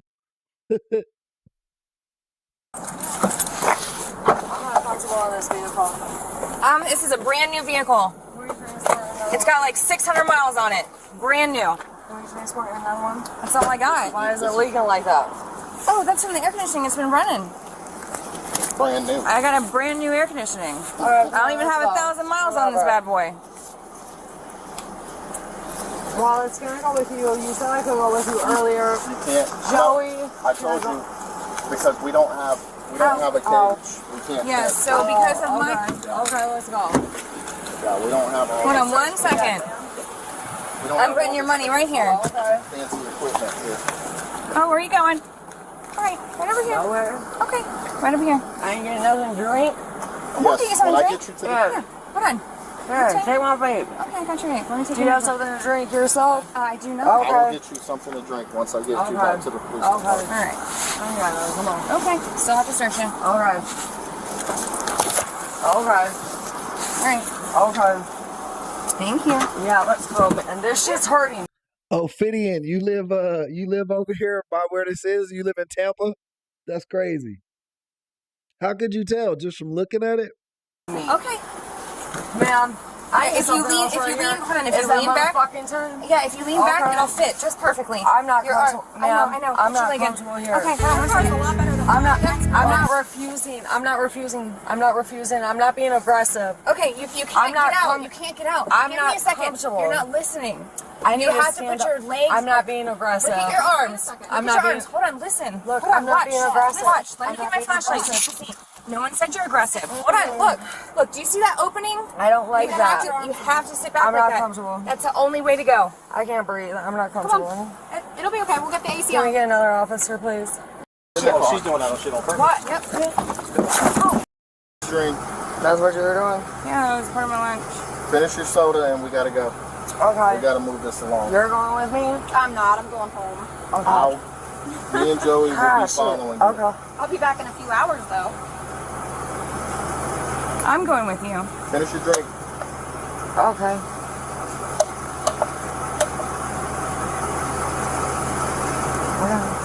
Are we ready? It's time to go. Yeah. All right, Nicole, get in the car. All right. All right. Thank you. All right, let me get the can. One more drink. One more drink. One more drink. Yeah, one more. All right, let me have the can now. They don't taste like that. Hold on. Okay, I'm not that's done, fine. ma'am. You said I'm one more not drink. done. No, I'm not I done. No, don't fucking drunk. I'm fucking drunk. I ain't doing Get in shit. the car. She's doing that shit on purpose. What? Yep. She think that Mountain Dew gonna wash off the DNA, bro. That shit ain't gonna work. That ain't no fucking ammonia or pine saw, you know what I mean? Whatever. Fuck. Oh, we got charges. Yeah. Oh yeah. Did that just Oh, I'm not worried about that. trying to get rid of fucking evidence? Yep. Let's get her to the station and get her out as soon as we finish. Oh, of course, no, anytime. Lots of help. I'm going to do a supplement when I come back. Yes, Thank you. No, don't talk to me. We're charging her with tampering with evidence and also resisting. Yeah, that was wild. I don't want her in a jail cell. You know why? Because there's toilet water in there. Yep. So, would you want to bring it up to CID first? And I'll go to the lab, see what I need, Perfect. and I'll have everything ready. And They swab her for DNA, despite the Mountain Dew. A recent study suggested that a sweetener in Mountain Dew could break down DNA, though forensic experts denied that it would have this effect when Nicole poured it over her head. Regardless, it shows an intent to get away with. Did this bitch Google this? Like, where did she get this info from?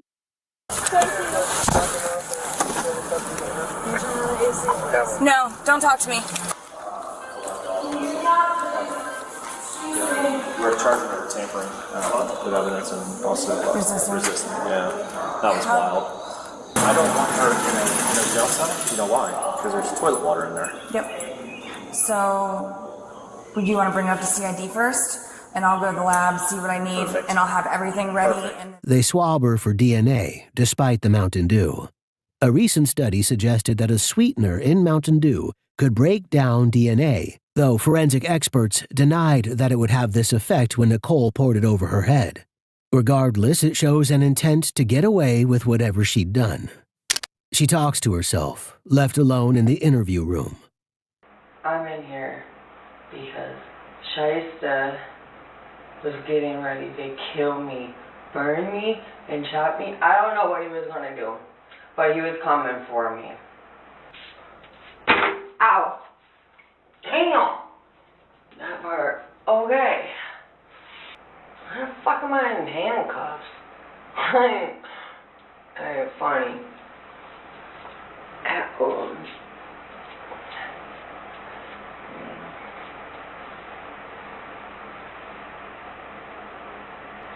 so good.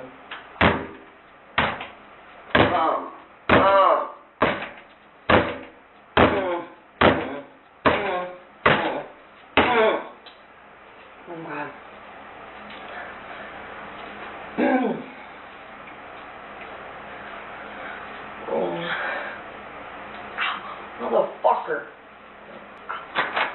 Hey. Hey, Nicole. May I get these off, please? Have what? These are really painful. Okay. In a couple of minutes, we're gonna come in here and finish up with you. Okay? No one has even came in here at all, and I'm in extreme. It says Go Orange, SU.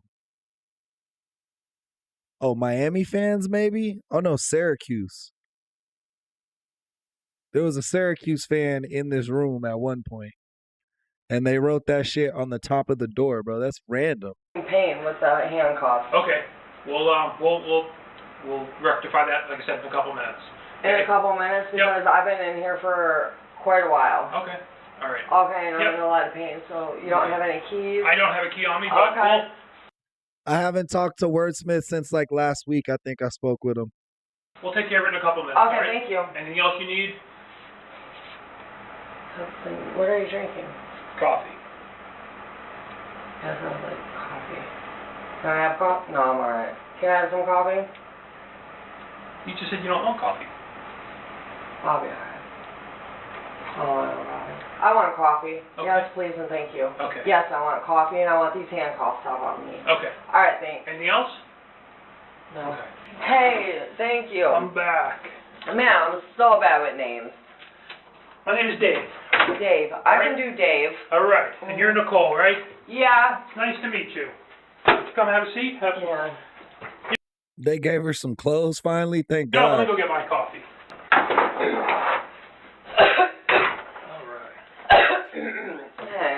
Hey, do you guys like coffee? I don't really fuck with coffee like that. I'm not a person who drinks coffee. All right.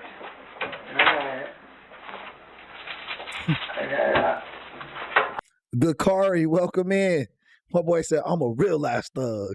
Shout out Gakari, man. Oh, shoot, Dave. I'm sorry. That's quite all right. All right, I have the handcuffs still on, so if we can get some napkins, please. I'll get some napkins. Thank you. Not a problem. Now that we're here, okay, we're having some coffee together. Yeah. All right. But like I said, I know you told Detective Rosas you didn't want to talk anymore. Maybe you wanted you wanted an attorney, but you just said maybe you didn't call. Yeah, this lady just killed the old man. She killed her roommate. She stabbed him and set him on fire. She's a heroin addict, and she was walking around the streets. But yeah, she lived in a house with the dude. The landlord, I think he was trying to help them out. Like, he was like renting a room to her and renting a room to like another like older dude that was like kind of down on his health. And then I I think she killed that old man. Comprehend what he was saying. Yeah, we did talk, Okay, and like I said, I'll be happy to sit with you and talk to you and explain everything to you. When I opened the door, I was just going to explain to you what was going on, and you said you wanted to talk to me. Is that correct? I just want to listen because I don't recall what's going on. All right. So I have no idea really, but yeah, so I want him to repeat it to me. When he picked me up, I wasn't. He pissed you off? No, he picked me up. Oh, okay, from, okay. You know, like he drove on the side of the road and I stuff, gotcha. and then Okay. all the cops, like you said, all the cops coming in, and I'm looking around like this, like I have no clue what's going on right now. Well, like I said, I will be happy to talk to you all day long. I'll explain everything to you. Yeah. You know what I mean? This is obviously, I think this is a better setting to have a discussion. Oh, Dave, you said you were going to take these off. No, those can't come off. Oh, that's why They're more comfortable. There. Okay. Just arrest me. It's not an investigation. Let me explain that to you. Okay. But because earlier you mentioned to Detective Rosas that you wanted an attorney, have you ever been arrested before? Yeah, but not real. No, like not for anything. Nothing crazy? No, not to where like we had to do that. Okay. I don't even know what this is consisting of. Okay. Are you familiar with your constitutional rights or your Miranda rights? No. Okay. No. Okay, so I do remember a problem there. Okay, because I do have post-traumatic stress, and actually I've had driver's license issues, and then I also had assault and battery dropped down to a misdemeanor. Okay. So obviously, whenever you're talking to the police in certain situations, there are some things that we have to inform you of your rights. So I'm going to read, Okay. So I'm going to read them to you. Okay. Okay. All right. So Nicole, you have the right to remain silent, Mm-hmm. and anything you say may be used as evidence against you. You have a right. The right to remain silent. Yep. And what to be used against me? Anything that you say can be used as evidence against you. Oh, okay. All right. You have a right. Yep. You understand that? The evidence can be used against you. Yeah. I'm not going to agree with that because I don't know what evidence is being used against me. I know what I'm saying is, say right now, if you were to tell me that you killed JFK, that could be used. I would never say anything like that. I don't like that example. Yeah, or if you said you stole, a candy bar from Wawa. I'm not a crazy person, so I don't see that happening. Okay, very good. Okay. All right. Thank you. Nicole, you also have a right to an attorney, and have him or her with you now or at any time during questioning. Okay. If you cannot afford an attorney, one will be appointed to represent. Bro, I wanted to know more about the motive and shit, but I don't think this lady gonna give it to us. Happy to. No problem.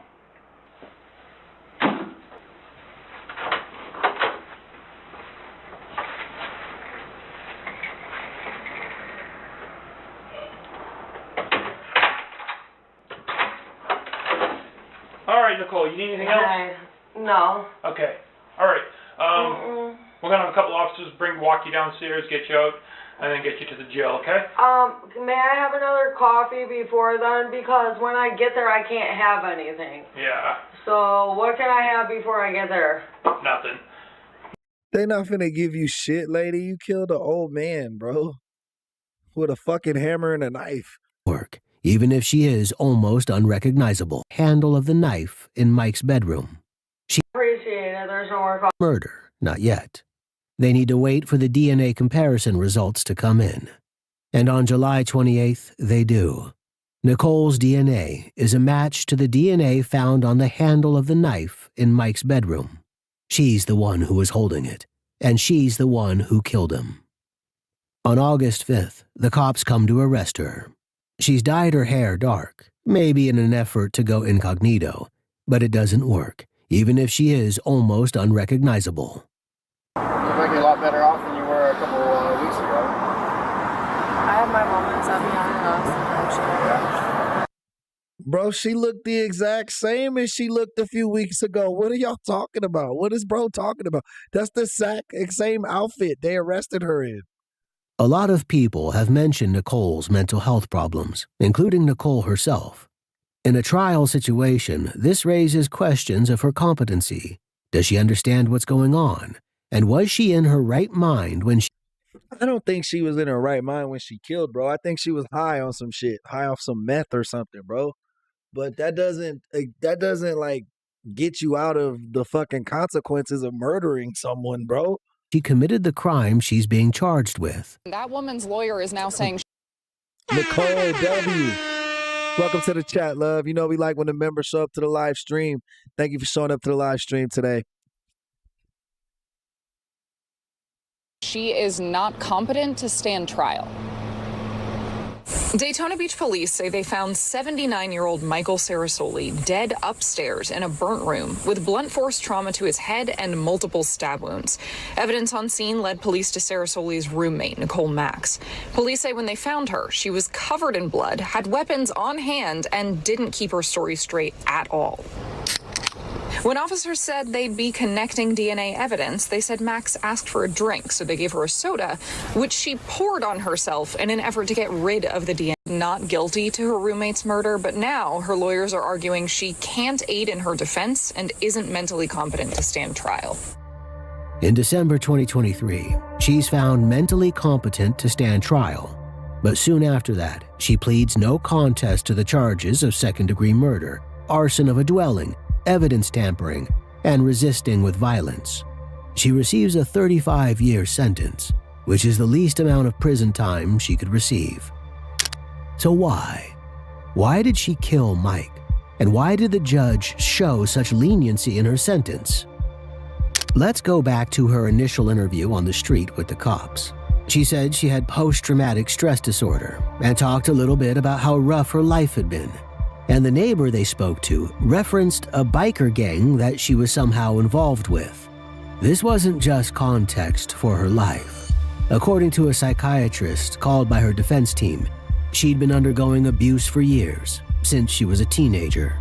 He says she was off her medication at the time of the killing and had developed delusions that told her Mike was drugging her with chloroform and hurting her at night on the orders of the motorcycle gang.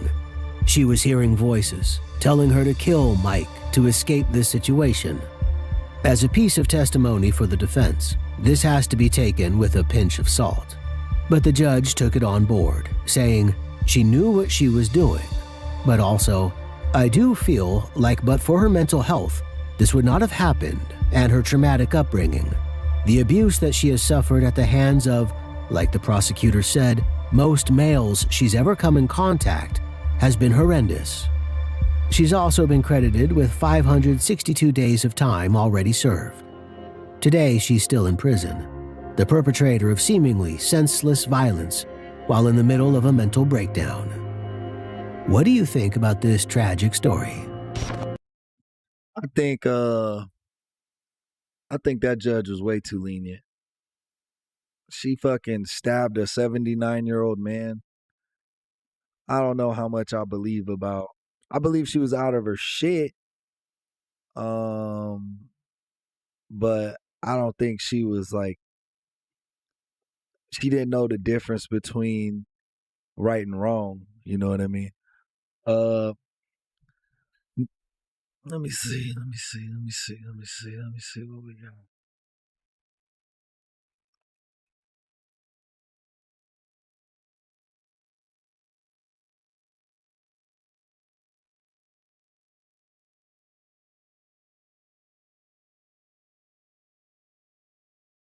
I think I want to do an interrogation video, but it's a lot of body cam footage backed up.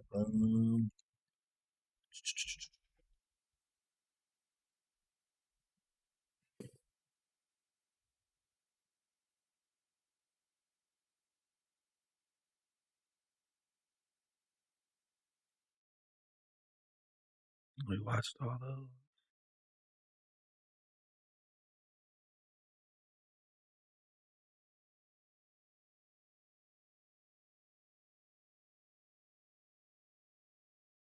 Let's try and find another video. We went through the whole list today, so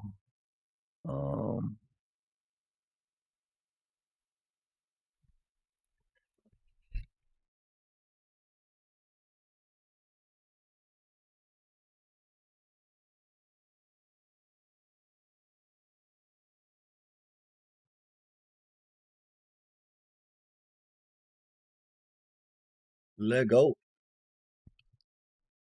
They say the truth. All right. The craziest interrogation you'll ever see of an obsessed ex-girlfriend. Shout out you to what? Shout out that sub, man. Hold on, I couldn't even catch it. I'll try to catch it up here. The crazy interrogation you'll ever see of an obsessed ex-girlfriend. You found the right girl. You found the right girl. Thank you for the subscription. Appreciate that. That's a cool nickname, Doesn't too. scream. It waits for the lie to trip over itself. Ezra McCandless sat curled in her chair, voice soft and cracking. They say the truth doesn't scream. It waits for the lie to trip over itself. Ezra McCandless sat curled in her chair, voice soft and cracking. I was sitting on the counter after I made some. Hey guys, hit that like button. Always. I just wanted to put it out there that we are streaming live on Thanksgiving. So if you don't have anyone to spend the holidays with, feel free to tune in with us. I'll be cooking a turkey with my wife and daughter, and we'll be eating together, and we just want to enjoy all your guys' company as our extended family in the chat, man. You know, we love y'all. So we do want to spend holidays with y'all. We want to spend Thanksgiving. So if you guys are interested in that, definitely make sure you stop by and check that out. Also, all proceeds are going towards that stream right now. So thank you so much for anybody who's donated today. Appreciate the love. Also, we have our Venmo and our Cash App. I'm just going to keep it real with you. Your boy is a little broke till Friday when we get that YouTube check or paycheck. But, you know what I'm saying? So if you get anything you guys can help, you know what I mean? Appreciate it. Definitely need to give me a pack of smokes today. But that's enough of my bullshit. Let's get back to it. Some coffee and I was talking to him and he just grabbed me by the throat. She whispered. The detective didn't flinch. Do you use a right hand or left hand or both hands? It was his right hand. A minute later, he asked again. Same tone, same calm. How did you get away from that grab? The silence stretched too long. Through controlled empathy and quiet repetition, he dismantled her narrative one contradiction at a time.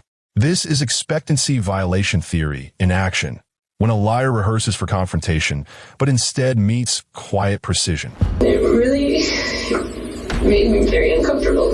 But the pertinent questions are who this satanic woman is, what happened on March the 22nd, 2018, and how detectives psychologically trap her with a perfect bait.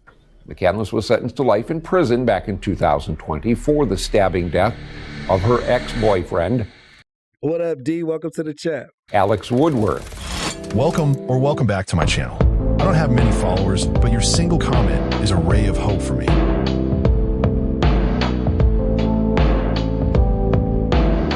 On a cold afternoon of March 22nd, 2018, in the small town of Menominee, Wisconsin, 21-year-old Ezra McCandless drove through light rain toward a rural dead-end road. Sitting beside her was 24-year-old Alex Woodworth, her former lover and close friend.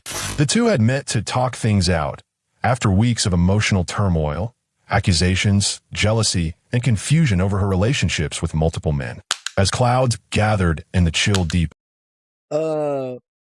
25 Vegas model. They like 25. You know, I do the jewel pods. That's what I usually go with, jewel pods. If you're going to donate it, please send it to the Cash App, though, because that way I can use it. I appreciate you looking out for me, though, Vegas model, in advance. You know I love you, girl. Everybody show Vegas some love. You know we love when the members are in the chat, so appreciate you guys. Thank you for showing up today, Vegas chat. Show Vegas some love. You know that's my hometown, baby. Their conversation turned into a heated argument inside the car. Moments later, Ezra plunged a knife into Alex 16 times, killing him. She then carved the word boy into her own arm, drove away, and staged herself as a victim of assault. Later, she stumbled to a nearby farmhouse, claiming she'd been attacked. But the cops noticed contradictions in her story, so they brought her in for interrogation, and today, we will focus on the psychological elements of this interrogation.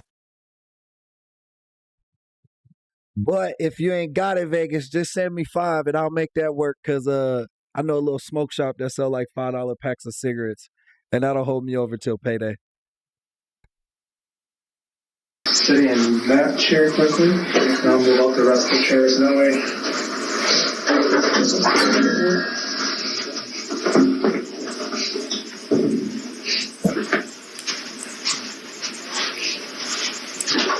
If you need anything, water or a snack, I'll do anything for you, okay? Yeah, that's perfect, Vegas. Just send me 10. If you can do 10, send me 10, bro. I'll make that shit work. Trust me. I'll figure it out. We can piece it together. You know we got a big community. Thank you for the love, though. And thank you for thinking about me like that, especially during these holiday seasons. All right, so real quick, please, Herman. Before we begin, like I said, you're free to leave anytime you want. You can stop talking whenever you want. The door is But yeah, you can send it on Venmo or Cash App, and that's perfect. closed for privacy. You can leave anytime you want, okay? Just let me know that ahead of time.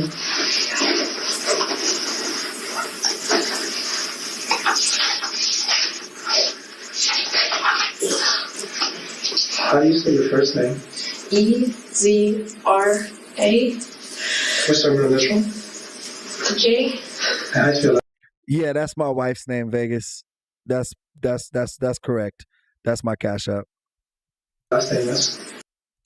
M-C-C. Yeah, that would be perfect. Letha Paris, that's lethal. That's my wife. I use her Cash App because I don't have a Cash App. But yeah, that's it. Perfect. Thank y'all, man. So much love during the holiday seasons. I really love y'all guys. E-A-N-D-L-E-S-S.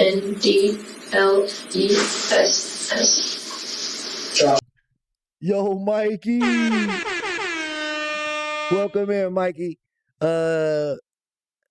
Man, it's a good Sunday morning, man. I feel blessed on this Sunday morning, man. Shout you out, man. Welcome to the chat.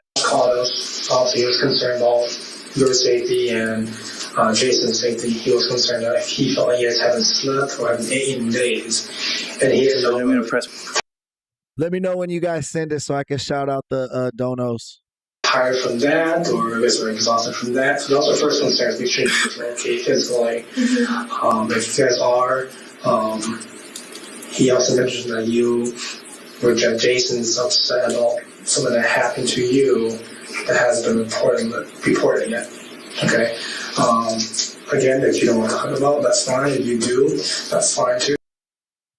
You gonna send back Friday?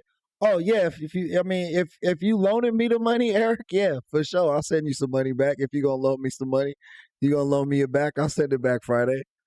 But just let me know what you got. What you got. Oh, Amy, thank you for the $5. Amy just sent $5 on Cash App, man. Thank you for the love. Appreciate it.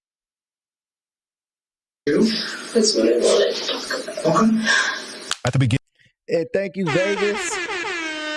Vegas just sent $10 on Cash App. Thank you so much for the love, guys. Thank you for helping sponsor in today's episode. And more importantly, thank you for letting me smoke some damn cigarettes today. Because right now I'm cool, but by the afternoon, I might be irritable without my nicotine. You feel me? Beginning of the interrogation, detectives create a calm, emotionally safe environment by telling Ezra Prismo, welcome to the chat. That she's free to leave anytime and that the door is only closed for privacy. They use empathic framing, a psychological tactic based on Carl Rogers' person-centered theory. This approach lowers the suspect's natural resistance by reducing the perception of threat. When a person feels accepted and not immediately judged, their cognitive defenses weaken, making them more open to suggestion and self-disclosure. So we'll start with wherever you're comfortable with as far as you told me I haven't had no clear, correct? Do you know where? It happened at, the first thing that happened was at Jason's house, and then the second thing that happened was at John's house. Nicole, what do you mean? Is my pic on there? No, my Cash App is actually my wife's Cash App. You'll see a beautiful woman on if you send it there. Okay. Yeah, if you send something to my Cash App, MV Leah, that's my wife. You'll see her in the chat. Newport Box 100. Is that what you got, Eric? You went and got some Newports? We'll go with what happened at Jason's house? At Jason's house. Damn, your pug just died. I'm sorry to hear that, Vegas model. John grabbed me by the throat twice. Okay. Nicole, did you send something in on Cash App? Let me know so I can shout it out, because it doesn't give me like a notification the same way like it does when you super chat. Any reason why he did that? Yeah, Nicole, that's my wife. That's Lethal. You'll see her in the chat from time to time. Lethal Weapon, that's my wife. Does he like to? He likes to do that? Like, is that like a fetish of his, or? I think so. Okay. Oh shit. Eric, did you just send $12 in Cash App? Is that what you were saying? If so, thank you, bro. Appreciate the love. Thank you for helping sponsor today's episode and appreciating the work that we do here, man. Was there any kind of warning sign that, like, did you do something? Did you say something? Did he do something? Did someone else say something that? I was sitting on the counter after I made some coffee and I was talking to him and he just grabbed me by the throat. Generational talent. Welcome to the chat, my friend. Oh shit, I didn't mean to do that. I didn't mean to do that. I fucking deleted that whole shit. Or fucked up our whole video. My bad, guys.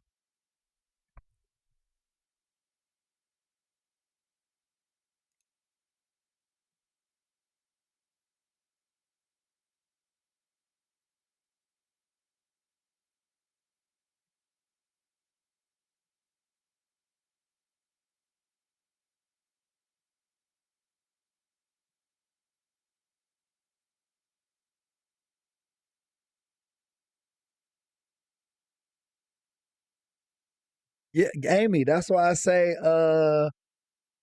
that's why I say, Amy, I tell y'all all the time, I got a beautiful wife and I'm an ugly dude.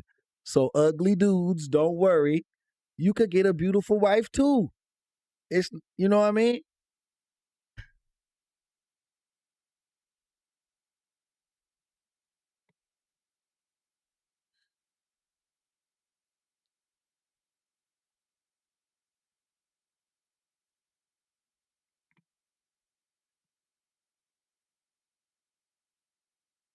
Shit, you lucky, Eric. Newports cost fucking $20 out here in California.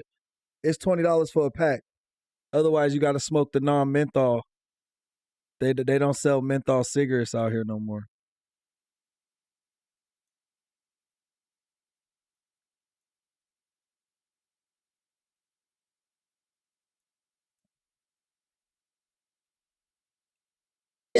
He held it there, and it really made me very uncomfortable.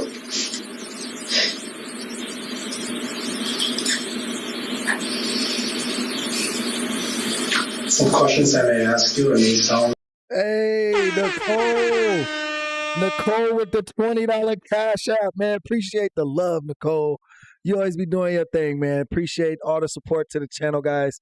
You guys got to realize, without your donations, without your memberships, without your super chats, without your thumbs ups, your gifts, like this channel would not exist. Small channels like this, we don't get any ad money. I think I made like $20 in ads since the time I've been on YouTube.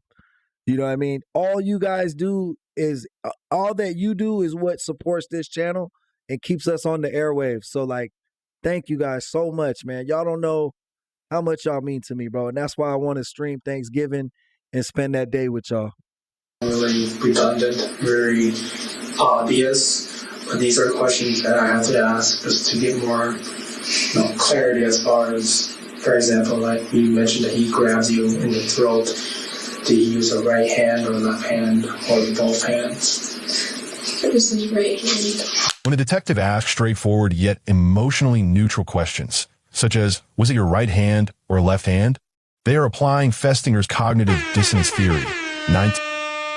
Amy, these flowers smell so good this morning, Amy. Thank you for the love, man. I'm sending it right back to you. 1957. By forcing Ezra to provide specific sensory and spatial details about an event that never occurred, the detective subtly increases mental strain. Each fabricated answer creates internal tension between truth and fiction. When he grabbed you the right. I'm catching them hearts, Amy. I'm catching them hearts, man, and I'm throwing them straight back to you. From my heart to yours, my family to yours. Thank you for the love. Hand, did he squeeze your throat, or did you just put his hand around the throat? Squeeze my throat forcibly. Okay. That caused you to have any trouble breathing? Yes. Okay. Did you lose consciousness at all? Did you black out? I felt really lightheaded after this. Yeah. I'm definitely gonna we'll definitely do that, Whiskey. We'll let some we'll do some stuff through our Discord and stuff to allow like some viewers to get on and ask some questions and stuff like that. I think that's a good idea. I wasn't thinking along those lines, but yeah, I think the more interactive the Thanksgiving stream will be, the better, for sure. That was the headlock, correct? Okay. Did you see any kind of like little fuzzy, shiny things floating around?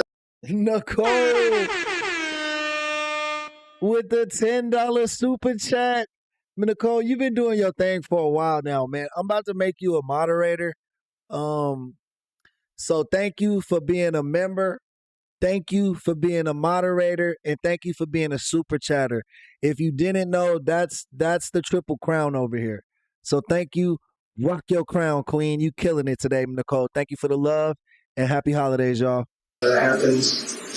Have you ever had that experience before where you shortness of breath or you get a wind knocked out, you also see like little like glaring things floating around? Okay, so but that happened though. Okay.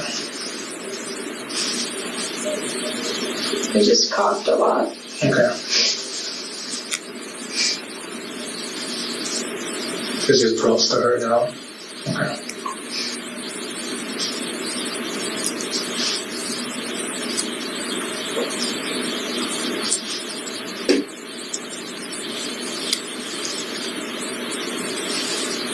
When he had his right hand on your throat, how did you get away from that grab? And he just sat there and he let go. Okay. Were you hitting his hand at all? Were you telling him stop? Were you telling him no? I just was quiet and just grabbed his hand. Okay. And grabbed his wrist.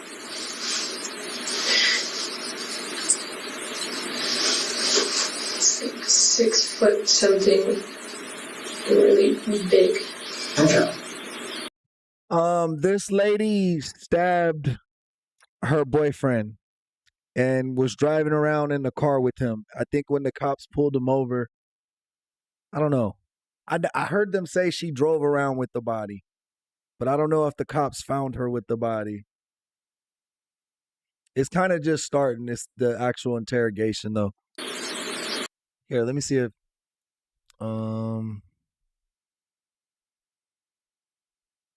no, it's just it don't have no.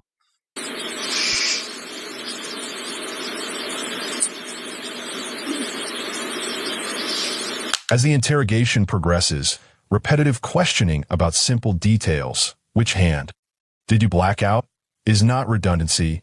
It's a deliberate psychological strategy based on cognitive load theory. Sustained lying requires higher mental effort than truth-telling.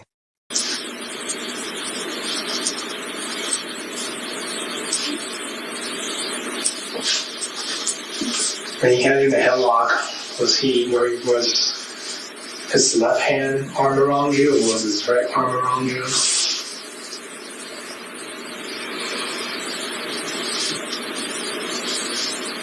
I think it was right. Okay. If there's anything that you don't know, that's fine too. Like, if there's anything that you don't want to answer, or if you just want to take a few minutes and breaks and just kind of take your time, that's fine with me too, okay? If there's any questions that you Yeah, that sounds about right, Amy. About six, I think they said like 16 times. Yeah, that sounds right. don't feel comfortable with me asking, that's fine too. So don't be afraid to say, like, I'm not comfortable answering that, or I don't want to talk about that, that's fine. It doesn't mean that you don't care, it doesn't mean that this isn't real, it's just take your time. Mm-hmm. I'm not trying to rush you. If it feels like I am, just tell me, okay? When he had you in a headlock, did you also have trouble breathing? That's what made me cough. Okay.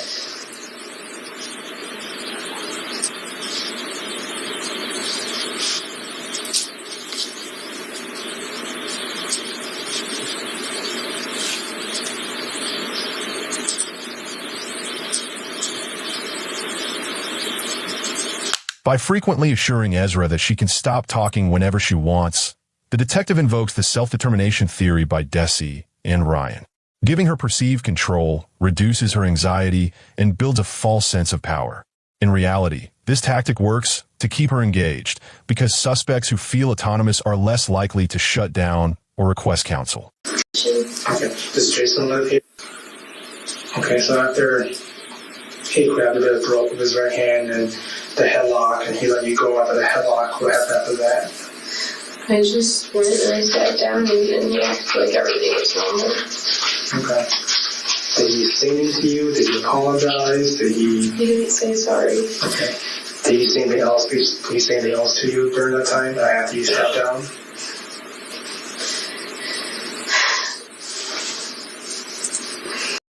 I think she lying. Bro looked corny as hell. Bro looked like dude off How I Met Your Mother.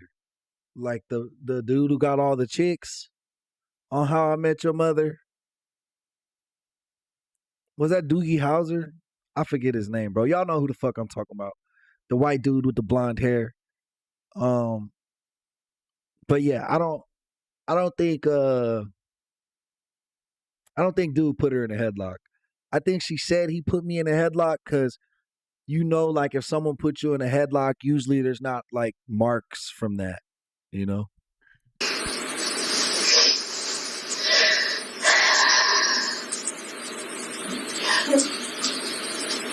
can't remember what he said to me at the time. Okay.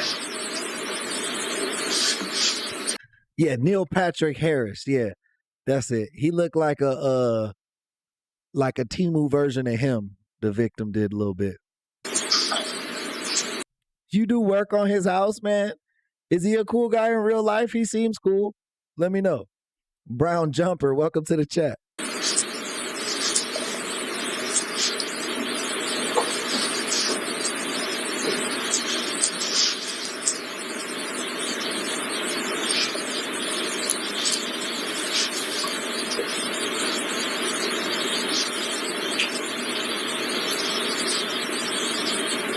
When the detective observes Ezra's tears and pauses empathetically, they implore.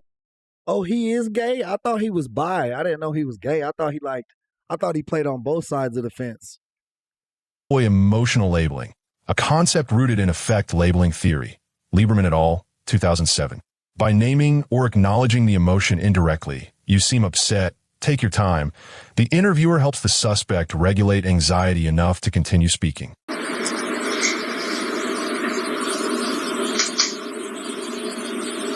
Now, when I say this, I'm not trying to accuse you or anything, but what was the purpose of you being at Jason's place that night? I was taking Jason. I'm sorry? Jason was my boyfriend. Okay, so you and Jason are dating. Okay.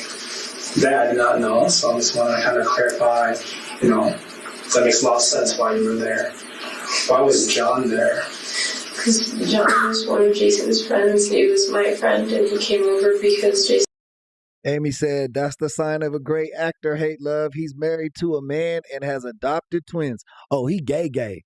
He got married gay. He not just, I'm freaky gay. He like, I'm actually gay. Like, I actually love a man. Like, Okay, that makes sense.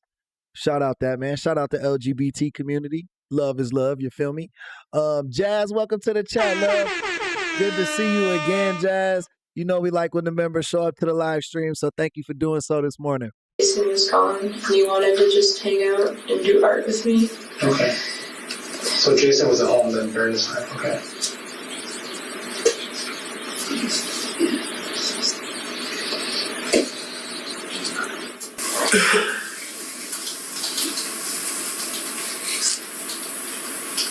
Were you at Jason's house the entire time? Okay. What time did you get? What time were you there, or what day did you get Jason's place? I can't remember what day, but it was in the afternoon. Okay. And when did this happen? I think it's been a week. Okay. Do you know the estimate time, day? Around like noon, I think.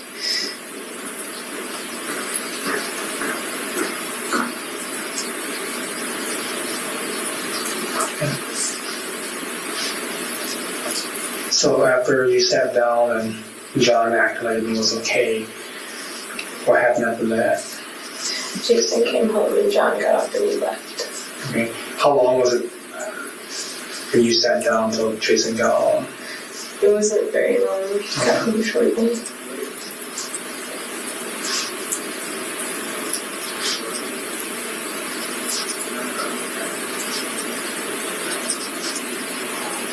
Did you tell Jason what happened?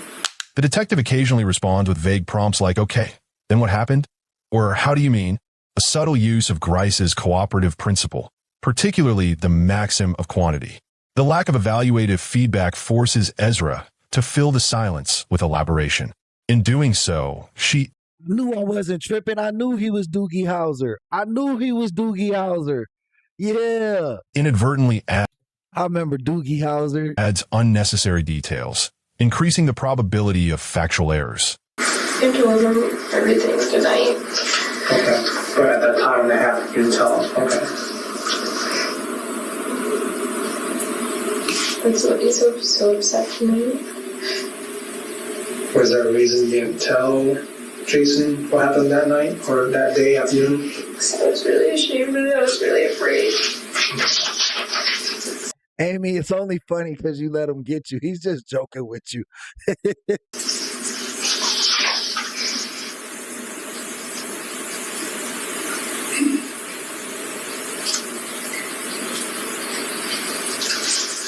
When this incident happened, did John touch anywhere else or you didn't get permission to? Did he do anything else to you? Did he...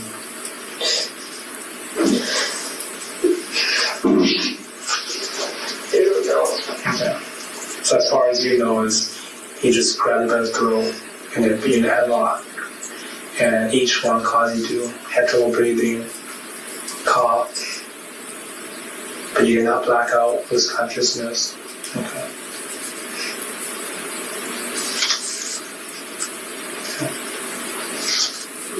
So after John left and Jason came home, John left. The second incident happened, that was at Josh's place? It was at John's house. John's house.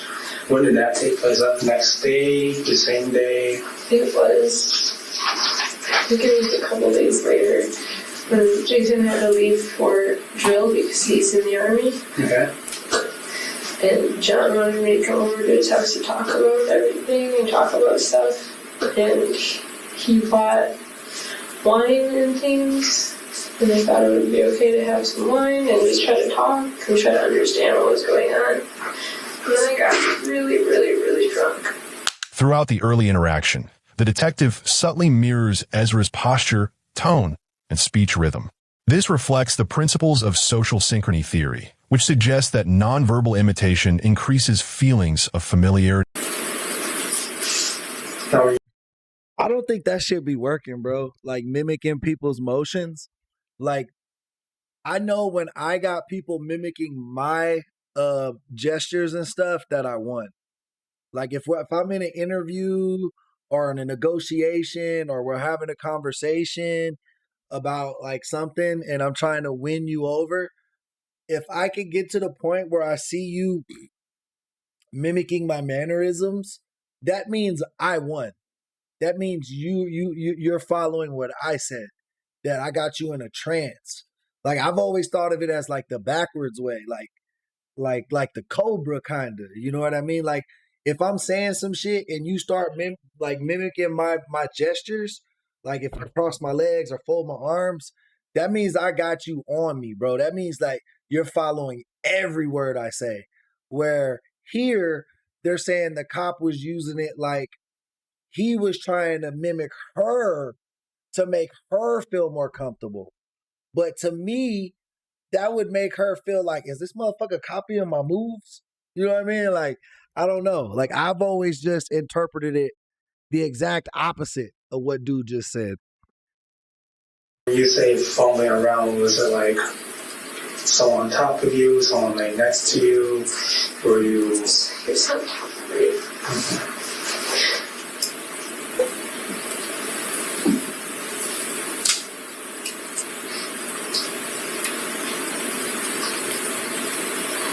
Did you for sure know it was John, or that it was just someone on top of you? It was John. Okay.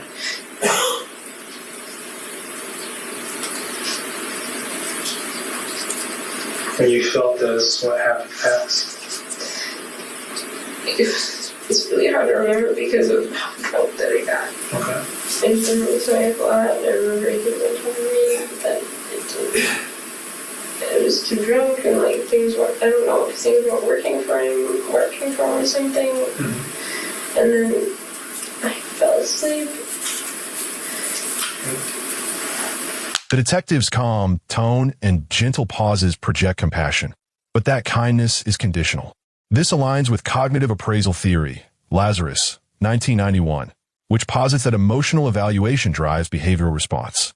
By appearing supportive but withholding full empathy, the detective keeps Ezra oscillating between comfort and insecurity.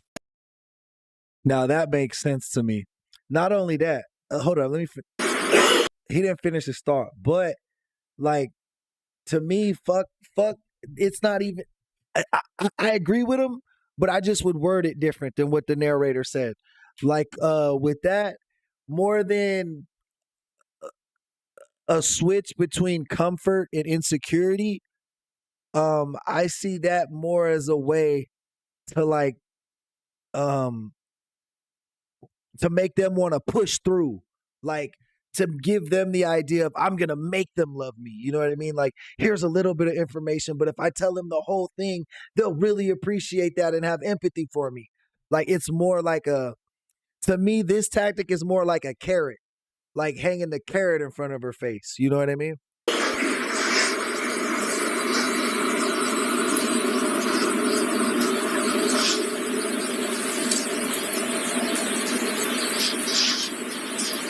I just didn't think it was right. It messed me up really bad. Okay. Did you think or believe or know, was there any kind of sexual intercourse that happened that night? I think so, but he's telling everybody that there wasn't. And that's why Josh is being very protective of him.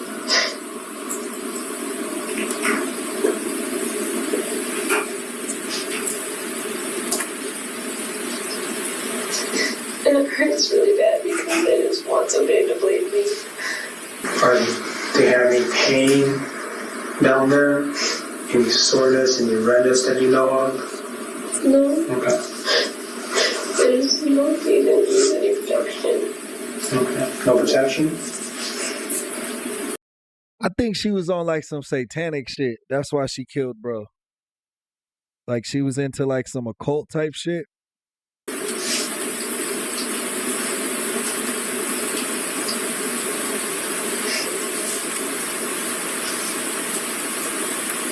Did you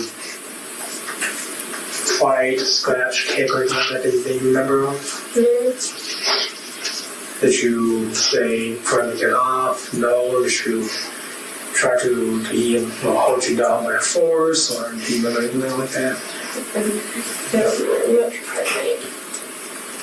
Sorry. After you fell asleep and you woke up, where you were when you woke up? Where were you? I was in John's bed.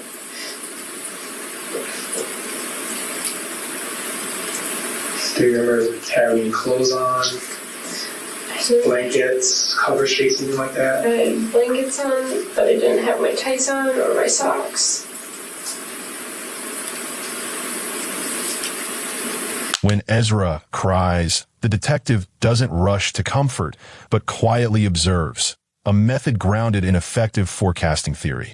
The suspect expects sympathy to reinforce her role as the victim. Withholding it disrupts that prediction, creating subtle emotional dissonance. This unfulfilled need for validation drives her to intensify emotional performance, inadvertently revealing rehearsed rather than spontaneous effect. Was the other bed in a separate room or same room? In a separate room. He told me he didn't want his roommate to think anything.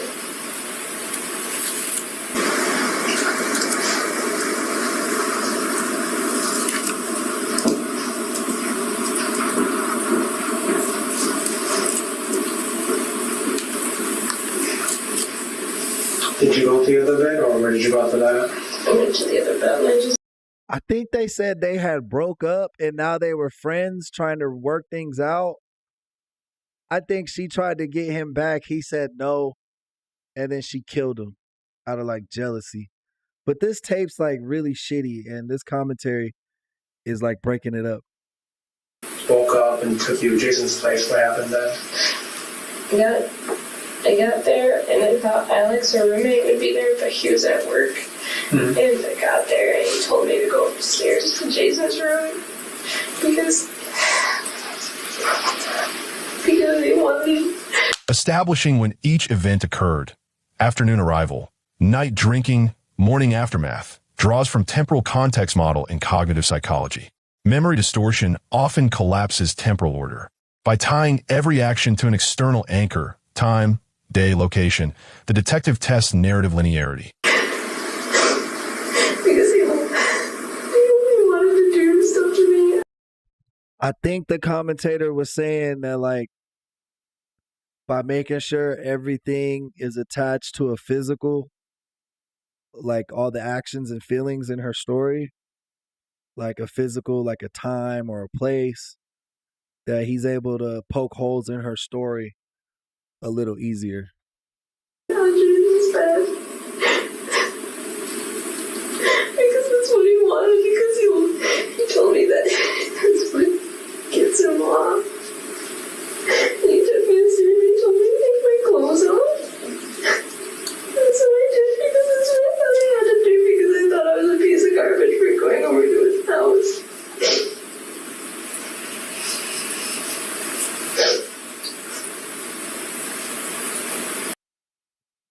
So now she's saying she felt pressured to have sex with him because she went over to his house? That was your ex-boyfriend. I don't get that train of thought. It ain't like y'all just met.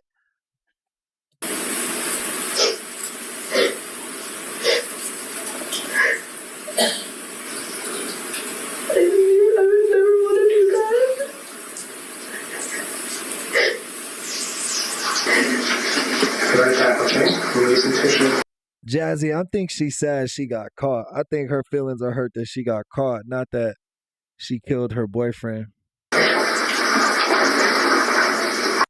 What'd they say? Didn't they say like 16 stabs? Is that what they said?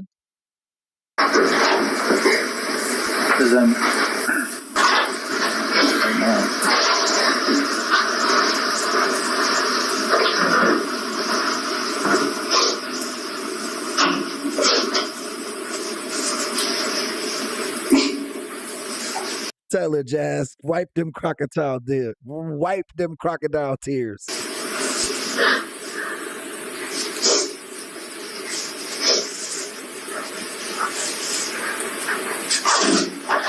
Can't find a trash can, so I'll just use it on the table. Are you okay to go around? Okay. Can you find out soon if Jason can come here? Yeah, Bay traveled, bro. 16, bro. That's like I don't even know how you could be mad that long.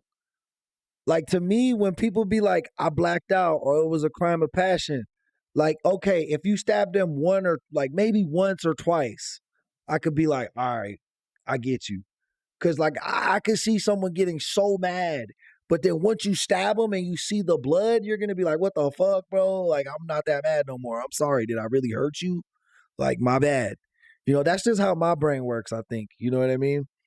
Like, so like when people be like, I was in a rage, like, how can you be in a rage for 16 stabs, bro? That's crazy.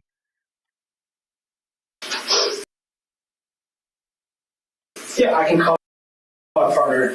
A dude can climax in less than 16 strokes. And you out here stabbing 16 times, bro? That's a lot of fucking work. See where they're at. I don't know if they're still talking or not, so I will call him shortly and see if he can come here again. Last enough thought he told me that John brought you back to Jason's place, and he told you to go upstairs because he gets off of that. When you say he gets off on it, what do you mean? Like what happened up in Jason's bed?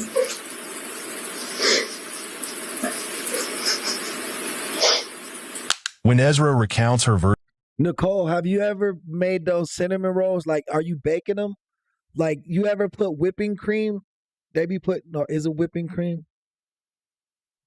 Is it whipping cream?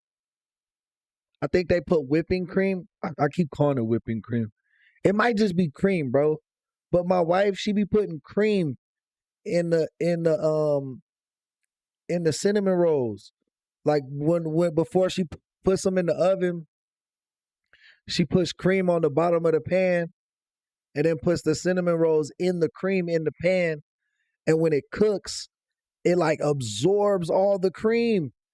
It makes the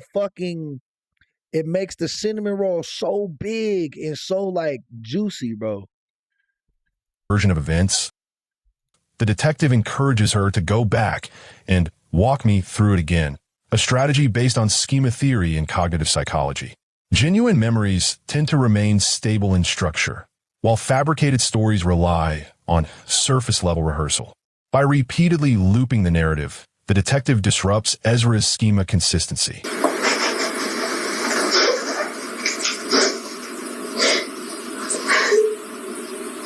Heavy cream, that's what it is. Not whipping cream. It's heavy cream. It's heavy cream. My bad. Heavy cream. Yes, Amy. Yeah, that's exactly what I'm thinking of. No, I'm thinking of what Amy's talking about. Yes, you put heavy cream around the cinnamon rolls before you put them in the oven. It makes them gooey inside. Yes. No, my wife isn't from the South, but her mom is. Her mom. Wait, I think they're both. I think her mom's side of the family is from Texas in New Orleans, but my wife has always been from California. No, Brian, I'm not thinking of the frosting, my buddy. I'm thinking of heavy cream. That's what it's called. And they let him use me.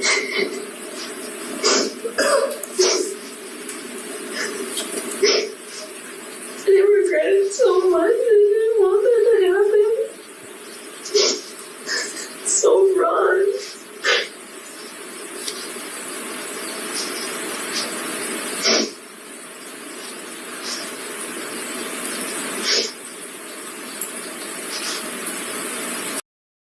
No, it's kind of like a milk. It's not whipped cream. It's like a milk. You know what I mean? It's like a milk. I don't know how else to fucking explain it, but it pour out like milk. Like a thicker milk.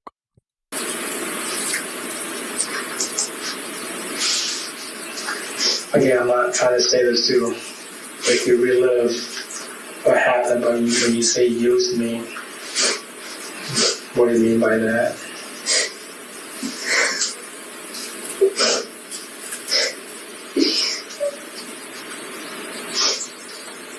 me perform oral on him, and then he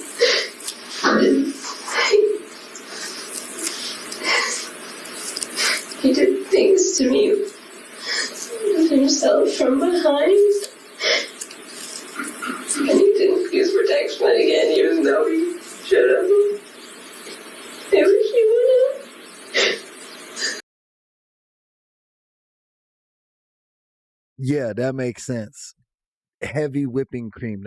I think that's what it was called on the box. That's where I was getting the whipping from.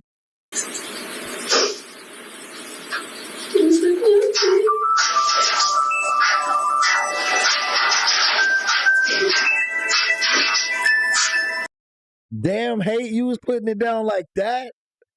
Hate was putting it down like that? Damn.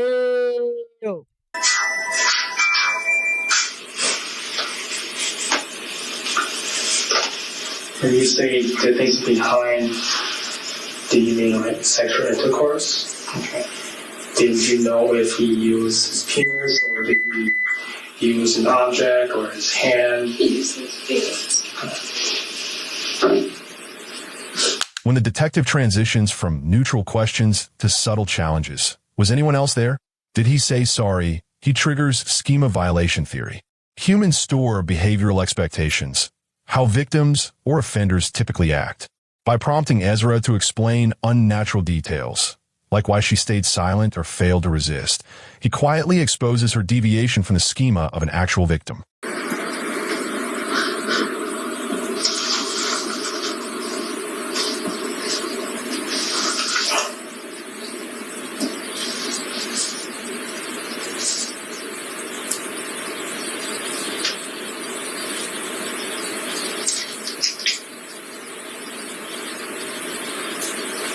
You mentioned earlier that you said you felt that you had to do this because of what happened prior to this, or? Yeah.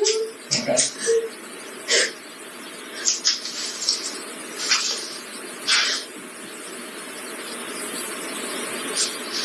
Do you know if you mentioned that he didn't use protection either time when it happened at his place and again at Jason's place? Do you know if he ejaculated inside of you, or?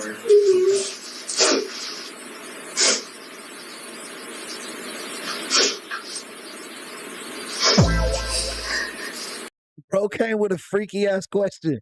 Do you know if he ejaculated inside of you? He couldn't afford Plan B the next day, and that's what I wanted to do. I'm sorry? I wanted to take Plan B the next day, but I couldn't afford it. I'm so upset.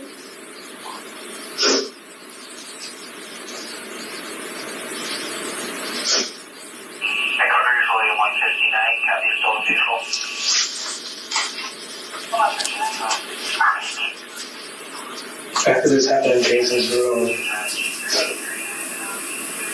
what happened after that? After that, I just went to get coffee. Near the midpoint, the detective dives into physical minutiae, clothing, bedding, body positioning, sequence of touch. This technique leverages cognitive load theory, Sweller, 1988. Lying consumes significant working memory. By demanding precise sensory recall, the detective exhausts her mental bandwidth. As load increases, emotional leakage and logical disarray emerge. And I left the apartment and I was really upset. You got coffee at a store, or? At Macy's. Where's that at? That's on Water Street. Okay. Racy's? You know how to spell that? R-A, thinks C-Y-S. Is that? It's by the pickle. Okay. So that's like the side viewing the window, viewing the river, correct? Okay. Okay, so you're getting a coffee there. What happened? What did you do, or where did you go? I don't really even remember. It's like I shut down. I went on autopilot.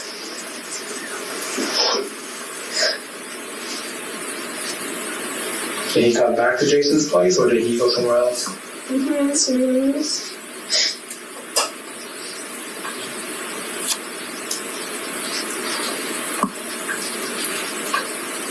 so he went somewhere else. I can remember now what he said the night at his house. What did he say? When he was on top of me, he just kept telling me to be quiet and kept calling me little girl. That was so weird to me. And I told Jason about it and it made him really upset. And I really vividly remember it. I didn't like that.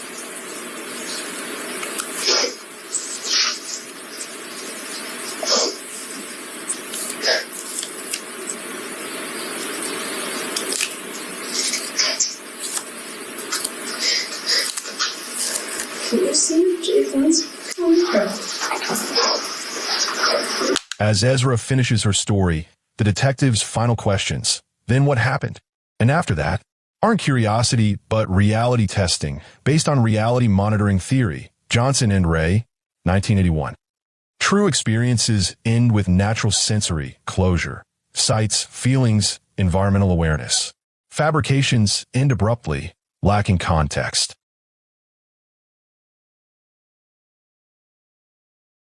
From a legal standpoint, the interrogation systematically dismantled Ezra McCandless's credibility.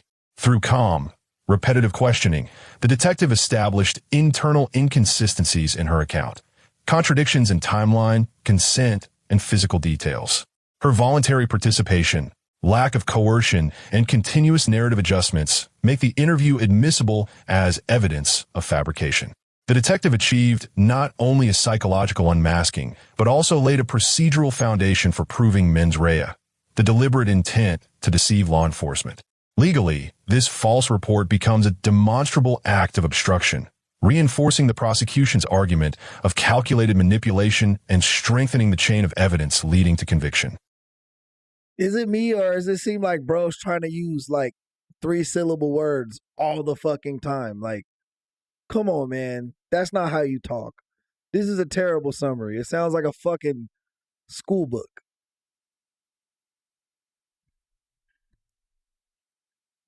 Ezra McCandless, who was convicted in 2020 for killing her ex-boyfriend, has filed to have... I told you she was on some devil worship shit from the first picture of her. Look at this. That is Satan, bro. That is Satan. That has her photo just has the aura of Satan, bro. That's crazy. Have her case appealed again. You'll likely remember it was just in the last month that a Dunn County judge ruled she would not get a new trial. In February 2020, Ezra McCandless was sentenced to life in prison with the possibility. See, I be getting that. Like, whenever I see like Latinas do their makeup like this, even white girls, when I see white girls or Latina girls do their makeup like this with the nose thing, especially the nose thing, like not a nose ring, because I have a piercing in my nose. I never wear it anymore, but I have a piercing in my nose. And but not the piercing in the nose, but when they do this part, like that, whatever the fuck that's called, like that bull piercing, they be on that devil worship shit. Of parole after 50 years for the murder of Alex Woodworth. The judge noted that the evidence showed clear premeditation and deliberate intent, rejecting her claims of self-defense.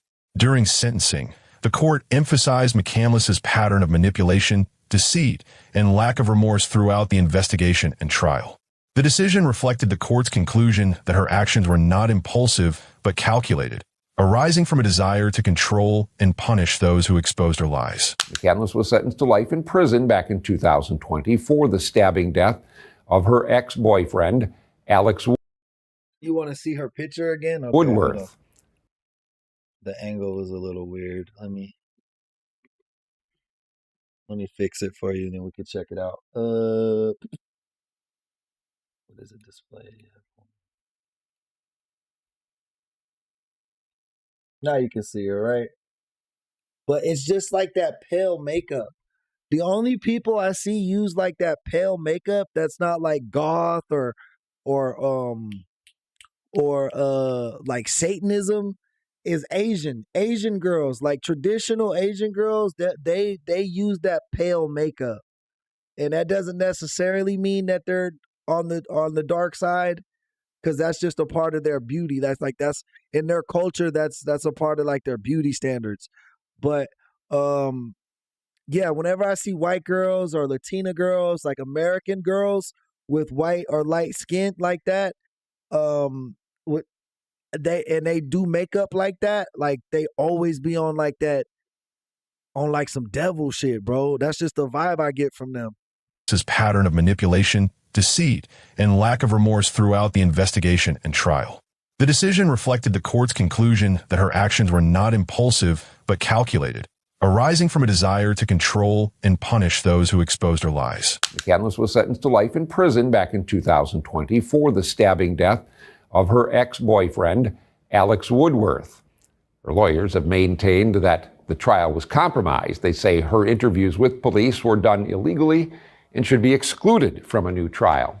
The life sentence, with such a long minimum term before parole eligibility, ensures she will spend the majority of her life incarcerated. It also serves as a legal statement on the gravity of her conduct, falsifying claims, deceiving law enforcement, and committing a brutal killing, all of which established a foundation for one of Wisconsin's most chilling and premeditated homicide convictions. Bro, we had hella cases tonight. There was like 3 or 4 cases from Wisconsin. That was crazy. That's gonna be our stream today, guys. I love y'all. You know what I mean? We'll see y'all. You know, I'll be back. USA is the only country I know that has the Church of Satan. Well, technically, bro, you can have the Church of anything in the USA, because I don't. I mean, I don't like. I'm Christian. I don't know if y'all picked up on that yet, but I'm Christian. But I don't like when we call America a Christian country, because it's not. It was literally formed on the idea of freedom of religion, right? So if that's what I'm standing on, bro, if that's what I believe in, because you know I love America, and I try to stay true to the values of the country, not to what the politicians try to whip it into and change it. You know what I mean? That's why I said, as a Christian, I'm proud that New York hired a Muslim mayor. If that's who they picked, if that's who they wanted, I'm proud of that, because America is a country of freedom of religion.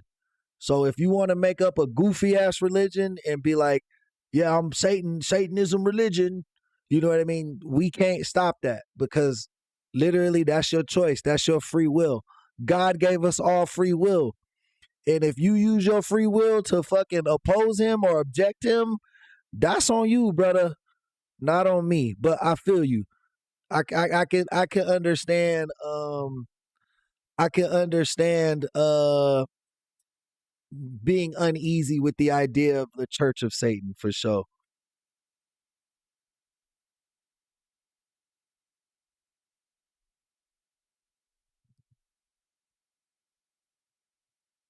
But man, that's gonna be tonight's show, man. I love you guys. It got a little passionate there. We had to battle off some old time thinkers. We had to battle off some trolls. We had to battle off, man. We had a run tonight, guys. I think you yapping early in the morning. Cub, but good morning, nephew. Shout out Philly. Yo, Philly, we just wrapping it up, man. We just, this is about a 5-hour stream. I think we're like 5 hours in. But yeah, you know, I'll be on again later today. I'm gonna watch some NFL, do my thing, man. Shout out to everybody who tuned in. Shout out to all the moderators that showed up and did their thing. Shout out to all the members, and most importantly, shout out to today's sponsors. Today's sponsors were boom, boom, boom, boom. Nicole sent in a $10 super chat. Vegas sent in some money on Cash App. Nicole also sent money in on Cash App. Yeah, man. We also had some. What else did we have? I think we had some people give gifts today. It was a lot. I'm sorry. I'm just. I don't remember all of them, and it didn't save all of them today, which is weird. But whatever, YouTube, you just keep doing your thing. But what time am I coming back? I don't know. Just be locked in on Discord, guys, and I'll let you know. But the new schedule going forward is 3 a.m. my time to 8 or 9 o'clock in the morning. So if you're on the East Coast, our show starts at 6 a.m. If you're on the West Coast, our show starts at 3 a.m. now. That's the new one. Appreciate y'all. See y'all next time. Peace and love. Cue the outro music.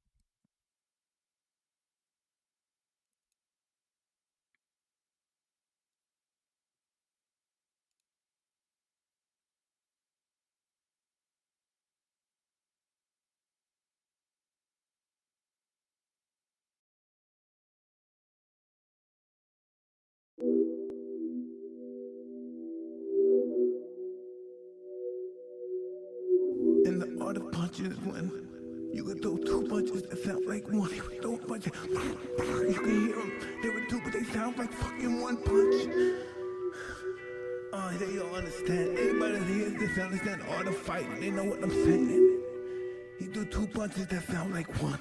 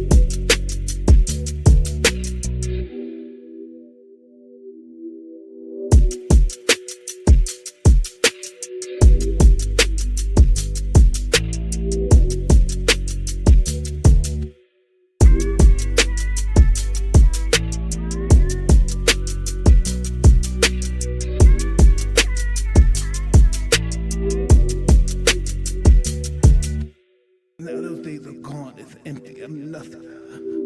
I'm working on being the art of humbleness. Can you be with me? That's